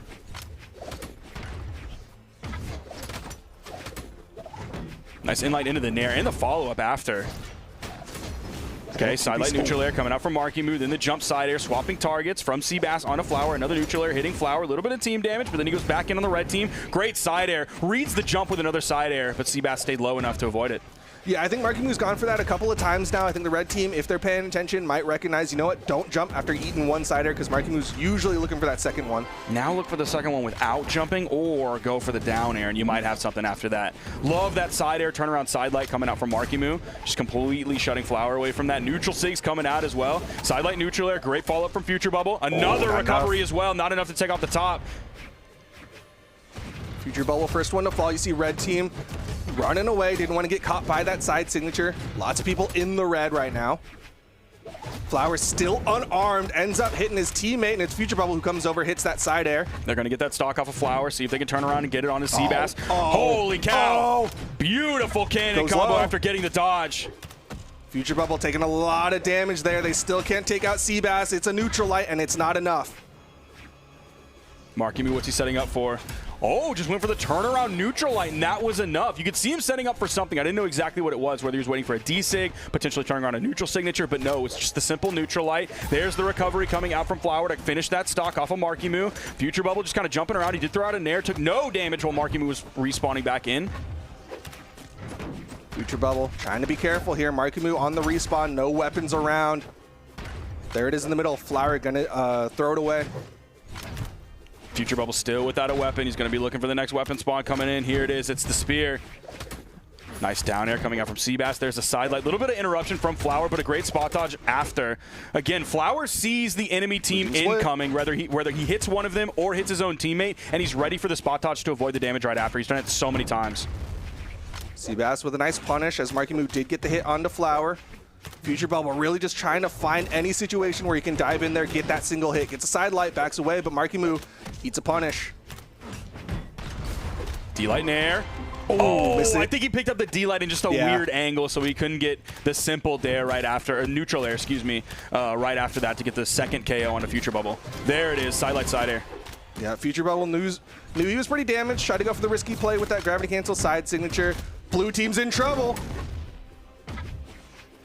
Can they take out one of these red team members? Start to bring things back. Future Bubble sweat beating the neutral air. Does he have enough? Yes, just enough, but Markimu, he's got to be careful. There's too much damage on Future Bubble and Markimu. Seabass didn't have enough coverage to find the gravity cancel breakdance. They're going to split the red team, get the stock off of one. See if they can get the stock off of Flower here as Seabass is spawning back in. He's back in, but the weapon gets snaked out right from under him. Can they find a big team combo here to maybe bring this back in their favor?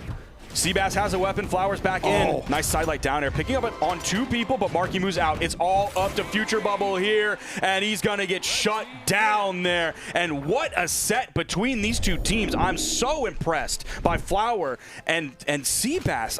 I'm almost speechless by what I'm seeing.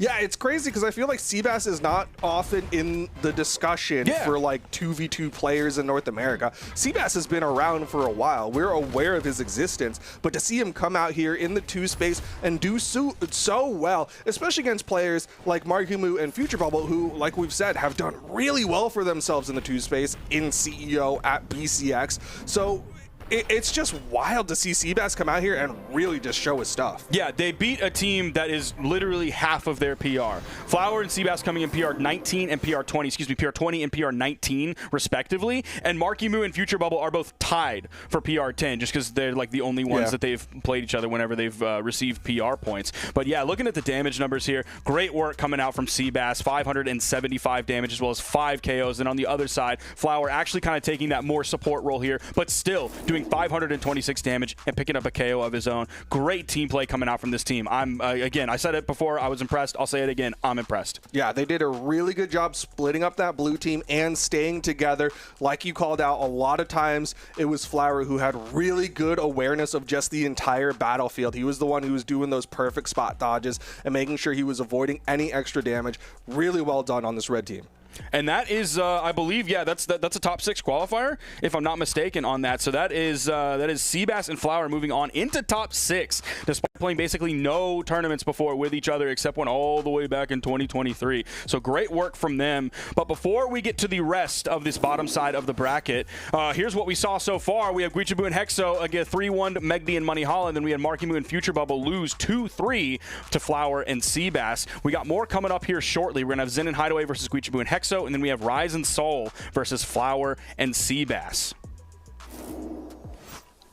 It's going to be good. You don't want to miss it. But for now, we're going to take a short little break. When we come back, we'll be bringing you those last 2 sets of our top 6 of our top 8 of North America. Stick around.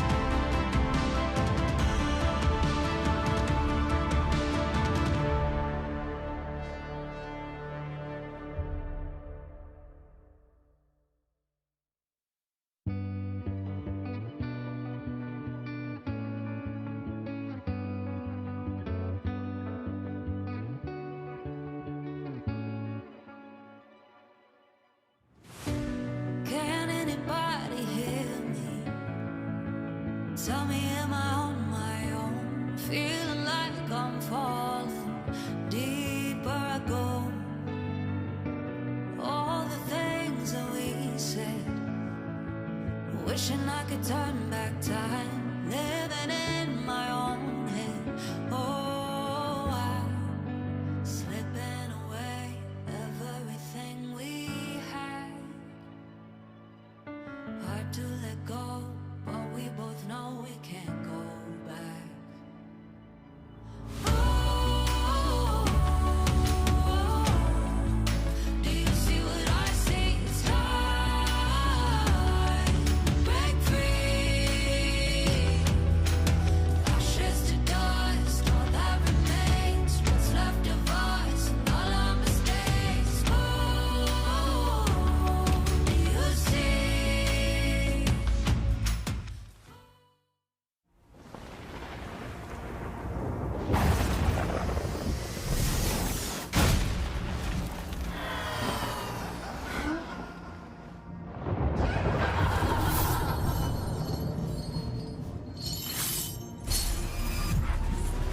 Did you think you could keep me out?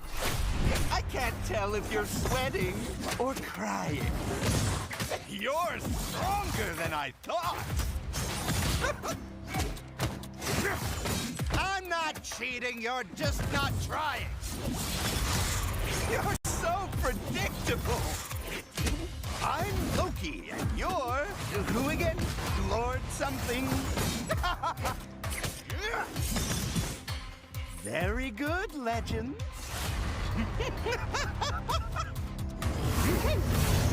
I think he likes you.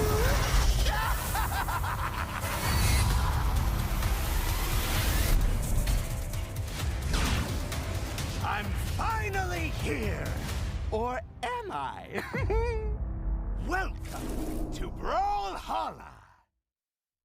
And welcome back, everybody, to the North American Autumn Doubles Championship. We're about to whittle down our top 6 into our top 4 to see who has the chance of making the podium here at the last online doubles tournament of the year, the official one. Don't get me wrong, there's a lot more community events coming up, so if you want practice before BCX, keep your eyes peeled for those. Let's just, you know what? Let's just throw it up. Do we have the thing? We have it ready? Yeah, that's what I'm talking. Oh, no. Never mind.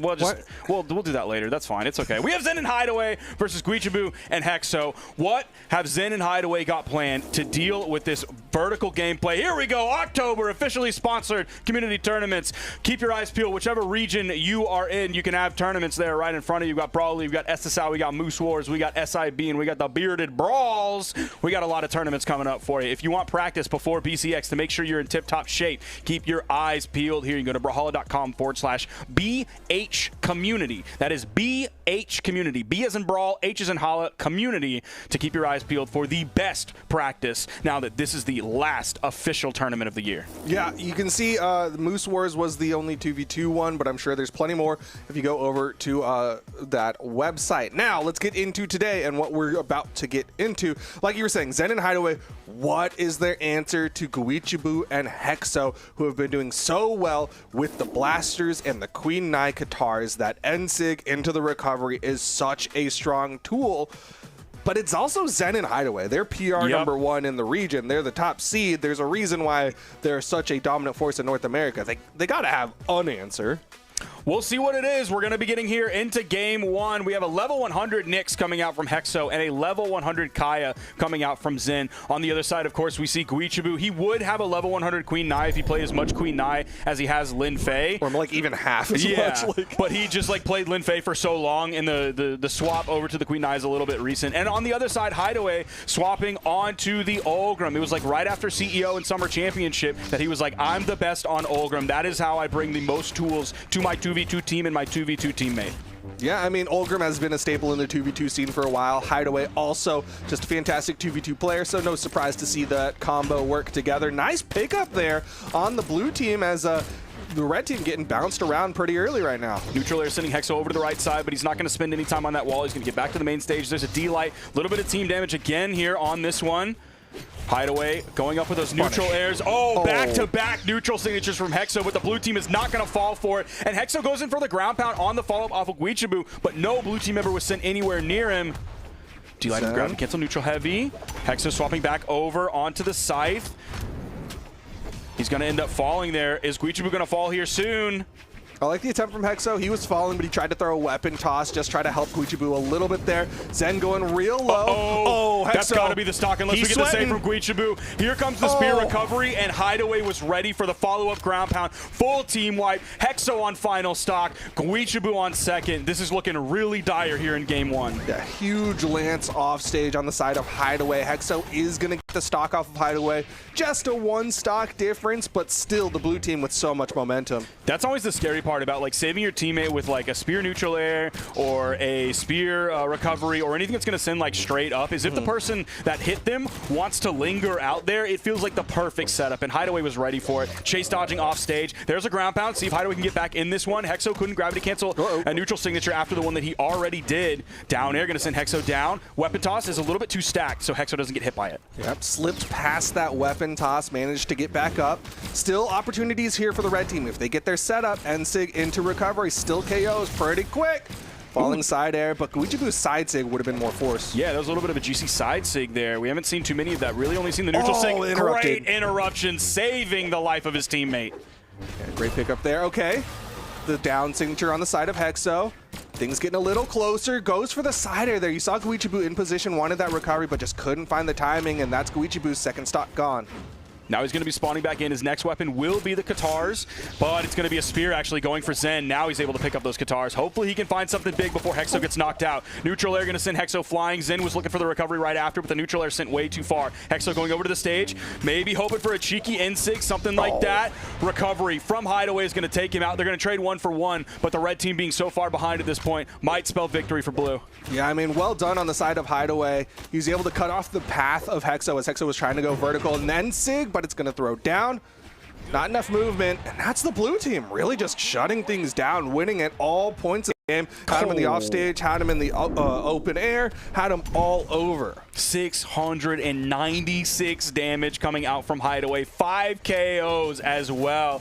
He is just on fire today, and we're seeing Zen with some more humble numbers, but when someone's doing 696 damage, you're probably going to be doing that 300 range unless something's wrong and you're both doing 600, and then at that point we're just KO inefficient. Yeah, it's hard to pass the damage around. They can only go so far, but still, man, they're playing insane. Now Guichibu is going to swap the skin over, hoping a little bit of an outfit change can change the outcome of this game.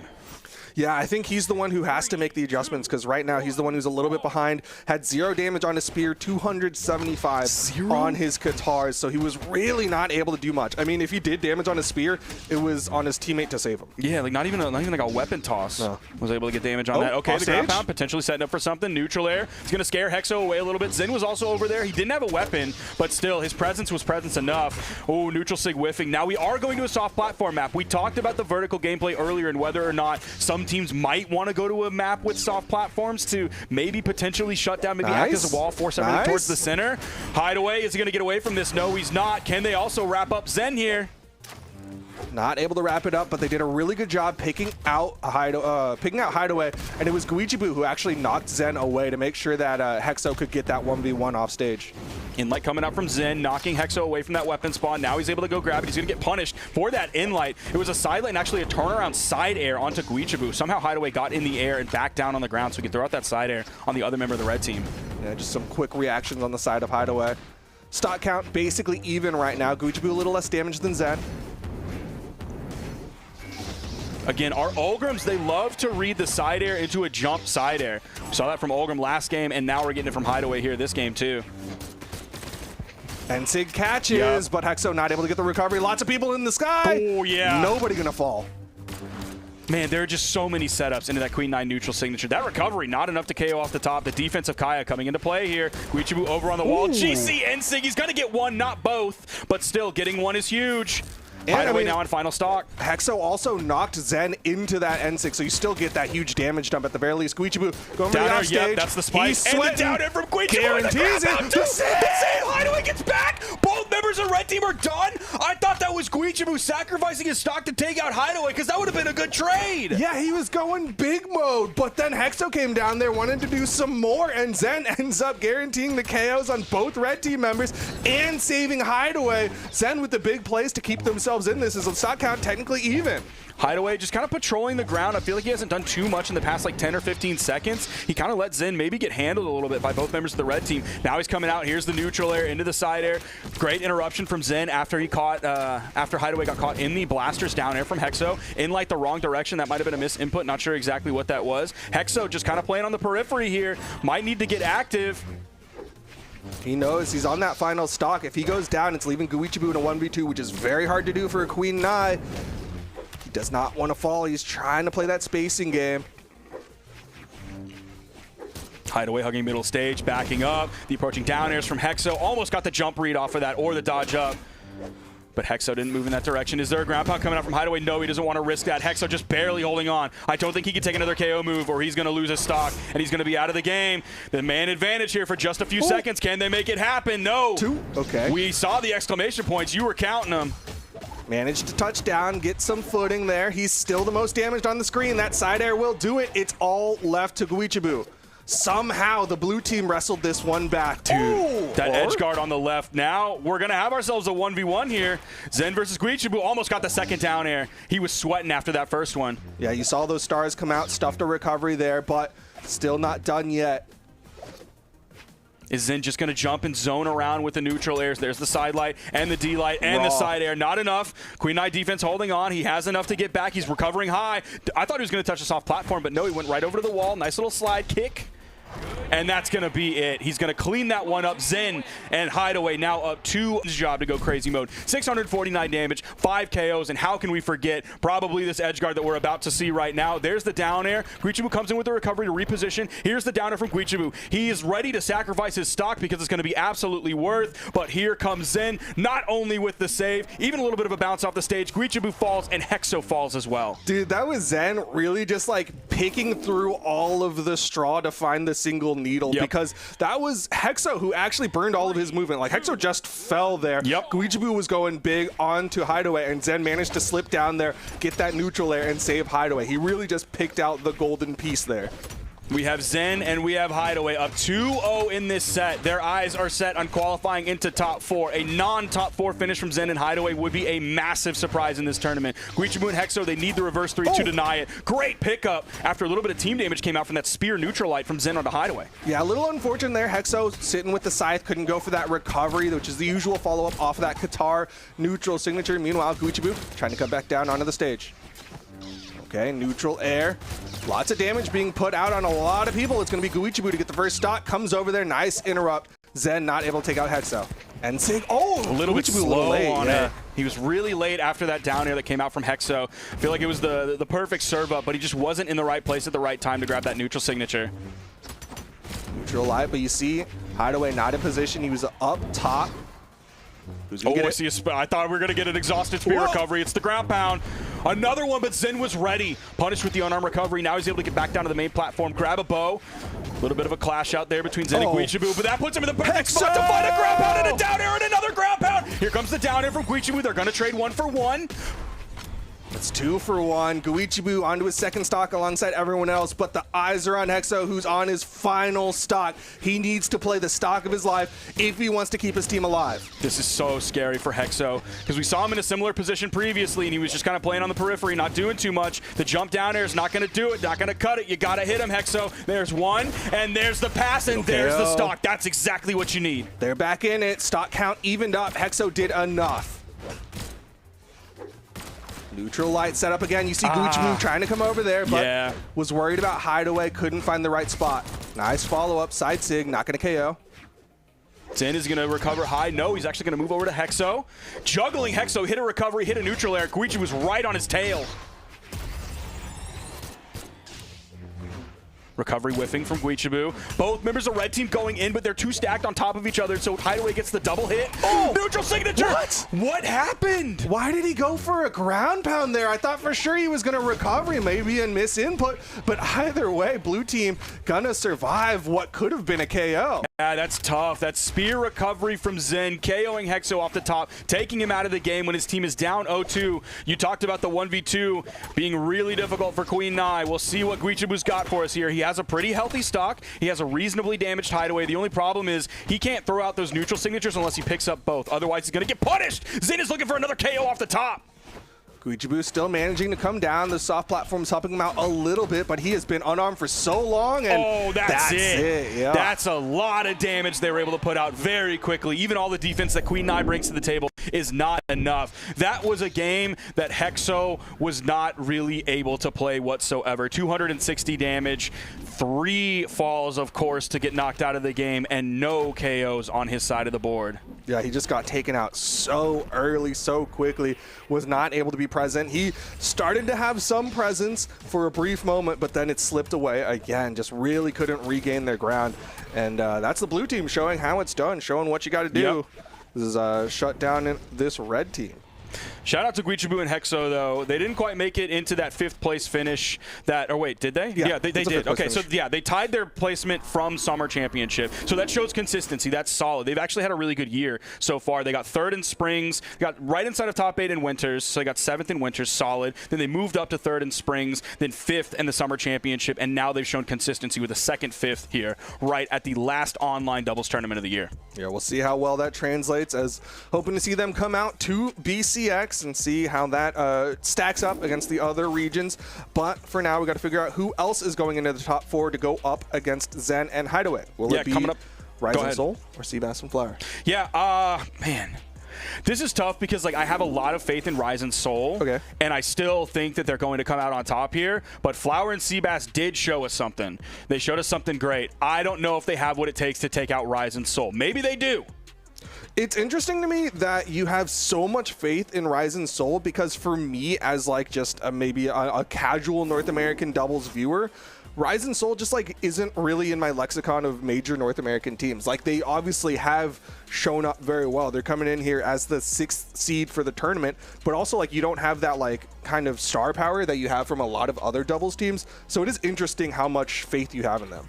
Yeah, I'm really looking at the placements, and I'm seeing 2nd at Winters, 4th at Springs, and 2nd at Summer Championships. And I can't get away from those numbers. Those are numbers I cannot ignore.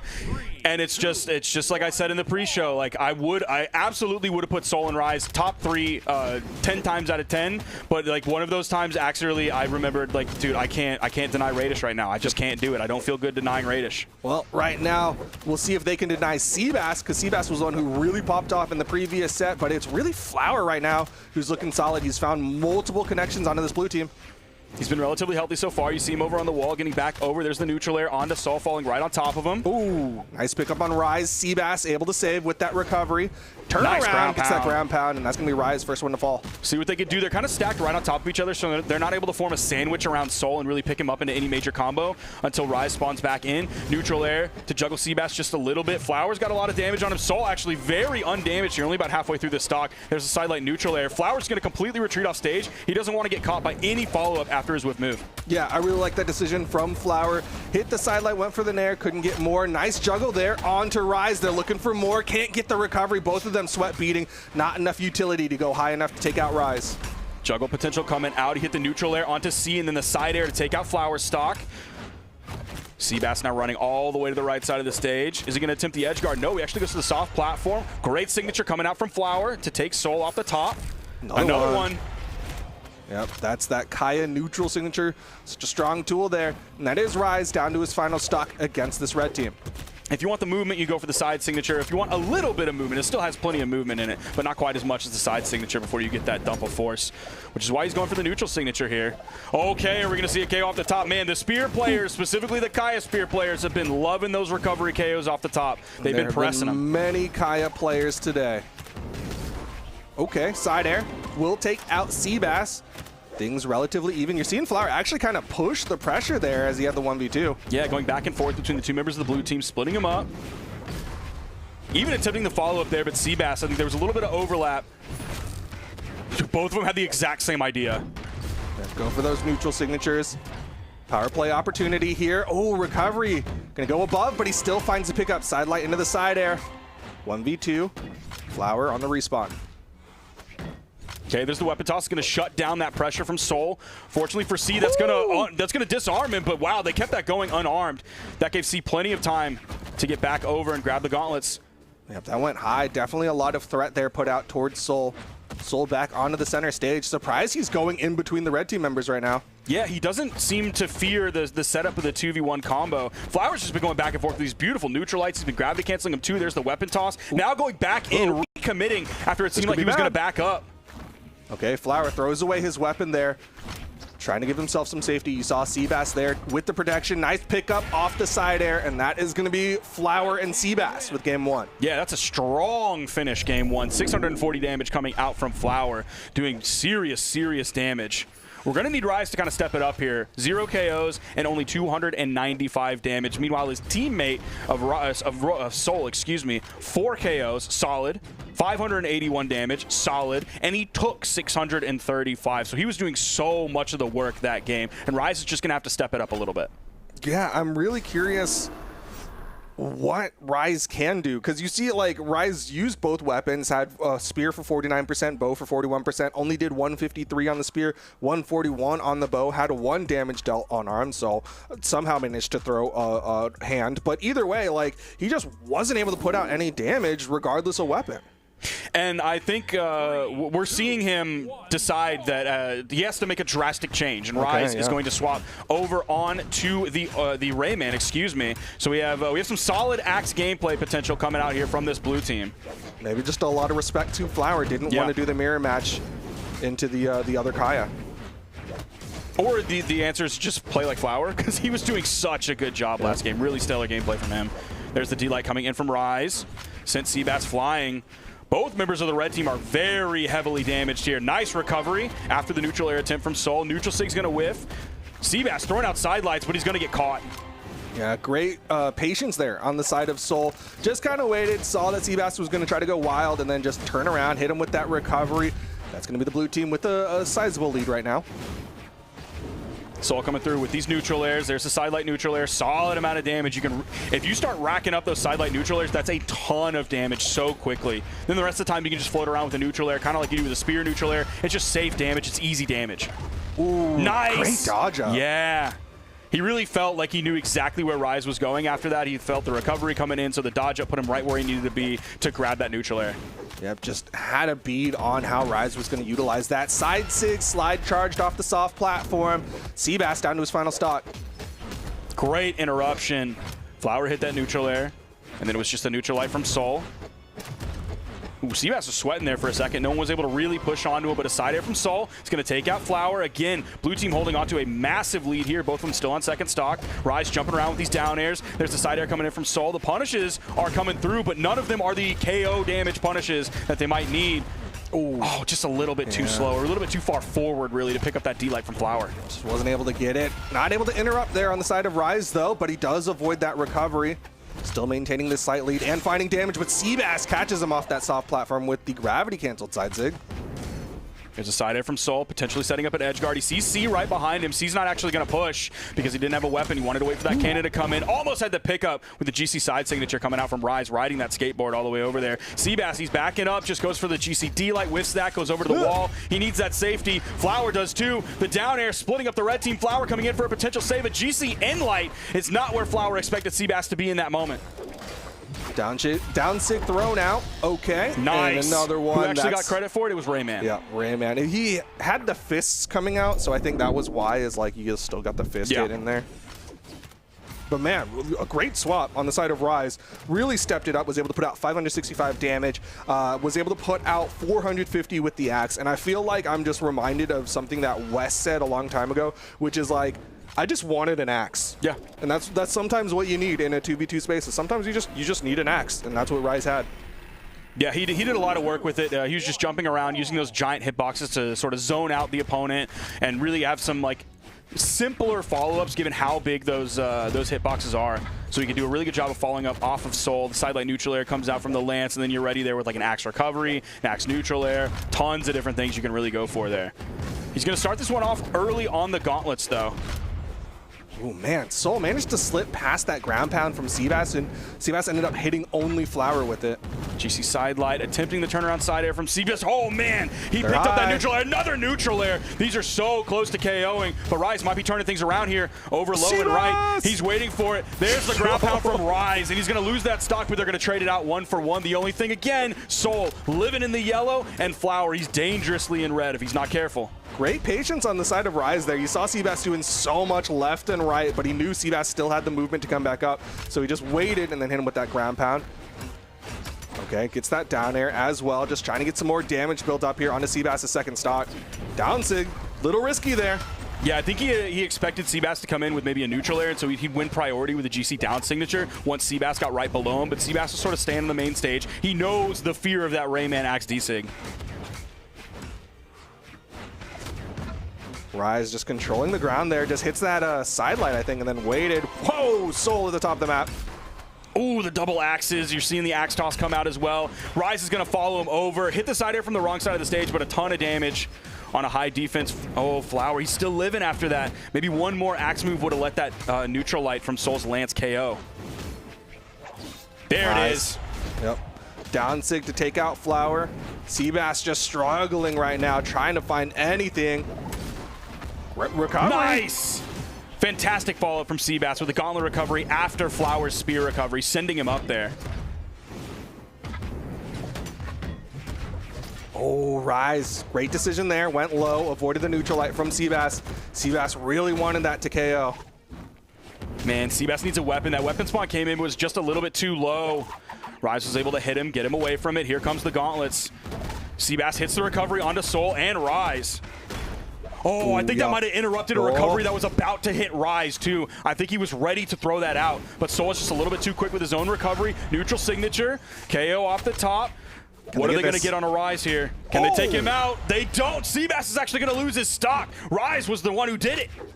It's all left to Flower in the 1v2 deep red. This is really tough to do, especially since Soul just took his first tick of damage on this final stock. Yep, that side air to clean things up. Rise and Soul, great pickups.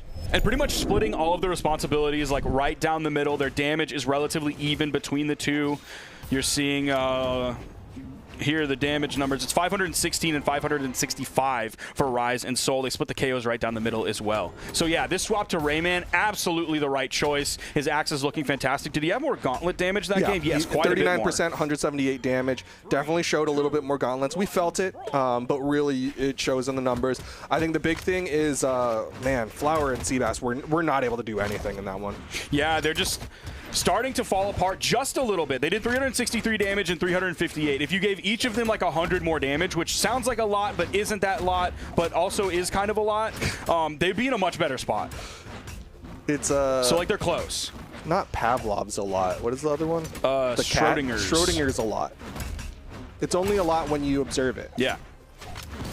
Oh, there's the recovery, potentially taking Soul out early. It's going to disarm him. Oh, they end up dropping that. The D-Sig and then the send over to Seabass, and his timing wasn't quite right on it. I think he was a little bit too close. They probably practiced that before, but they didn't practice it that close to one another. It may not matter in the end the way that Seabass is able to grab that double KO. Yep, he still managed to pick that one up. Flower a little bit more damage, but I'm watching Seabass. When Seabass was getting shut down, things were a struggle for the red team, but now that he's got this stock advantage, he's got this health, things might be good. Yeah, maybe we can see some of those signatures come out more. We just saw the GC side signature on the attempt on the pass from Flower's down signature, but that's like typically something we see more. We saw that more from Seabass earlier too. He's throwing out neutral signatures on the cannon, and it seems like some of the signatures have just gone missing here a little bit. He pulls out of that ground pound because he didn't want to hit Flower. Yeah, I do like the way that he did it though. It was kind of like this burst right above Flower just in case Soul wanted to go for the edge guard. Rise though with some neutral airs. Seabass in a little bit of trouble, but manages to come down. Nope, that side air from Soul. What's Soul looking to do? It seems like he's trying to set up these double axes coming through. They're throwing out a lot of attacks, and none of them are hitting so far until that sidelight Nair ends up making contact, and a neutral air. 2 neutral airs from Soul, 1 on Flower, 1 onto Seabass. Wow, Rise with the spacing there. Actually just kind of ignored the down sig, covers that corner. Right side, Seabass does get the KO onto Soul. Nice. And get the ground pound onto Rise. Yeah, unfortunately for the Rayman players out there, that signature is great to touch the wall until it's going to sit you there for so long, and here comes a can of ground pound, and it's over for you. Yeah, it's great if there aren't any opponents. Yep. Okay. Went for the ground pound to follow up off of the hit from Flower. Nice neutral air. Seabass, you're really starting to see him come alive here.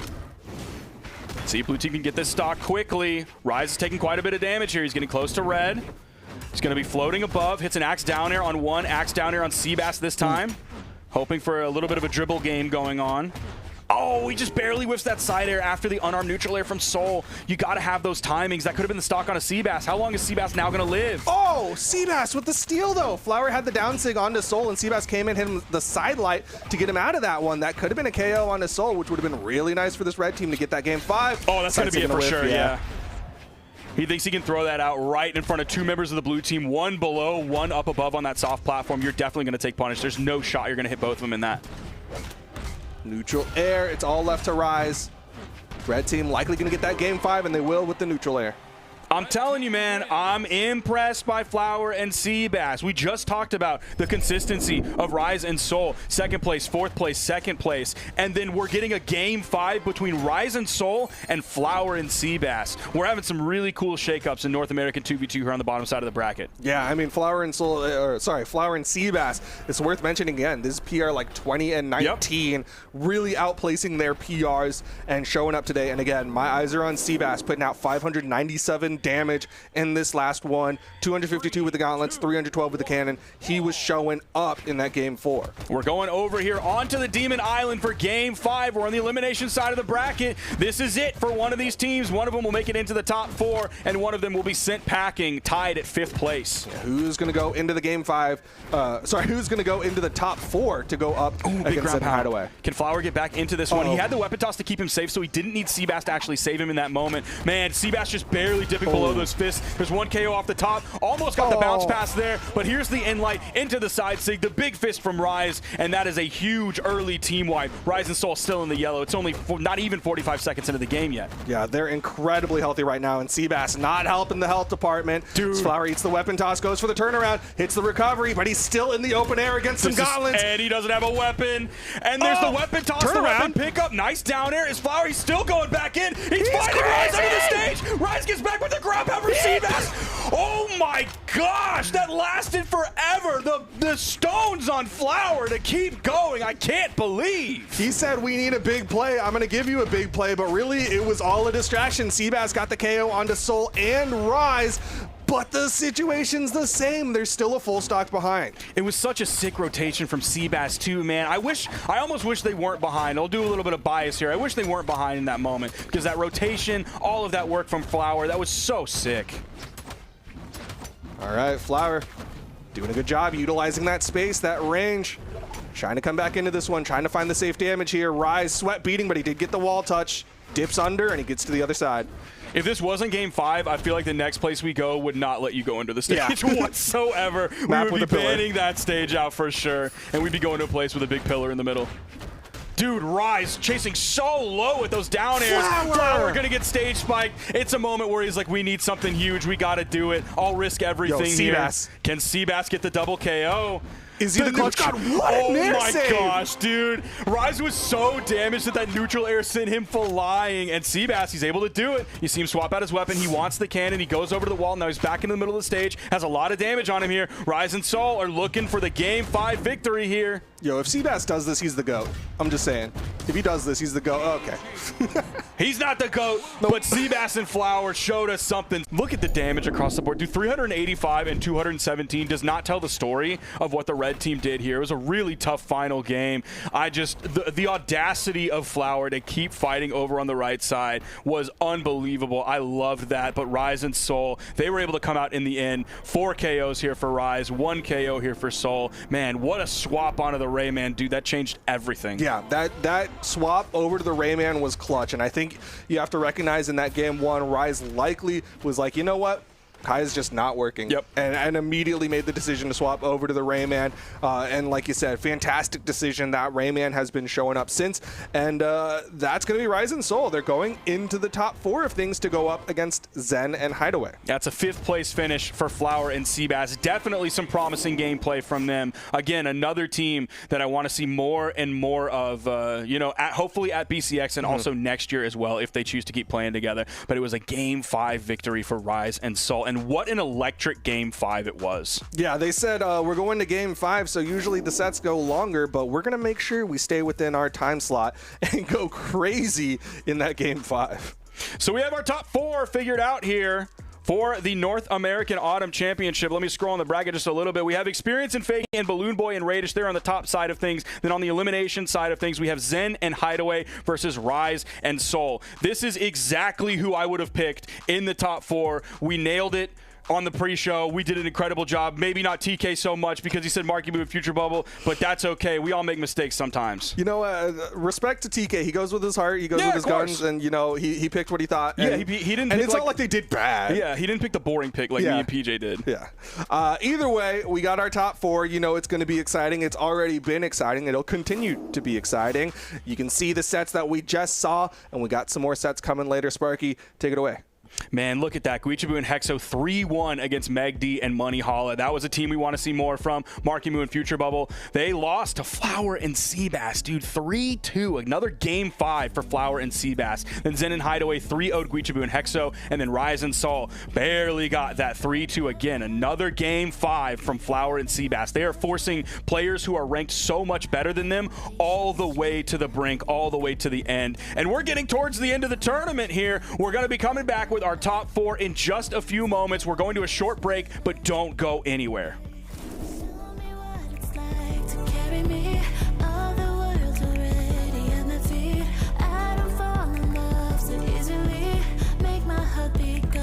Can you make my head, my mind, following my heart? Love me now, show me all your cards. Don't give up, you know you got a lot to prove. You know you got a lot to prove.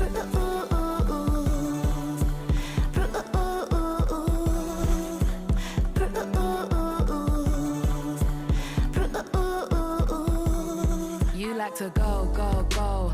Player mode just stuck at level 4, 4, 4. Final levels, boss battles galore, law, law. Now you're feeling all uncomfortable, boy. Uncomfortable, boy. Show me what it's like to carry me. All the world already at my feet. I don't fall in love so easily. Make my heart beat cold. Can you make my head, my mind, follow my heart? Love me now, show me all your cards. Don't give up, you know you got a lot to prove. Can you make my head, my mind, follow my heart? Love me now, show me all your cards. Don't give up, you know you got a lot to prove. You know you got a lot to prove. You know you got a lot to prove. You know you got a lot to prove.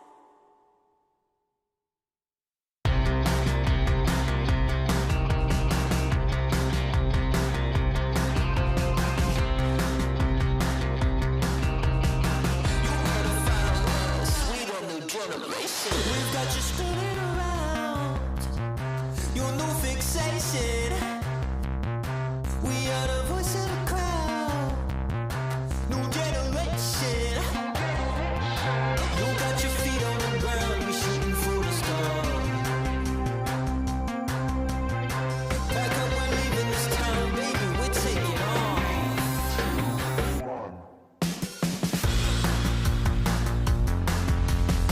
We got that new thing, yeah, we got that hot touch. We got that new thing, yeah, we got that hot touch. We drum a different beat, you better listen up. We got that new thing, yeah, we got that hot touch. The kids are on their feet, you better listen up. We got that new thing, yeah, we got that hot touch. We got you spinning around, a new sensation. We got the city locked down. You better follow us. We the new generation. We're making moves in the dark. We shooting for the stars. The future's waiting for us. That's right. We're taking off.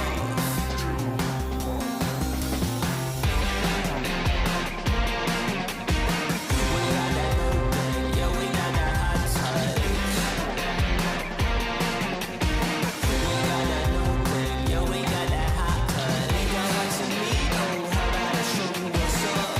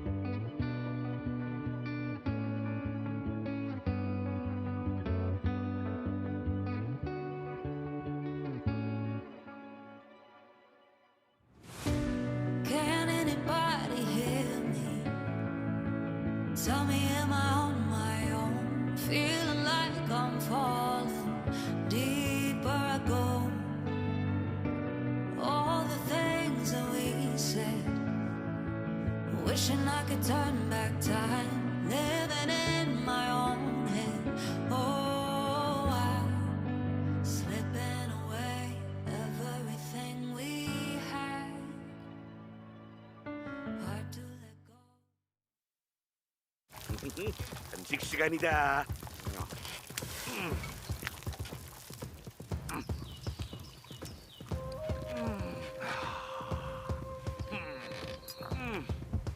문어 좀 먹을래? 아팠어?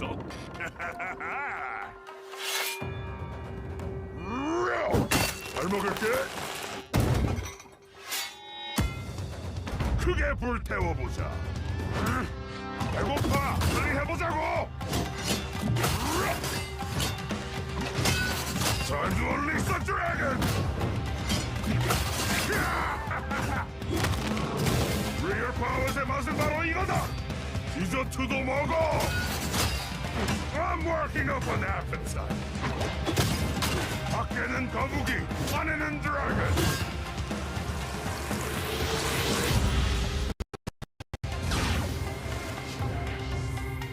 이기는 건 디저트만큼 달콤한 거야. 거의. Welcome to Brawlhalla. 998, 999, 1,000. Yeah, that's right. All right, well, I think I'm ready to get locked in on this top 4. What's good, everybody? We are ready to get into this 2v2 double. We're good. 2v2 doubles top 4 here at the Autumn Championship. I'm TK, joined by my man PJ. PJ, what do we got coming up? We got a very exciting one. We got experience in Fakey, kind of the dream team in a sense where they want to ride off into the sunset with a win versus Balloon Boy Radish. So the predictions kind of somewhat showing up here. Two of the best teams in NA, maybe some of the best teams in the world playing right now in winners finals. Yeah, I mean, obviously, as we had a nice little storyline when we got into the winner semis to get into the winner finals for experience in Fakey. Balloon Boy and Radish, though, those were the guys that I had in my top 1. And then it was Zen Hideaway right after that. Did not have experience faking there, but I didn't know which experience was showing up. And I'm telling you, this experience is playing as if someone said something very rude about his mom, and now he has to prove that he's better than you via the game of Brawlhalla. Straight up.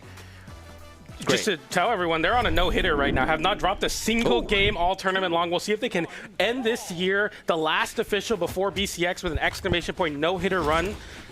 The Balloon Boy and Radish not going to make it easy.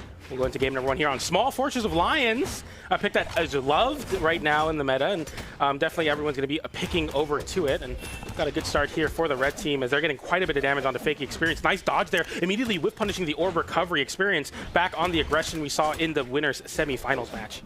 Yeah, I think this is going to be one of the biggest fought battles for them, especially when Radish and Balloon Boy are locked in, when they're in sync. The way that they can get these stocks, they kind of just carry people straight off. Right now, we haven't seen too much of that as we've been going really back and forth. Great pickup. This is the pickup I'm talking about. Oh, if he would have been able to get a little further over there. I think if Balloon Boy was a little more in position, he probably would have went for a ground pound. Speaking of, stock going to be dropped.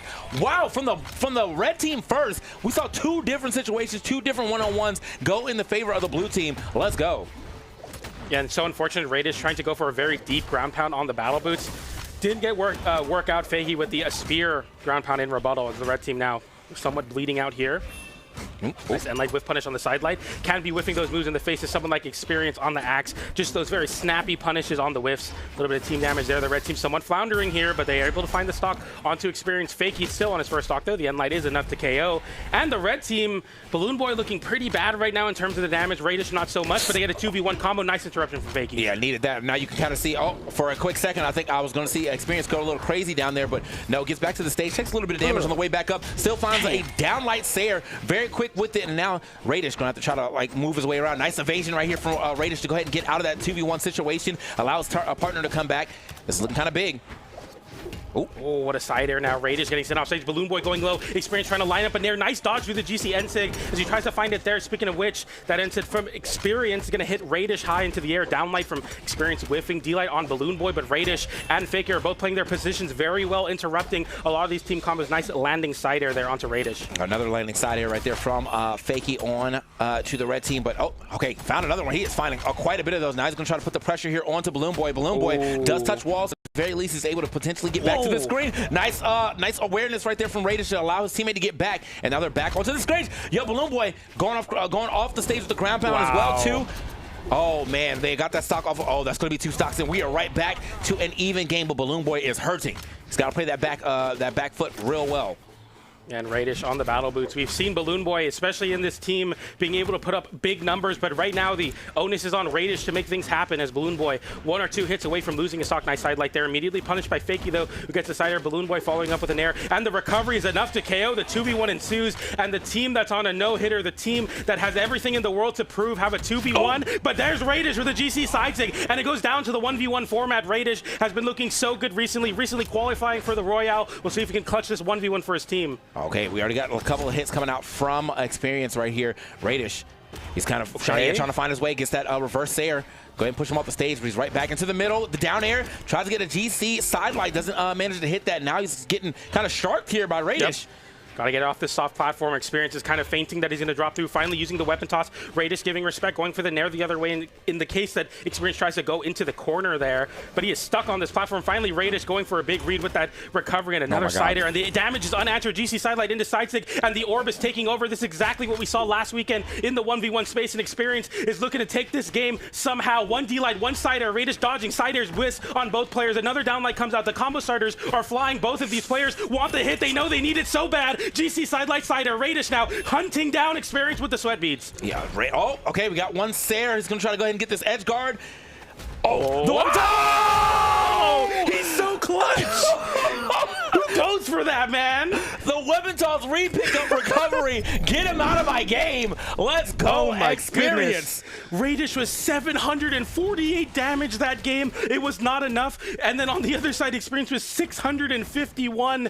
Oh my goodness, both teams passing the 1,000 damage marker for game number 1. What a start. Experience clutches there. Yeah, I mean, they had to fight tooth and nail for pretty much every stock there, is what the damage is telling us. And yeah, that was a crazy clutch, because yeah, for a second I thought maybe he's going to try to send, down there a ground pound. No, I'm going even harder than that. Weapon toss, re-pick it up, recovery, we're out of here. Full confidence he's going to hit that. He had sweat beads after hitting that. He got the chase dodge, so it looked like he made it back easily. If Radish gets through that somehow, he's able to get a down air or a ground pound or a GC down sig. The set is completely different. Now we go in. Once again, Experience and Fakey have yet to lose a game all tournament long. Experience getting put in a bit of a cutscene there on the top with Radish's battle boots, but the blue team trying to get a weapon over to Experience. He finally picks up a hammer. Now we can play the game. Okay, yeah, this is honestly, for a second, I mean, obviously when we look at the damage numbers, I feel like he definitely has been a little bit more on to the axe, but it was nice to realize for him to see, oh, you know what, I'm not getting any of these hits with the axe. Let me go ahead and get this hammer out. Hammer side stick, gonna go ahead and find his spot. Oh, that would have been big. Couldn't get the GC side light, but it's all good. Still got some decent damage here on to Balloon Boy, who was kind of hurting. I think the next Sair should be able to do it if it comes out from Experience. And Fakey with the side air as well, immediately honing in on Radish. The target selection so smart from the blue team now as Radish is bleeding out in the damage. The recovery goes high. Balloon Boy trying to find the KO onto Experience. The nair comes out. He gets him back. A little bit of team damage there, but it's nothing too major. As the side air comes in, Balloon Boy getting sent off stage. Radish getting hit by recovery into a side light, into a side air, but unfortunately there, a little bit of team damage, a bit of an overheat from the blue team. They had a KO, but Experience picks up an axe, throws out the down stick, finds a KO on Balloon Boy. Okay. Oh, what a turnaround. I got hit by that, too. I thought he was looking straight up at Fakey, and he's like, nah, I'm faking him out. That's what I'm actually doing. Nice little side sig right there to get Experience off of his first stock with Fakey. It's still living pretty on his first. And, I mean, it's not even like he's got damage, but he's definitely not losing to any hit so far. It might be a team combo. He's still living. 2 different hits going to hit him right there. Put him in a higher up zone. He's not going to be able to make that one back. Great placement. Oh, my God. Team combo. Wait a minute. There we go. That's the side sig. Oh, the side sig goes. I don't know about that. It hit Balloon Boy in the process as well, who wasn't ready to space it. What indeed. That could have been a big way to try to pull yourself back into this game, but a D-like side air will put the end of those dreams. The recovery, the chase dodge downwards into the side air. We see the propeller downwards with the ground pound on the spear, but okay, that's going to be Experience losing his stock. Such a big and tragic moment now as the blue team definitely have to be very on top of this. They have to play airtight because it could easily become a 2v1. He wasn't even in sweat beads either, so he definitely had another option available to use, but just didn't work out for him. Gonna lose that stock, and it doesn't matter even if he lost that stock or not. They had such a solid lead. Balloon Boy by himself with 3 stocks to work with. A fresh one here on Experience. A not so fresh one, but still not that hurt on Fakey. Fakey getting thrown down here real quick with that neutral air.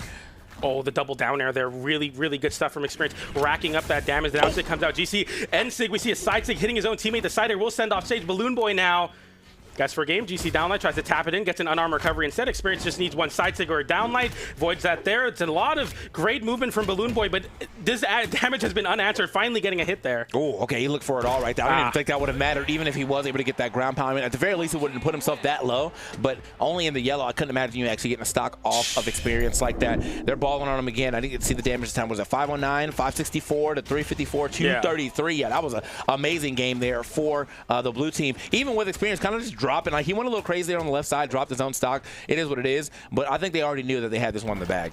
I mean, in total, the blue team doing 1,073 damage. Balloon Boy and Radish combined 587, almost double the amount of damage from the blue team, outpacing the red team in every aspect. And once again, they are one away from a flawless road into grand finals. Radish and Balloon Boy have no answers to Experience and Fakey right now. Yeah, and I don't even know if they're going to be able to develop them. Now, however, this is we've been in this spot before a couple of times here with Balloon Boy and Radish where they were down 2-0, and somehow they just kind of locked in on this third game to at least push it to a fourth. And, well, you know, before that, they got it to a fifth game. It was a reverse 3-0 there on Meg D and a Brawlhalla. So maybe they have to do it one more time. I'm just not sure if they're going to be able to bring that to the table with the way that Experience and Fakey are playing.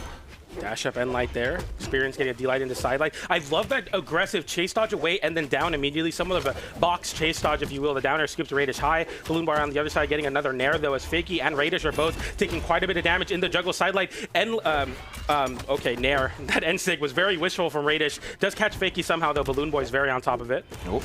Okay.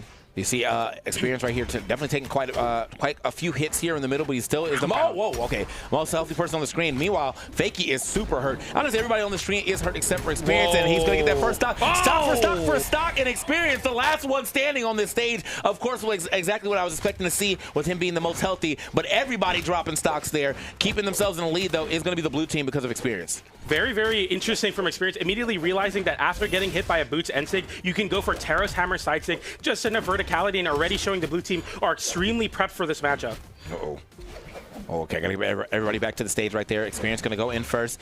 Fakey has been taking quite a bit of damage here in this third game, but at the very least, he is still even with the rest of the red team. Experience is living for quite some time. We gotta get the stock off him soon. It's gonna be the neutral layer from Balloon Boy. Is gonna go ahead and do it, push him off there, and now we're trying to get a nice bit of team damage, but couldn't do anything. Fakey, oh wait. That's big. What a pickup. That's going to find a KO on Fakey. Not quite Experience, giving so much space right now, throwing out these nairs, avoids the down signatures. Well, Fakey getting back to the stage, getting the recovery onto Radish. Chase dodge as well. The red team immediately try to go over to Experience, but Experience holds on. The side sig is a swing and a miss. The side air comes out to punish it, but he's happy to go for those trades because you can find KOs. Nice nair there. Both blue and red team getting sent to the skies. Yeah, got that interrupt right there. You saw the neutral sig hit for Balloon Boy, but Fakey able to get his own down light in there to go ahead and break it up. Before anything happens, a side sig's going to hit and send him out of here. Wait, that was nice. Oh my God, I don't think he's coming back. There's no way. Oh, he still makes it! Wow. And no one went out there to try to do anything about it. I guess they just assumed it was done. I mean, you are way far down there, so I understand, understandably so, but I still think it would have been nice to have just anybody out there to try to put a hitbox where he could have potentially touched that wall. Oh, Fakey interrupting another KOing move. Finally, that time, the recovery comes out from Balloon Boy, and the 2v1 ensues on Fakey, as Fakey is avoiding the nair, comes to pop up Radish. D-light into side air. What a find for Experience, but no dodge, no dodge. Fakey has to put himself there almost like a human decoy to give his teammate time to get back to the wall. Really scary spot. But Balloon Boy capitalizes with a little bit of damage onto Fakey. Yeah, they can definitely get right back into this game, though. Balloon Boy is hurting, so anything that's going to send him away is going to give him enough time to try to get a 2v1 or at the very least get that stock, and that's even better for him. Clearly, kind of jockeying for position here in the middle. Yep, that falling stairs. Not going to be enough, but now they have time to try to go for a 2v1. You can see Radish just trying to get away, trying to get out of dodge. And he does manage to do that. Another side is going to hit. Radish now by himself. Wait a minute. It's so scary. That's a big combo. They're going for the ground pound. If he hits the ground pound, they could potentially win this set right there. Radish avoiding it, but taking quite a bit of damage already into the red. In the orange, approaching the red. Big nair there, putting Balloon Boy away. You see Experience playing in the backfield. That's a big 3-hit combo. A lot of damage on the Terrace Kaya comp. Side air comes out onto Fakey. Balloon Boy getting sent off stage. The blue team holding on to the center stage. They know how important it is versus this red team. Absolutely. You can say, hold on.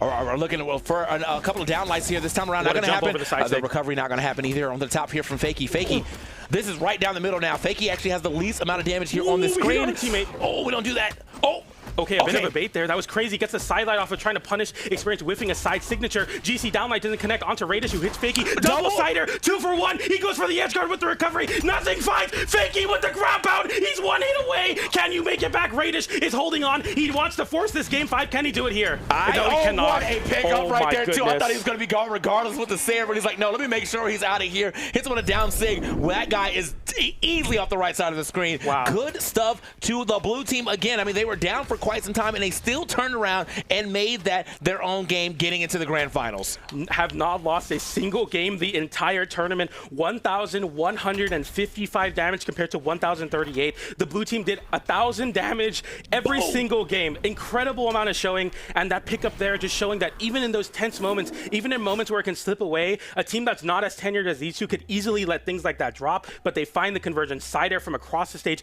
into the Kaya downsig, winning it and going into grand finals. I feel like Experience got maybe some of the most opportune Sayers I've ever seen in my life. Yeah, seriously. Like that double Sayer to even start the edge guard. The game almost ended on the left side 10 seconds before it actually ended, but luckily, they were able to make it back. But it was the Sayer. They went for the edge guard. He got back to the stage. Big, huge spear ground pound is obviously going to cover a lot of space too. Gets another hit. Somebody's able to make it back to stage, but it was only Radish, and then Radish ends up getting sent up and out of there on the right side regardless. So, hey, they're looking like the team to beat. They're going to win for the sure. tournament. Yeah, I mean, like, if you keep playing like that, I cannot imagine another team get one person we thought they would lose, to was Hideaway and Zen, who are now sitting in the elimination semis, we'll get a chance to potentially play them again if they're able to win these next 2 matches, but we have to wait until that happens. But wow, I mean, dude, Experience, Fakey looking like, absolutely like a monster of a team right now. Yeah, I just don't really know what more there is to say besides they are flawless right now. Have not dropped a single game in the bracket, and they continue to do so with a fire. I mean, and, this last set that we commentated of Experience when they beat Zen and Hideaway, he did like 700 damage one game, 800 damage another. It was a lot more even split, but even so, being even split, both of them approaching 700 damage is an insane stat line. They both did over thousands of damage in that set alone. Unstoppable for us right now. Unstoppable. But yeah, we're going to keep it moving here as we got Zen and Hideaway going up against Soul and Rise. It's going to be a pretty good one as well. Zen and Hideaway, I think the storied finals will probably be Zen Hideaway versus Experience Fakey again, but they got a couple people to try to get through first. It's going to be Rise and Soul first. And Zen and Hideaway, I mean, like, you can tell right here that they've been doing this for quite some time, while Rise and Soul kind of on the newer side of things as far as, like, the newer rise to fame here. But still pretty close match. Number 1 and 2 versus 8 and 7. And we're still in the top 10 on this match. We'll see how this one goes. Yeah, Rise and Soul, a team that I think have somehow not been in anyone's predictions for the last 4 events, and they always make it into podium, or at least approaching the podium. So this is a team that consistently flies under the radar. I like to call them the honest, hardworking team in Rise and Soul, but Rise recently have been playing a bit of Rayman, but right now I'm seeing an Ogrim and an Orion, so double Rocket Lance. Maybe they know something that we don't. Yeah, I feel like we definitely have not seen the Orion at all today. I know that we've seen the Ogrim a couple times, but I don't know if that's come out to really pop off for them. 2 Ogrims on the screen, though. It was looking real EU-like, but we also got the Kea for sure, who has been, a pretty much staple pick throughout this weekend for sure, but mostly in NA, we've seen a lot of Kea as well, too. Here we go. Get a Demon Island pick for game number 1 here. Rise and Soul rocking Ogrim, Orion. We'll see if the Lance and the Spear will find some activation versus Zen and Hideaway, who are on a mission of redemption. They're looking to back up their words at mid-season, and they're going to try to do it here. They want their run back for sure in the grand finals. It awaits them, but can they get through Rise and Soul? I think that's the real question. We're going to have to find out right here, right now. Hideaway and Zen, from these clips that we got to see earlier, they obviously have some very good teamwork, but it's got to come online right now. I assume that they have been in the ranks practice, and I saw a couple people in the chat saying they got cooked on rank by them. So after they lost their match, in between all their matches, I think they've been playing some ranked matches. So I imagine the team chemistry has been going up. We'll see if it is definitely going up right now, as we're right down the middle here at the beginning of this first game. Nobody losing that stock just yet, but we're getting close to losing something. Down here from Rise, once again, kind of juggling Hideaway onto this, dribbling, I should say. Recovery comes out, avoiding it is Soul, but that recovery from Zen is going to find the KO. The Enlight does punish Rise there as well, and they're looking for the double KO. Enlight into side air, and Hideaway and Zen, they're looking real clean right now. Okay. Yeah, I mean, they have to look this clean, though, if they want any chance of getting back into this grand finals, get that little run back. They most likely want to get Experience of Fakey. Oh, Soul, dash inside sig, or down sig, the Orion special. Right. the end light on your own teammate. So unfortunate there. Rise fighting back with that rising side air as well, and a side light from Zen. Zen getting a lot of mileage on this unarmed. It gets sent away and charging up that chainsaw. So I guess they rehearsed that because Soul is so ready with the side light into down air, but the red team somehow both survive. Zen still on his first stock. We're gonna get some more on the spear, the side air. Sends off stage, but he lands a little bit too close with that chase dodge into the recovery on the rocket lance. Good pickup from Rise. Good stuff. Yeah, obviously he definitely saw where he was going to be. He's like, oh, this is a perfect spot for me to go ahead and get this 45-degree angle hit and get you off that stock. But they are behind a little bit. Stock's not going to be lost yet on Soul. Rise gets back to the stage looking for a downer. Not going to happen. Down light, not going to get that stock off either. But yeah, I mean, the damage is definitely fully racked up. I think Rise can lose that stock to pretty much any hit at this point in time. And he is moving. He knows that he can lose the stock to any hit. The little team combo got a little small combo there, but unfortunately got his teammate punished because of that. That's going to be a punish as well from recovery for recovery. Good stuff to Zen. With 4 stocks to 2 now, the blue team need to play quite airtight to avoid getting in that 2v1 position that basically writes the end of the game. Cider comes out there, Rise hitting Zen far away. Getting that hit onto Zen is very important. Both Hideaway and Zen taking to the skies, looking to find their way back onto Demon Island. They do there. Nice nair attempt there as well. The down sig comes out from Rise, trying to find these KOs now. The down signature from Soul on the rocket lance. The lasers are going to find the KO, and Zen immediately knowing that he has that stock advantage is looking to capitalize in a big way with the ground pound. Hideaway getting hit by the ground pound by Rise, and now the Cider as well. Sweat beats come out. Another sweat beats. Cider recovery. They continue to pass back and forth. Another Cider from Rise. Okay, he finally gets up and above, but man, they were really going to keep him off that stage for as long as possible. Look how much damage they were able to get off that, though. Hideaway coming back into the red, probably left the stage around the yellow, and he is now super hurting on his last stock as well, too. Everyone on their last stock. Only person not really that hurting is Zen, so he has to try to make a big play here. That's going to be a huge play. Not enough to take the stock yet, though. Unfortunately, Soul managed to make it back. Hideaway getting clipped there. I'm not too sure by what, but he got sent off stage nonetheless. Zen looking for the recovery, looking to give some space for his teammate, but the end light will confirm the KO and the 2v1, but Zen gets the pogo there, gets the weapon toss. Zen one hit away from KOing either of these players, and he has all the control in the world. The landing side air once again, Rise getting a D-light into a pivot nair for some damage, but Zen is really just one hit away. He can make this 1v1, this 2v1 happen. Sidelight, recovery, a dodge from Soul. Rise looking to find the KO move. They're swinging, they're missing, but the D-light into the weight. He gets out of it with the unarmed, gets the unarmed Cider as well. Zen one hit away now.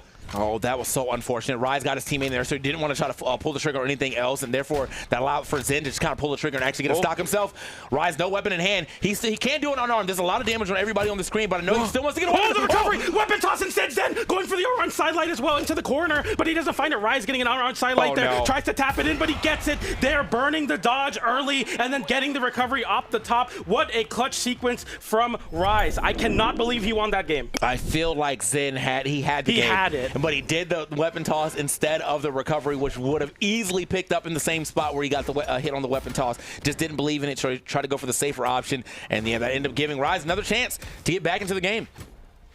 Yeah, right there, bro. He was gone, dude. He was so gone. He expected Rise to go to the corner there, and that's a great option, but just unfortunately wasn't right. I feel like Rise just having the strength, and Rise has been in this situation before in grand finals in the 1v1 versus Balloon Boy, losing a tournament on the Ulgrim as well. So he's seen those demons on Demon Island before, but he's able to conquer the demons in game number 1 versus a very good team. PR number 1 and 2, seed number 1. Yep.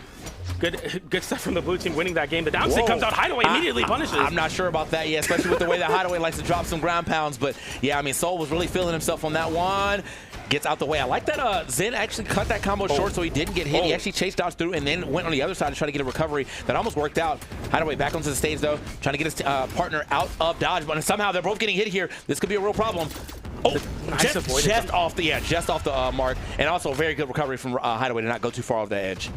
Blue team not wanting to give the DI opportunity, so they immediately throw away the weapons when they both are on the rocket lance at that KO damage. Down signature, nice catch there. Sometimes it's good to throw out that very active hitbox, chase dodge upwards, then having to burn the dodge. A Cider hitting his own teammate a little bit too eager from Rise. Sidelight into down air from Hideaway. Soul getting sent off stage. Another down air, another down air. He's getting so much damage. That's going to find the KO. Sidelight into side air. Yeah, I was a little surprised. I mean, Soul went for a pretty errant neutral air there. That was an easy punish. Oh, wait, they're getting a nice little team combo. Soul gets back onto the screen in time to at least stop his teammate from taking too much damage, but yeah, still about a 3 or 4 hit combo developing onto Rise. Rise finding a very high up stair. Gonna go down for it. No, doesn't even have to do anything. He just sent him far enough away. Rise going big for the ground pound. Oh! Double ground pound right there, or down into the ground pound for a Hideaway to go ahead and steal that stock away. Rise, got a little too overzealous and bit the bullet for it. Yeah, you cannot do that versus someone like Hideaway, who's shown time and time again that he's able to find KOs. Anytime you make a mistake off stage, that landing side air will find the KO. Down light there, double rocket lance though, so the weapons are a little bit difficult to get those team combos with very little real estate. Weapon toss there into a down light that time, side light nair onto Hideaway. Zen kind of just spectating right now. Rise breaking up the action with a nair, hitting 3 players that time. Oh, what a down say. What a catch, but it doesn't KO. But the 2v1 combo. We don't get the pickup from Zen though. He wasn't ready. Yeah, he turned around like he was ready to do something, but I guess he misjudged where he was supposed to be, so he didn't even drop like, you know, like a down light, a neutral light, nothing. He just kind of walked on top of him, and then unfortunately that just lets Rise get out the combo. So Rise though is still super hurt, so they can definitely get the stock pretty soon. I mean, a side air from the Lance will do it. So if he gets caught jumping, that is going to be it. Oh, there it is. As I said, get caught jumping, and he got caught jumping immediately. Wait a minute, the 2v1's not over yet. It's a Ryan with the rocket lance, Zen with the sweat beads, but Hideaway is punishing for it. Downer going off stage, Hideaway with the sweat beads as well. That should be it there. Do we get the full extension? No, we do not, but the side air is what is able to close it out there. Rise held on to the stock as long as he could, but it was just not enough. 656 damage and 6 KOs from Hideaway. An ace of that game. He's playing very well right now. Dude, we're saying nothing but like, these are some high damage games. Yeah. Like people are getting hit. That's what and that's what I like to see him in some Brawlhalla, especially in some doubles action. We're getting mad hits out here. So yeah, that was not enough to go ahead and take it just immediately off that, but the step back and to the Sair, going to do it regardless. Hideaway and Zen fighting their way into that second game, trying to get this match over. Rise and Soul potentially get to this this elimination finals to get their chance at a run back against Experience and Fakey in the Grands. We'll see what happens though as we go to our third game. Right now, I think Hideaway, yeah, the Lance from Hideaway is looking, you know, stronger than the 2 Lances that are coming out from Rise and Soul, but we are only in game 3, and we're right down the middle. Let's go. Rise sends Zen off stage and then immediately goes for a slide charge. NSIC into the stage, so maybe Rise showing off that he has a bit of a read on the red team, dodging through. A scary thing to be continuously read over and over again. Nice side air there. Zen with the sweat beat couldn't interrupt his teammate. The side light into the recovery, disarms Zen. That time Hideaway without a weapon as well. Zen the first one to pick up a weapon again. He picks up a weapon, Hideaway, but he gets hit in the air. Once again, the nair sends both the red team members to the sky. The down sig will catch the first landing. Hideaway fighting back in the 2v1, but this looks like the blue team with a very, very solid lead if they can capitalize here, but Hideaway gets a side stick, gets traded out. It doesn't KO Soul that time, though. That's a big difference. Uh-oh. I see Zen. Yeah, he's definitely kind of hanging out here on the right side, but that was just to make sure he didn't get hit by any combos. Speaking of team combos, clean, very quick pickup there. 2 quick pickups from Zen and Hideaway. Back to back like a factory right there. Let's go. Nair comes out, trying to go for an NSIG into the stage, trying to catch Hideaway. And Rise has been going for those read. It worked once, didn't work the second time. Side air onto Hideaway. Hideaway having to burn his resources to avoid that side air that would have put an end to this stock, potentially. Nice recovery there onto Rise. Soul is fighting back, trying to keep it so the red team are stuck in the air with this rocket lance. The nairs are coming out. GC sidelights from Rise. They want to juggle. That's where they make the most of their money, and they find a KO with that recovery. And Rise is exhausted. He goes a little bit too far. He hits the first recovery onto Hideaway to KO him. He goes for a second one on Zen, but he had no resources. He loses his stock for it. I mean, we're in elimination semifinals, dropping stocks like that. That's definitely not the way you want to do that. But I was going to say, man, for a quick second, even though Blue was able to get back into control, there was a minute where they were just kind of on top of each other. Neither one of them could really swing because they didn't want to hit their partner. Wait, big combo. That's going to be a good enough combo. Not the biggest combo there, but ending with a SIG is going to get you quite a bit of damage added up on that one. Yeah, and because they're both on the rocket lance, they can't go for the identical moves, or DI becomes a factor. Right. Oh, nice ground pound there, canceling out the gravity cancel. The side air off the side air. Both of them don't make it back. The down air onto Rise. Rise has to recover. Soul expending his weapon toss there, but the ground pound, is that enough? Yes, it is. Wow. That was a little scary for a second, but they won with a 3 stock. And Rise was about to, he just tried to get, like, as he was coming back, he's like, maybe I can get this down air. Just to really seal the deal. But yeah, I mean, it was looking a little scary specifically for Rise, but Soul able to kind of get a punish every time that Sin was able to get a punish as well, too. So puts themselves back on top. Hideaway and Zen, one more game away to getting in. Oh, sorry, Rise and Soul, one more game away to getting into this elimination finals to get their chance at maybe potentially a little run back action here against Balloon Boy and Radish. I mean, you know, us as the casters, we always try to draw these narratives out, and Rise and Soul somehow keep avoiding the conversation, but this time they want to put an end to the rivalry of Experience and Zen right now. They're like, well, if Zen can't even make it to Grand Finals, we're going to be in Grand Finals. They're showing that right now. Hideaway and Zen want their run back, I'm sure. But Rise and Soul putting up a big competition. Hideaway forfeits his stock away there. Another downer. Hideaway gets another recovery, but somehow Zen loses his stock. Where are we going, Zen? You lose your stock. Hideaway, can you make it back? You do, but I don't know what just happened. I don't even know if that was, it doesn't feel like it was worth it now. Like, Hideaway took mad damage to get back for Zen to just drop his stock out of nowhere. So we're still back in the same position where one of us was going to lose our stock, but it's Hideaway who has not been able to get like a footing on the ground at all. Man, this is not the way you want to start your potential last game of this tournament.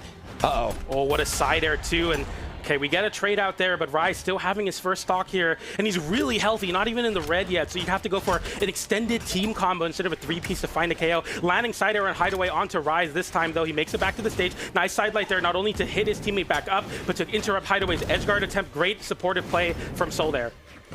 Hideaway, yeah, dude, stay back to the stage, bro. Okay. I don't know, they're doing some crazy stuff on the stage right they're now. just like, I gotta get out of here. I gotta go off stage. I'm like, where are you going? The match is on the stage, man. I gotta get up the stage and burn all my options. Sweat beat, 3 exclamation points. What's going on? What are we doing? Scaring me, man. I'm not even playing the match. This is your match point. This is your life on the line. Sidelight into Nair, into recovery. Rise trying to go for it all there. The landing sider does clip his own teammate, but finds the KO onto Soul, so it's all worth it. Oh, okay. Ends up getting a lot of damage there on Soul, unfortunately, but luckily Soul just coming onto that stock, so don't got to worry about at least KOing him here. We got a little bit of a lead for the red team, but they're at that flex part of the game where anybody can lose these stocks, and the whole lead just gets changed up quickly. Like if they both lose theirs right now, it's a 1 stock lead for Rise, but if Rise loses him, then they loses theirs, then it's a kind of bigger lead for the red team. Looks like we're gonna lose that first stock here from Zen. Hideaway now.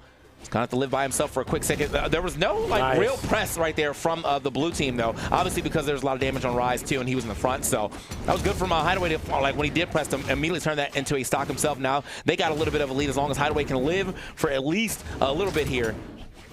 Lights for both the blue team members there. That recovery is going to take it off the top, and this easily went from a very tragic way to start the game. Zen sacrificing himself for Hideaway. I don't even know if he sacrificed himself for it. But now it's still a 2v1. Rise now with an end light onto Zen, though. He can isolate this KO. It could be very good. A sider sends Hideaway away that time, but in air. A ground pound from Rise aggression. He thinks he can do this. He thinks he can win right now. I mean, it's looking possible. He's got a decent amount of damage here on to Zen, but he'd have to go for like a crazy offstage read to actually get this stock. Now he's out of a weapon, though. This makes this like 300% more hard for him to actually get that KO, but it does not matter because Hideaway is going to find that end light to go ahead and take that stock. Yeah, I really like to see that first replay if we have that. I want to know what happened to him. Zen just well, we're past it now. I was like, Zen just kind of like popped off and just left. He's just like, I gotta go, bro. I'm good. Yeah, I was really shocked. I was like, I don't know where he went. Yeah. Like, he just literally fell off the stage. I don't know what hit him there. I don't know exactly what was going on. I thought Hideaway was going to get KO'd. Instead, Zen, like sacrificed. Oh, here we go. Oh, here we go. Yeah, what even happened to him? So he's here on the left side of the stage. He's like, all right, let me get out of here. Gets the recovery, gets hit. He's like, I'm getting over you. Oh, my. So he burnt himself. No way. No way. Okay. Oh, he dodged it! Oh, no! Not like this! He went coast to coast, burned every resource, and then fell off the stage, and they still won that game! If I do that, bro, I quit the game, maybe. I'm just like, I can't do it. But the fact that they were able, it was like sacrificial lamb moment there. They were just like, I'll take it for you. If I get KO'd, maybe they'll stop edge guarding you. I don't know what just happened. That is so unfortunate. Burned all his resources, had a resource, ended up on stage. And couldn't touch the wall. Yeah, that's crazy, man. Yeah, that's not the way you want to go. However, you still got the game, and that's the confidence boost for sure. I dropped the stock kind of early to myself, really like in yellow, and we were still able to like make that game happen to get to a game 5. Here back on Demon Island, let's make it happen. Okay, Rise first one to pick up our weapon. Hideaway getting real, getting into the action immediately here, even unarmed, but he's getting a bit of damage built up onto him. Happy to take the damage though. There's a very tanky team on the red team. Okay, side light downer. Hideaway getting sent off stage. Nice snare to give some respect. You have to respect Hideaway off stage for sure, but not quite the reversal weapons that we've been seeing, like the gauntlets, for example. So you just got to get your damage and force your opponents to respect you. Oh. Okay, back up on the screen real quick. Hold on. All right, little weapon toss going to happen this time around. Rise. Finding himself unarmed right now. He's going to try to fight it. Oh, okay, that's a big pickup. Yeah, I was like, he's not even going to get a chance to find a weapon there as he just gets sent off the stage now. Rise has got to get into the game at the very least, though. He's the first person to lose their stock, and kind of early, too. No one really super hurt on and potentially losing their stock unless it's a big team combo right now. Soul, though, getting a little closer. He's going to try to make it back over there. Nice, okay, from Rise to put Hideaway all the way down there. Oh, wow. Dare for dare. Let's go. Zen is getting active right now on the bow right now, though, getting nice damage onto Rise. This is his second stock, so it means so much more. The side air gets a hit. And there's going to be Soul losing his stock as Hideaway gets another reversal offstage with the Rocket Lance. He picks up an axe now. The down light off of the side, or the end light that time. A little bit of extra damage. Nothing lethal, though, for the red team. They definitely want to find these early KOs here. The 2v1 combo. D-light into the end sig. It sends downwards. Zen is right there to disrupt them, trying to go for an edge guard, but that pogo does hit, and Zen and Hideaway both offstage the weapon toss. The side air, they try to save each other, but it doesn't matter. And now the blue team have a stock lead. They've stolen this game back. They've definitely stolen this game back, but if they look at Rise, they can definitely get right back into this game and make it an even game. Rise, the most hurt person on the blue team. Wow. That's going to be enough. And look at that. We immediately even it up. It's now just Soul who has to kind of survive on this stock. He's starting to take a lot of hits. Zen coming back in, gets hit a couple times, but Soul, the closest person losing this stock right now as far as what's on the screen damage-wise. It is a little scary here for Hideaway and Zen, though. Both of them got to play that back foot if they want to stay in this game as long as possible. Oh. Back foot indeed. I mean, Hideaway's back foot is on the wall right now. He's just continuously backdashing, snap dashing back into the corner to avoid everything. Another dodge into the corner. That time the blue team can't seem to get an overshoot to hit him, though, as the red team, especially Zen, is putting up a great defensive bastion for his teammate. Landing side air. That's going to find almost a KO onto Rise. That Soul side air, if that hits Hideaway, a very different state right now, but Soul gets sent off stage. Rise in the 2v1. You have to make it back here. His teammate's going to fast fall downwards. The downer comes out, and it comes down to a 2v1, and this looks like Zen and Hideaway are going to win this set somehow. It's possible. This is a good 2v1 landscape, though. Both of them in red. We got to get some hits, though. My man is literally getting one-on-one right now by Zen. Uh-oh. Oh no, the lock-in is real right now for Zen. He was unable to clutch out that game number 1 in the 2v1 after setting up a 1v1, and this time Zen saying, I'm not even going to let it get to that moment right now. Hideaway finally finding a hit. The recovery comes in. Soul 1 hit away from losing this and going out at third, but there's the recovery. Can you find the KO onto Hideaway? That's the name of the game. Side signature. It was a swing. It was a miss. Hideaway won't miss his punish, though, and they move forward in Game 5 into Elimination Side Finals. Bro, Zen beat you down. Like, I want to say what I want to say, but I just have to say it in the PG way. Zen slaps you up, dude. Yeah. Like, that was a one-on-one for like a good 30 seconds. I don't think he got a single hit. Nope, he did not. And he was just getting, by the time he finally got that stock off Zen, Zen did enough damage to where it was just like, yeah, Hideaway needs to hit one move now, bro. Yeah. One move, and all it was a Sarah because you went crazy for the side stick. I mean, it's a big option to cover that much space, but Hideaway definitely got that one red done. Good stuff to Zen, Hideaway. Moving forward, they get into the elimination final. But wow, what a crazy second stock for Zen. Like it came down to that 2-1, the 1v or the 2v1. I'm like, both of these guys are in red. You should definitely be able to find one hit. He said he won't find a hit. Nah, he won't find a hit. The hit is nowhere to be seen right now. That's not what's going on. I mean, Zen 718 damage. I bet like at least 150, maybe 160 of it was just that last stock sequence. Just hitting, you know what I mean? So like it's like, dang, man. And that was a good attempt, but yeah, Rise, Soul, they're gonna bow out there at the 4th place, unable to make a podium placement. But Zen and Hideaway are undeniable in their chance to try to get a run back in that grand finals. But first, they have to play Balloon Boy and Radish. Yeah, and that's going to be happening right after this break. It's going to be a great last 2 matches, potentially even 3 matches if it ends up being a reset. But we'll find out right after this. Don't go anywhere. We got more Autumn Championships. We're coming back. Your love, your love, your love has set me free. Hold every moment like an eternity. Standing beside you into the unknown. Whatever we walk through, we're never alone. Oh, I need this love to last forever. 'Cause when I feel your touch, it holds me together. All that I want, all that I dreamed, right here in front of me. Oh, I need this love to last forever. Oh, forever.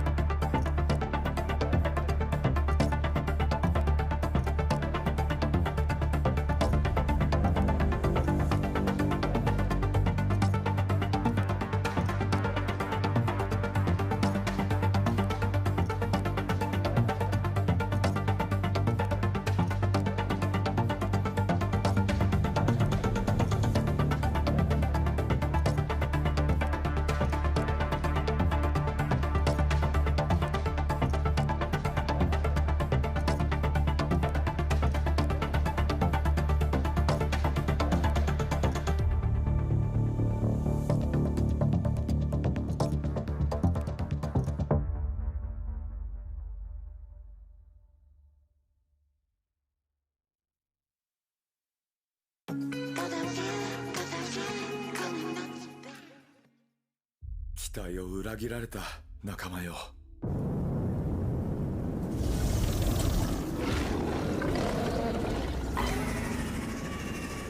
違うよ。死ぬまでこの世界を守ってみせる。失われた魂を見つけてやる。魂を貸してくれ、カルダー。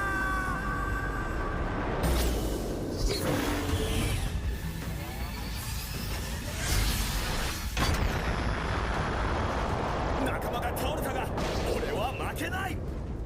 手を貸そうか。かなわない相手なんていない。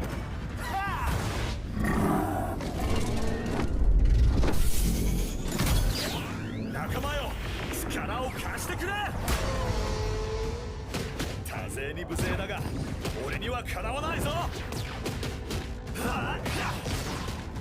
ラプターフォースの真の力を見せつけろ。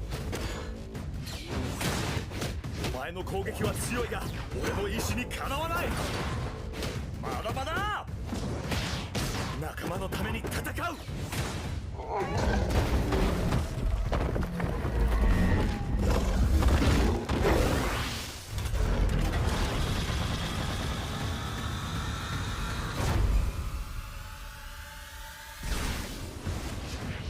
残ってるのは俺だけだ。最後の防衛。ブラルハラへようこそ。Welcome back, everybody, to Autumn Championship. That's going to be the last time we say it until next year, because this is it right here. We are going to finish the last official leading into BCX, and we got 3 or potentially 3 amazing sets lined up. How are you feeling about them, TK? I mean, potentially 3, but I feel like it's probably going to be 2 with the way that our top team is playing. But we have to see. I mean, right now I'm trying to see if we get the storyline finals of Zen and Hideaway, but Balloon Boy and Radish being up here, obviously that's my pick. So I'm kind of like right down the middle of what I want to see. Balloon Boy and Radish is probably a pick to win this tournament. Zen and Hideaway will make a crazy grand finals because of, you know, the rivalry or whatever. But all I know is, but regardless of what happens in that match after this match is going to go insane. Yeah, absolutely. And this is going to be, of course, your run back from CEO, where after that interview, they then play Balloon Boy and Radish, and then Balloon Boy and Radish actually beat them to move on into grand finals, where they bowed at second place to Loras and Kaina. But yeah, Hideaway and Zen, even at LANs, have been able to find the success in the podium, but they've been gate-kept once by this team. Can they be gate-kept? Can they be denied again? They're your Summer 2v2 champions. We're going to see if they can get it here once again, get a back-to-back going into BCX. We'll have to see if we go to Small Fortress of Lions for game number 1. Small Fortress Alliance, of course. Yeah, I mean, that's just the law of the land, bro. Small Fortress Alliance for game number 1, 2, 3, 4. It's just around, bro. Yeah. Here we go. Let's see what we get, though, between these two teams. Now, Radish and Balloon Boy, as I said, you know, they've been having some rough starts to their set so far, where their team combos have not been automatically on. But as the set goes on, it feels like they get more and better. So if you can beat them in 3-0, great. If you don't, it's probably going to a game 5. Definitely have to agree there. It's either going to be a blowout for one of these teams, or it's going to distance. The End Light comes out there, hitting Hideaway Zen with a GC side light, as they haven't really found anything too convincing from either team. They're kind of just in that feel-out stage right now as they're trying to find their hit. There's the first big hit, getting a side light there, but Hideaway was in the mix, so it's kind of hard to follow up there for Radish, but a side light into Nair. I love that he goes for that instead of the side air in doubles, waiting for Balloon Boy to potentially get some extra hits. Zen getting that side air onto Radish, though, and Hideaway and Zen. Okay. Oh, okay. No KOs. Slides out of there. Oh, wow. Puts him actually right back in the position. He tried to jump away right after getting hit by that side light from his teammate, and it gets put into a KO situation. They almost got that second stock off of Balloon Boy as well, too, but did at least add up some good damage in that little, like, 3-second window of time that they had to get a team combo. Oh, what an N-Sig. It catches and it KOs your own teammate, but also Hideaway that time. Maybe not the right exchange, as Hideaway was still on his first stock there as well. Okay, but we find the KO immediately onto Zen, so it works out in their favor. We go to 2 stocks apiece, a very, very clean slate here going into the second stocks for everybody. Yeah, it's not the worst. I mean, like, you obviously don't want to take your teammate's stock, but the fact that the game is still so even is, like, it's not the worst thing in the world here. So hopefully they can actually, you know, keep this momentum going. Nice little 3-piece right there from Balloon Boy. Gets himself out of dodge with that Sair as well. Okay, oh. Oh, nice pickup from Zen there. Immediate whip punish onto Balloon Boy. Sidelight comes out as well. Looking for that recovery. Does find it onto Radish, but doesn't KO. Balloon Boy put in a bad spot. The sidelight into down air doesn't connect. An exit comes out from Zen. A nair as well. And Balloon Boy now trying to find Zen there. The sidelight into the recovery off of Zen's nair. Almost perfectly spaced, but Radish then punishes with Balloon Boy as they get a bit of a hit onto Hideaway. And we're seeing who's going to take the first stocks. We trade out the end light with a side stick, but doesn't KO Hideaway because of this defense differential. And Balloon Boy gets sent to the skies, but no KO. Radish on his last stock, and Hideaway is looking to put him out of this game right now. Zen is giving that 1v1 to his teammate, trusting him in that. The downer, the ground pound doesn't follow. Balloon Boy hasn't picked up a weapon. He's out of this game right now. He finally picks up a bow. Yeah, I mean, Zen gave that one-on-one to Hideaway because of the fact that he was handling that one-on-one against Balloon Boy as well. Balloon Boy getting hit with like 3 or 4 different neutral layers there. Oh my goodness, what a team combo. It continues there with the downer as well. The damage swinging in a big way for the red team now. I was for sure he's about to send another ground pound just because he went back down there, but no, he doesn't. He, plays it safe there. Regardless, they do have a pretty solid lead. They are going to be on their last stocks, but Radish is hurt. Balloon Boy is a little hurt, but right behind him. So I think it really does come down to like one easy team combo to a stock, and I think Radish is out here. Radish now sitting into the red. They're going to be looking at him. Balloon Boy's got it. He's got to get into the mix, but he can't get too far into the mix because he's hurt as well.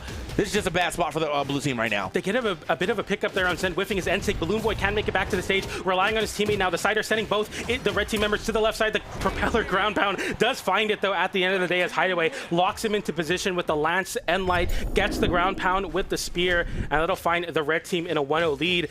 They are winning quite a big margin is what I'm trying to say here. I mean, 500 damage on both of them there. The blue team have yet to even break the 400 damage threshold. It's looking kind of dire for them. Yeah, no, this is basically just straight up. They did 200 damage more than a counterpart on the other side of the squad. Wow. So yeah, that's 400 more damage unanswered basically on this screen. And you can kind of tell by the amount of stocks that were left as well that that's something that was going to happen. But that also just means that they are finding not a lot of damage and some pretty efficient stocks. 500 damage each to take 3 stocks is pretty nice.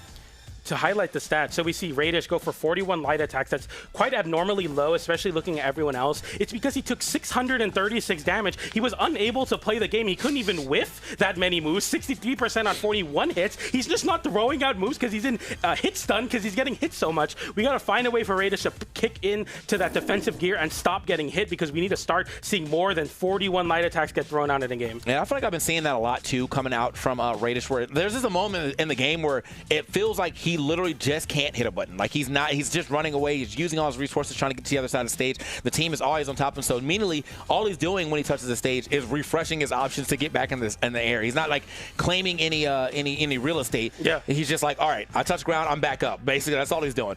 We got to get into the game. We got to be able to help out your boy Balloon Boy. We got to be able to get some offense on the board. Looks like we're taking it to Miami Dome. A lot more places for him to land, but hopefully this does mean he can land and get some more damage too. And land some hits as well. We need to see more light attacks from Radish. I need him to see more activity for sure here. Not seeing enough movement from Radish. Oh. Okay, Radish heard me. He's like, you know what, PJ, let's do it. On the orb, immediately getting multiple hits, side lights, side airs, as well as recoveries. And Radish thrives on soft platforms with this orb, being able to use that space in the air as well. The center of the stage, and Balloon Boy is just going ham on the ground with these dashes and the bow. The red team, though, isolate the 2v1 onto Radish. Radish having to dodge to a side air. And the damage is kind of close for both teams right now. It definitely is pretty close. I mean, I think, the only person not really that hurt right now is Zen, but like they put whatever damage is done on Zen onto Hideaway. So like we're probably right down the middle as far as how much damage is put on the board right now. Hideaway getting interrupted right there with that side sig. Definitely tried his best to make something happen with that, but not going to happen this time around. Oh. Okay, the side air. Zen getting sent off stage, but as well as Balloon Boy. Balloon Boy wins the trade-off, though, as the downer comes out, and almost a downer from Radish. Zen flips it onto Radish, though, and the side air comes in from Hideaway, and Radish getting punished dearly for that mistake. He goes for the miscue off stage as he tries to confirm an edge guard. Instead, he loses his stock. Hideaway gets traded out there, though, and the stocks are very even. It was an interesting downer, too. He went for a downer out instead of like what I would kind of expect to see, a pivot downer, if anything, there. And oh, yeah, the game is starting to escape him a little bit. Hideaway, only person on their first stock. Oh, no! Okay, he went for a down air because he was going to go for it. Zen going for one as well with the nair and the chase dodge up into the recovery. The blue team thanking their lucky stars as they don't get KO'd there. Balloon Boy getting a downer onto Zen. The exhausted recovery is enough to make it back to the wall. Hideaway is not in time with a nair to find the interruption to save his teammate, but that was Zen's first stock, and the blue team having mini heart attacks there off the top from both the red team members. Yeah, bro, if bro went up for like a down stick up there, bro, that could have been a totally different story. But luckily, nothing happened to lose those stocks in a very reckless way, I'd say. But currently, Radish He's kind of Hideaway's hurt right now. Uh-oh. throwing out buttons. He's hitting his teammate. He doesn't care. He's hit his teammate more than the blue team in that last 4 light attacks from Hideaway. But he's fine. They're fine. They're happy to take that damage for sure. He's like, I'm on the red team, but I'm also still seeing red everywhere on the screen right now. Exactly. Hold on. He's got to get back down to the ground. Now Radish, he's the one who's the most hurt right now. Oh, okay, good recovery there from Balloon Boy. Now he's he's bringing it to the front door. Nice downlight recovery. The down air. Is it going to be enough? Oh, there it is. Breakdance should be enough. Cannot imagine being able to touch that wall. He does touch the wall. I thought it was going to be enough, but no. I mean, Kaya's got a good movement speed as well, too. So, yeah, that drift is going to get her way close to that stage as anybody else. Hold Radish. Then getting sent off stage as well. Balloon Boy now trying to close in with the side light. Hideaway getting a side air out on his own teammate. It unfortunately KOs from coast to coast. And now both the red team members on their last stock. The blue team on the blue stage in Miami Dome seeming to win. Maybe home field advantage in that sense. The recovery comes out as well. Balloon Boy getting the end light into the corner. The down light as well. Hideaway going for a down light of his own. Radish somehow ready with a side air there. Zen getting a nair onto Balloon Boy. Balloon Boy holding on to a second stock still, but that's a lot of damage onto Radish. Okay, they got a double ground pound right there. Yeah, especially with the... okay, big dare actually. Yes, sir. Now this is a go. Yeah, you gotta get out of here. Get out of here. This is not friendly. It's nowhere nice. No. You can't go anywhere. I'm gonna find you and I'm gonna take you out and we're gonna move over into the set with a 2-0 lead. They are so close right now. Balloon Boy has to play so elusive, but Zen is giving no sense of reprieve, no break. You can't run from it. You can't hide from it. Zen and Hideaway are inevitable. Please take the stock here soon. Dude, they're gonna do it. There's something about the way that Zen plays when he gets to a 2v1 that he actually doesn't. It's like he can feel the pressure on to Balloon Boy or whoever he's playing, whoever the one player is, and he just starts bodying them. This time around, he doesn't have to do as much because, I mean, Hideaway is still in this game by a large margin. Hideaway might be able to take it by himself, gets a neutral light, doesn't get it this time around, but Balloon Boy has not been able to touch ground, not been able to get any meaningful damage. I'm feeling like he tried it. That would have been so huge, though. So huge if he hit that. Off his teammate's hit into the offstage, that would have been crazy. Dude, I mean, he had to go for the one thing that could have potentially got that stock. That slammed down that far off the stage. I believe that was going to get a stock, and he would have turned into a 1v1. But 553, 333. Radish once again not showing up in the damage department. We have got to get in here. Radish he was trying his best to get away, dude. You got to get out of here. You got to go, man. And then the slide charge, or not even a slide charge, just a sliding NSIG. That 45-degree angle sending high with that owl. Wow, that was crazy, man. I can't believe they found a way to pinpoint Radish there. People can't do that in 1v1, so I guess the 2v2, having that second player there to cover one more option is just enough to find that KO. So clutch there from the red team. I think we're looking at look at this, dude. 35 light attack versus 96, dude, by the way. Not 96 throwing out anything. You gotta throw out moves, brother. We gotta see something. I know you have to run in a lot of these spots. I know you need to be defensive. I know it's not good to just mash, but dude, 35 light attacks is not enough. 333 damage. Zen threw out 96 attacks. I've never seen that even hit 3 digits before. I think because of the accuracy, they hit around. I feel like he hit around the amount that he actually threw out. So, right, 96, you taking like 30% of 96, he's throwing out about like 30 something, right? You threw out 35 attacks, brother. And you hit 60%. It's good, but like not. You hit 17 moves. Exactly. Yeah, like it's not enough, brother. It's not enough, man. Yeah, we've got to get some more onto the board, but it does feel like Radish has just been running away the entire time. Balloon Boy is playing, in the front, but I feel like Radish has got to get way more involved. He was involved at the beginning, and that was it. Like I feel like he got like 3 hits right at the beginning, and he was like, "Well, I'm done enough." And then he hit only 16 more for the rest of the game somehow. That's crazy. That's crazy. We got to see the numbers. Once again, the spotlight is on Radish for this game for sure. Let's see him find some activation. Yeah, he's got to turn all the way up right now. But I think really, if we're talking about the spotlight, like star players, it really is just both Zen and Hideaway. They're both playing their parts quite well. I think when it comes to a 2v1, though, Zen is the guy to look at. He keeps winning these 2v1s without even needing the 2. Like, he's just like, I'm fine with it. It's actually a one-on-one with a spectator. That's what it is. And you definitely need your teammate for sure if you're going to somehow beat Hideaway and Zen and get that reverse 3-0 going. Balloon Boy is fighting for his life right now. This is Balloon Boy on the Devil Jin. The devil inside him comes out and he just starts hating people, and that's what you need to see when your teammate's hitting on average 20 moves a game. Slider comes out from Hideaway there. That's the sliding signature on the Balloon Boy. That time the recovery off the top from the layup from Hideaway in center stage. A big pickup there into the nair. Balloon Boy losing his weapon, but he's trying to fight back down. Radish trying to give him some space, but he's not really throwing out moves. Like right now, you should be with your teammate, but he's on the top platform. What are we doing? Get involved. And maybe this is something that they talked about in their teams. Like, you know what? Like, I'm going to try to pass stuff to you, but like currently it's not working if that is the strategy that they had discussed, because no passes are happening. I think right now it's just straight up all momentum on the red side of things. Radish once again trying to find his way away from the team. He's doing a decent job of it. Oh, hold on. Oh, see, could have been a time he could have potentially tried to turn that around and to stock off a Hideaway, but he just goes back to stage. Now Hideaway fighting Balloon Boy. Okay, there's the Gets recovery. the stock, yep. Okay, Radish is taking a lot of the aggro here, so it might be working out in the sense that Balloon Boy gets a little bit more freedom to move around, and Radish just looking to find KOs off the top. You might be right about that agreement here. Unorthodox pick in the stage results in unorthodox play styles for sure. Yeah. Recovery comes out. I don't think the global taunt's going to work that well, though, if the other person that's supposed to get the damage while you're taunting is not able to get a lot of hits exactly. either. Like, Balloon Boy is doing damage, but he's not doing damage to the point where it's like, okay, Radish, you don't have to do any type of damage at all. Like, it's respectable damage if both of y'all were popping off, but right now it's really just kind of Balloon Boy dealing with things, and Radish is in the back. He's trying to find his way to get a hit in there, found himself a dare there.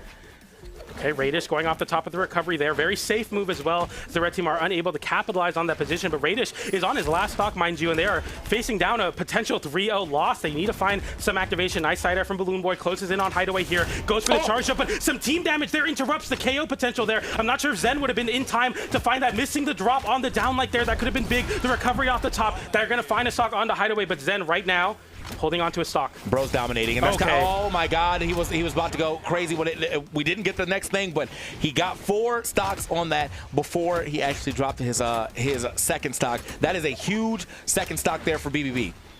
There we go. Pushing towards that 800 damage mark for sure in this game. Balloon Boy, if they win this game, it'll be off the back of him going absolutely crazy here on Mishima Dojo.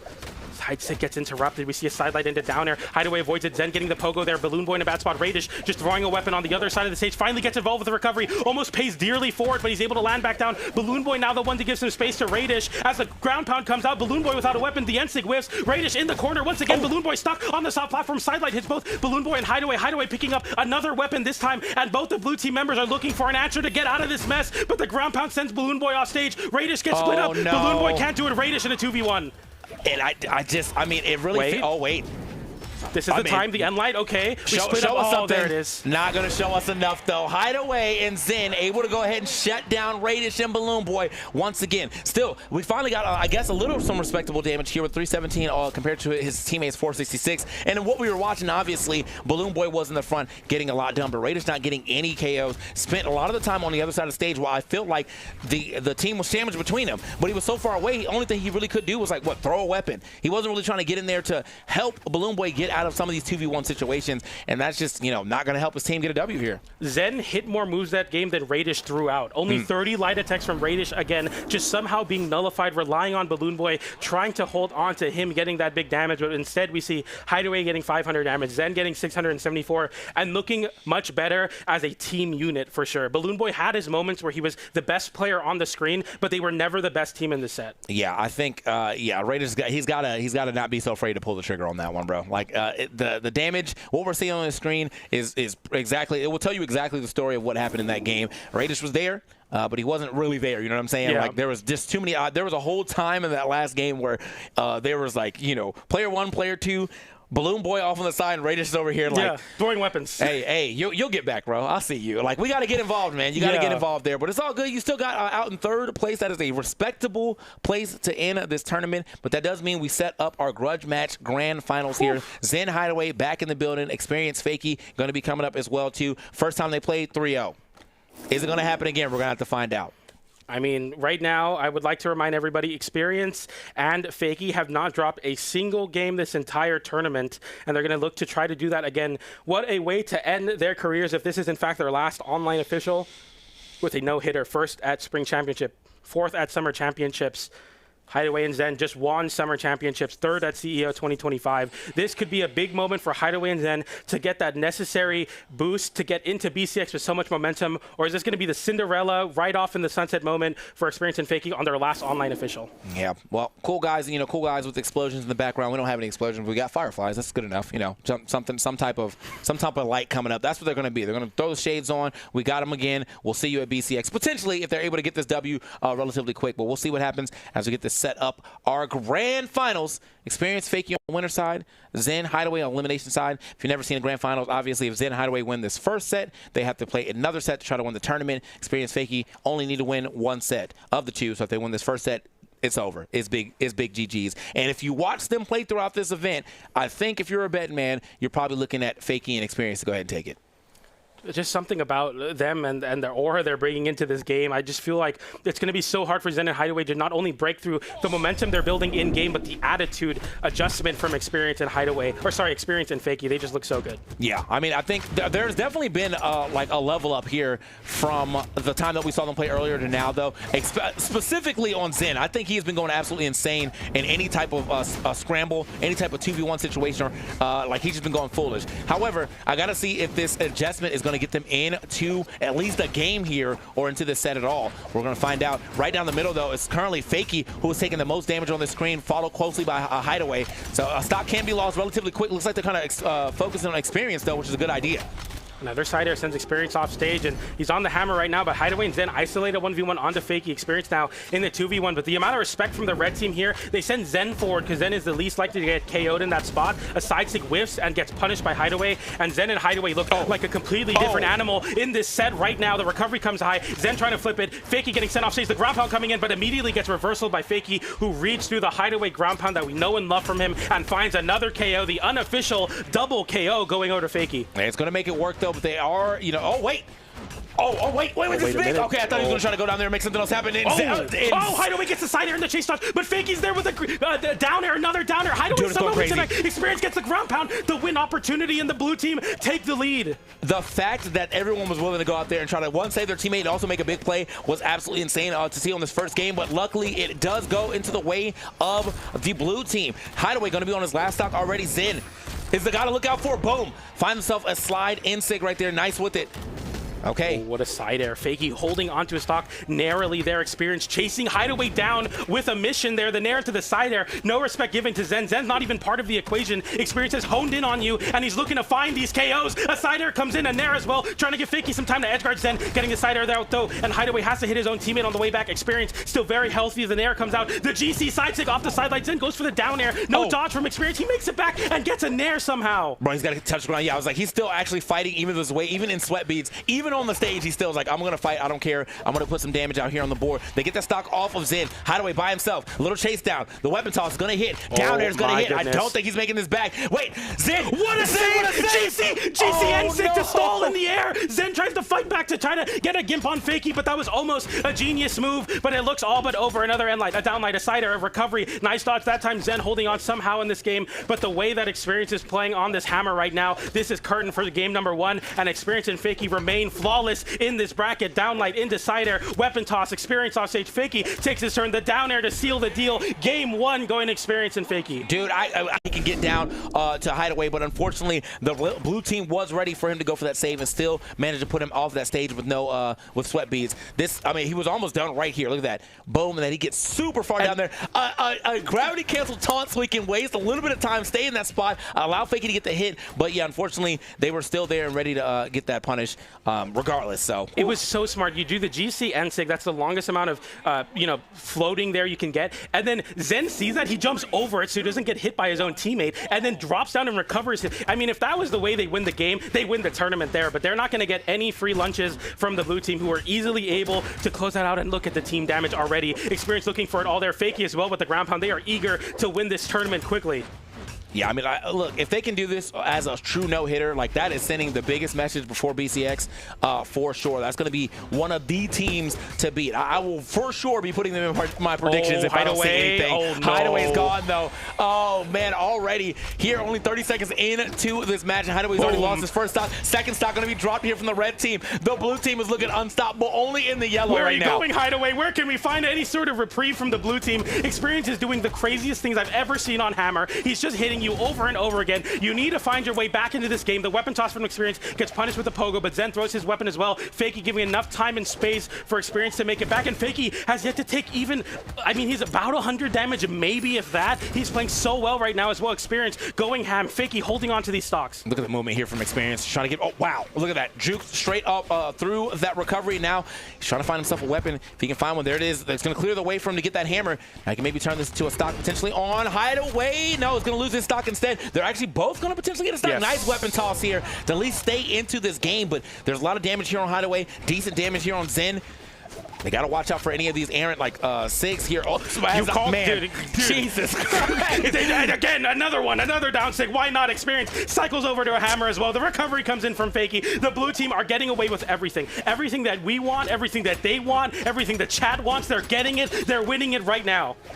This is, I mean, dude, soon as I'm saying it, you got to stay away. He's like, no, they can't get far enough away from this. Down sig hits, gets another sig right after that. This is still a good-looking game. They've been able to get this stock lead and hold it throughout the rest of this game. That could have been a nicer combo for sure, but still damage is damage. Landing back down there, the snap dash to get underneath that side air as well. The scoop into Fakey, who goes for an air there. Zen can't get the down air onto Experience. Experience somehow. I mean, the red team seemingly giving up on hitting Experience. They're like, all right, if we can't hit him, we're going to try to go for Fakey. Fakey's taking the hits, but he's happy to do so. Picks up a weapon there, and the red team are running from Experience in a 2v1. Fakey didn't have a weapon, couldn't assist in any way. They're that scared of him. They're running. Dude, I mean, you kind of have to be, bro. Like, this team is just playing like a true well-oiled machine, man. Oh, great interruption. Air, yeah. You forfeit your stock there. The side air punishes the end light. That gets Experience out of that, and Experience holds onto the wall now. Fakey without a weapon.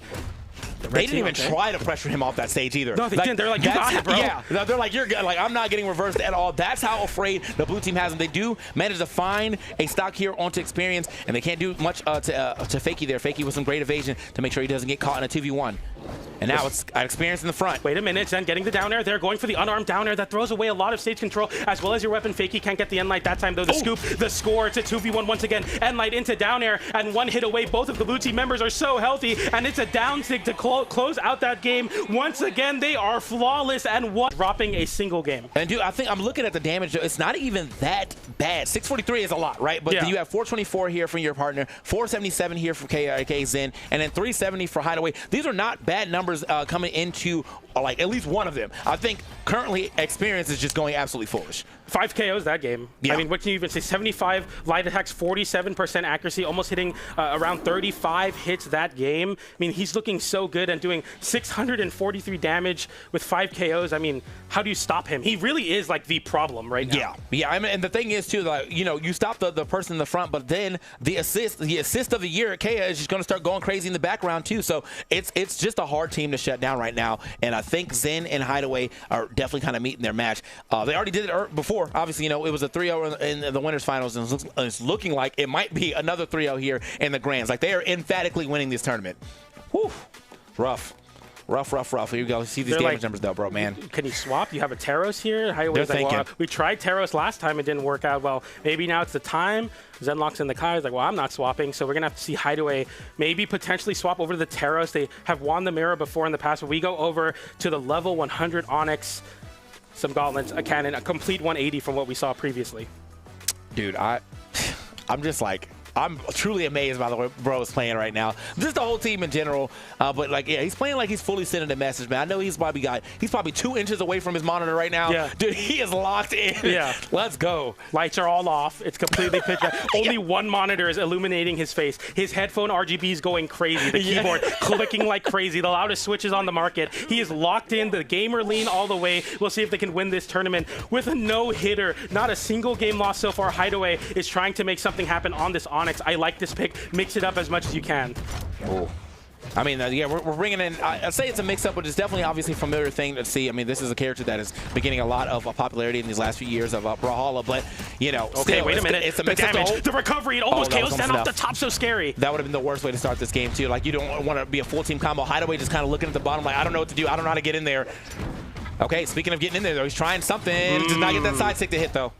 Okay, both the red and blue team, Hideaway and Zen, are experienced, spending some time there on the right side of the screen. Down signature trying to catch Zen, maybe landing a little bit too impatiently. The Nair will find the KO first, and that's a D-Light into the Nair, and Hideaway in the 2v1 situation somewhat, just like Zen said, was able to find 2 KOs there. This is good. This is big. I think this is probably the first time they've been able to get a lead of any sort in this here set, but you know, can they hold it for long? Both of them very hurt. So any of these falling stairs, as you can see, Fakey, that's kind of been his B&B. The falling stair has been a big thing for him. Downlight stair going to go ahead and hit from Experience to get that stock off of Hideaway. And now Zen gets hit the pogo. I think that's going to be enough for sure. Not going to make that back. And now you can see, Hideaway! Did he find it? Did he find the KO? He gets the ground pound once again, but it hits Fakey that time. Hideaway gets hit with the pogo. Sweat beats, but he makes it back. A Nair again onto Experience. He avoids the ground pound once again. That's Experience losing the stock or finding it there. I cannot believe Hideaway came out on top of that interaction direction. That's the Gauntlet's different, already paying dividends, getting that KO. I think Experience is getting he's getting a little too hyped right now. Yeah. Hideaway definitely turned that all the way around. And while Fakey did try to help out, it just every time they got another hit back down, Experience wanted to take that stock instead of worry about actually getting back to the stage. So, he's playing a little overzealous there, a little over aggressive, kind of paid for it. Don't want to say he's out of the match just yet though. Hideaway's got a lot of damage. So does Fakey though. Zen is looking the most healthy on this screen right now. 2 stocks just in the orange. That stock's going to be sent all the way to the other side. And you see Experience trying to fight here on the left side, make anything happen to get some more damage or a stock onto one of the red team. Okay, nice Sunlight there. Gets a nice GC side stick to find the KO. Hideaway now in the 2v1. The weapon toss there. Experience trying to line it up with a D-Light to cover the attempt to land back down, and that's going to be the recovery to close out the stock on to Fakey. Experience in a really bad spot right now. N-Light into down air. Experience in a guess for game situation. He guesses right. He dodges through the down air. He makes it back up, but Zen meets him there, and Fakey in the 2v1 bringing it down to 1 stock for everybody. But if he makes this comeback happen, if this is the way that they are able to make a no-hitter tournament win, that would be insane. I don't think they got it though. I think the red team have this game on lock. Yeah, they're too fresh right now, and again in a 2v1 situation, as I said. Wait a minute, Hideaway off stage. Wait a minute, the ground pound. Okay, it sends back into the stage, so he's happy for that for sure.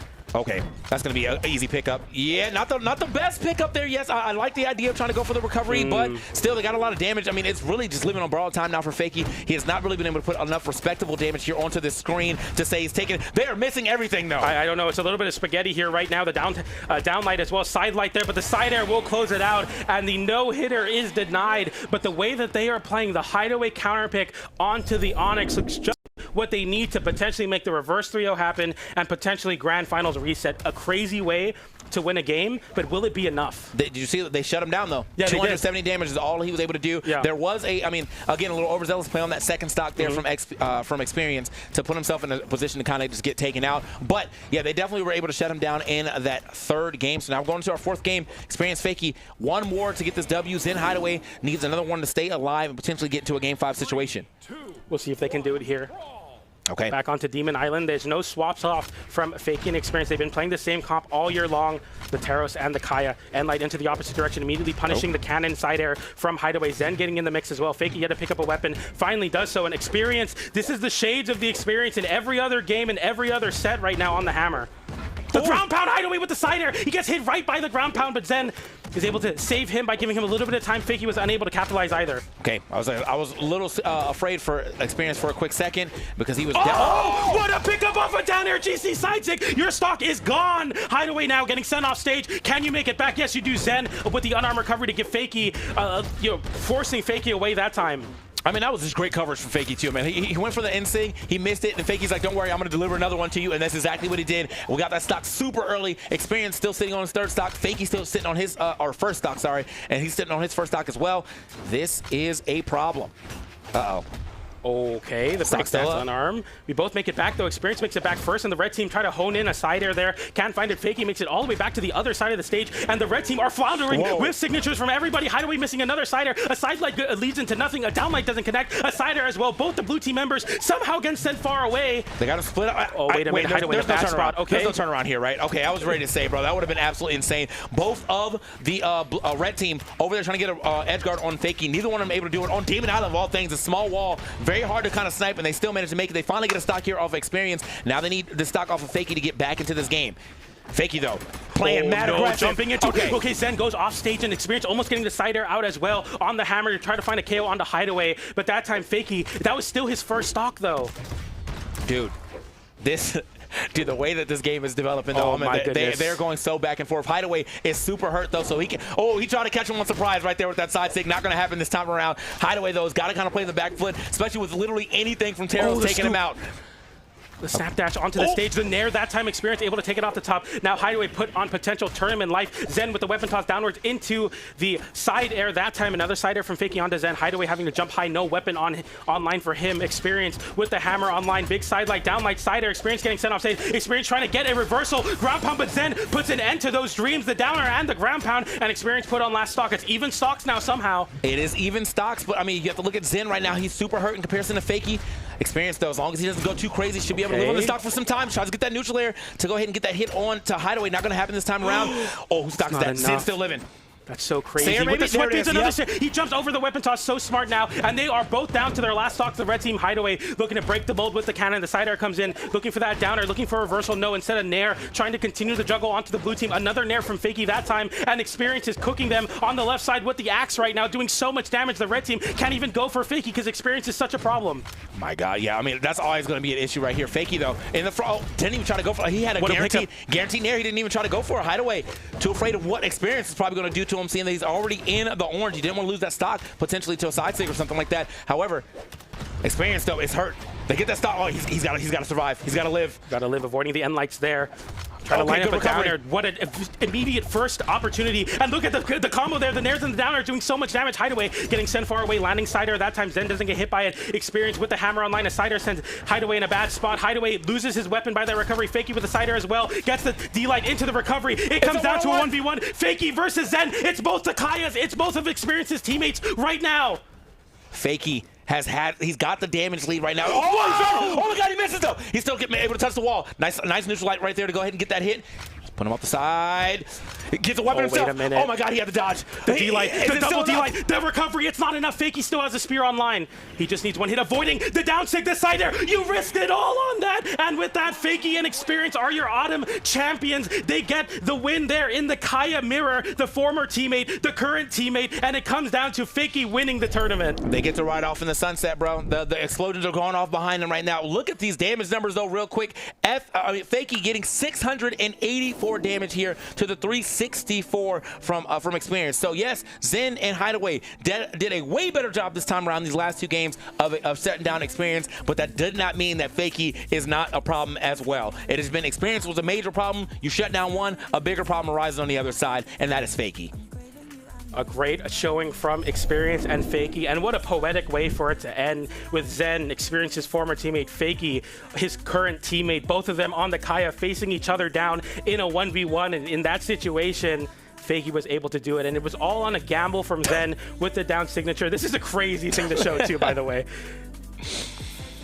Also, want to give a happy birthday to Experience there. He's turning 18 today. What a way to get a win on your birthday. Shout outs to him. It was in the story, I guess, the plot. Yeah, he will truly be remembering the 21st night of September because he turned 18 and he got the doubles championship here on the Autumn Championship for himself and his new teammate over his old teammate after, such a crazy interview as well. Backed up everything he was talking about, turned 18.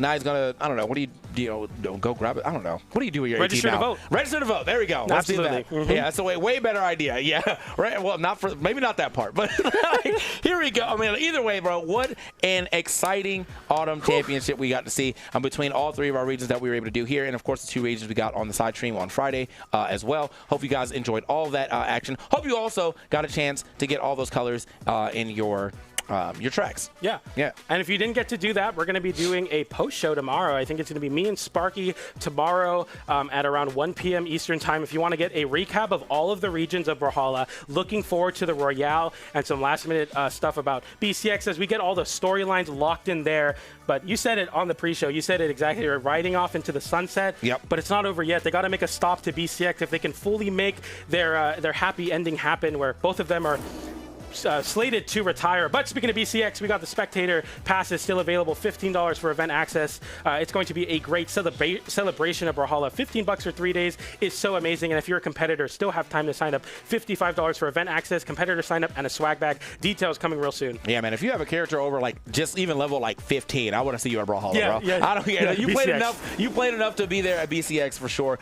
So yeah, November 21st to 23rd, that will be where that's going to be at. But this is going to be it for this tournament. We are now at the end of Autumn Championship. Not the end of the year yet because we do have one more event. But even before that event, we got a lot of community tournaments. So if you're trying to get yourself on some Brawlhalla action, make sure you go ahead and find those community tournaments. But until then, I've been TK. This has been PJ. Hey, there we go. Can we get this? Can we get this on wide? Look at my man PJ over here. My man PJ. And that is going to be it for us. Appreciate you guys for watching. We will catch you on the next one. We'll catch you at BCX. Good night. like bounce them off the stage. They're doing it while you're saying it. They're demonstrating exactly what you're talking about. And now it's pretty nice. Marky Mooch is still looking for something to get started in the center of the stage. Oh, doesn't get the down air, but gets the side sig. Marky Mooch is out of there. That is big. That's so big. He's gonna do it again. Again. And it's pretty nice. Marky Mooch is still looking for something to get started in the center of the stage. Oh, doesn't get the down air, but gets the side sig. Marky Mooch is out of there. That is big. That's so big. He's gonna do it again. And he's probably gonna do it, man. Wow. Yeah. Future Bubble and Marky Moo playing great, but just getting caught in these big plays. And experience gets the He was like the stronger player of the 1v1, so they just focus fired him so hard. Future Bubble couldn't keep up. Down light, side air, side sig, that Q. And now it's really up to Money Hollow to live as long as possible. Team combo. Big! I've completely stolen this game away. A side air from Radish. He's playing this 1v1, but can he do the 2v1 in hideaway? The 2v1 is very possible. It's going to be close. Vicky getting the side air there. The Kai disarmed anytime soon. The red team looking to capitalize and close out this game. They do it there with the effect. Once again, the side air sends away. Soul getting put in bad spot. Big side. The weapon toss. Top with like Blaster's recovery or obviously the gravity cancel neutral signature. What's happening? Over on the wall. The instant recovery comes out. Future Bubble getting bold here. The weapon toss. Bring this back in their favor. Seabass has a weapon. Flowers back in. Nice sidelight down there. Picking up on 2 people, but Marky Moo's out. It's all up. The soft platform stopping him out a little bit, but he has been unarmed for so long. And that's it. Team that's on a no-hitter, the team that has everything in the world to prove, have a 2v1. Banesh is holding on. He wants to force this game 5. Can he do it here? No, he cannot. But there's the recovery. Can you find the KO onto hideaway? That's the name of the game. Side signature. It was a swing. Now this time to go. Yeah, you gotta get out of here. Get out of here. This is not friendly. Get the weapon wait a minute. Oh my god, he had to dodge. The D-light, the double D-light, the recovery, it's not enough. Fake, he still has the sphere online. He just needs one hit avoiding the down sig, the side air. You risked it all on that. And with that, Fakey and Experience are your autumn champions. They get the shine, slow grinding, no grind, my choice made it mine. Let go your pains and the fear.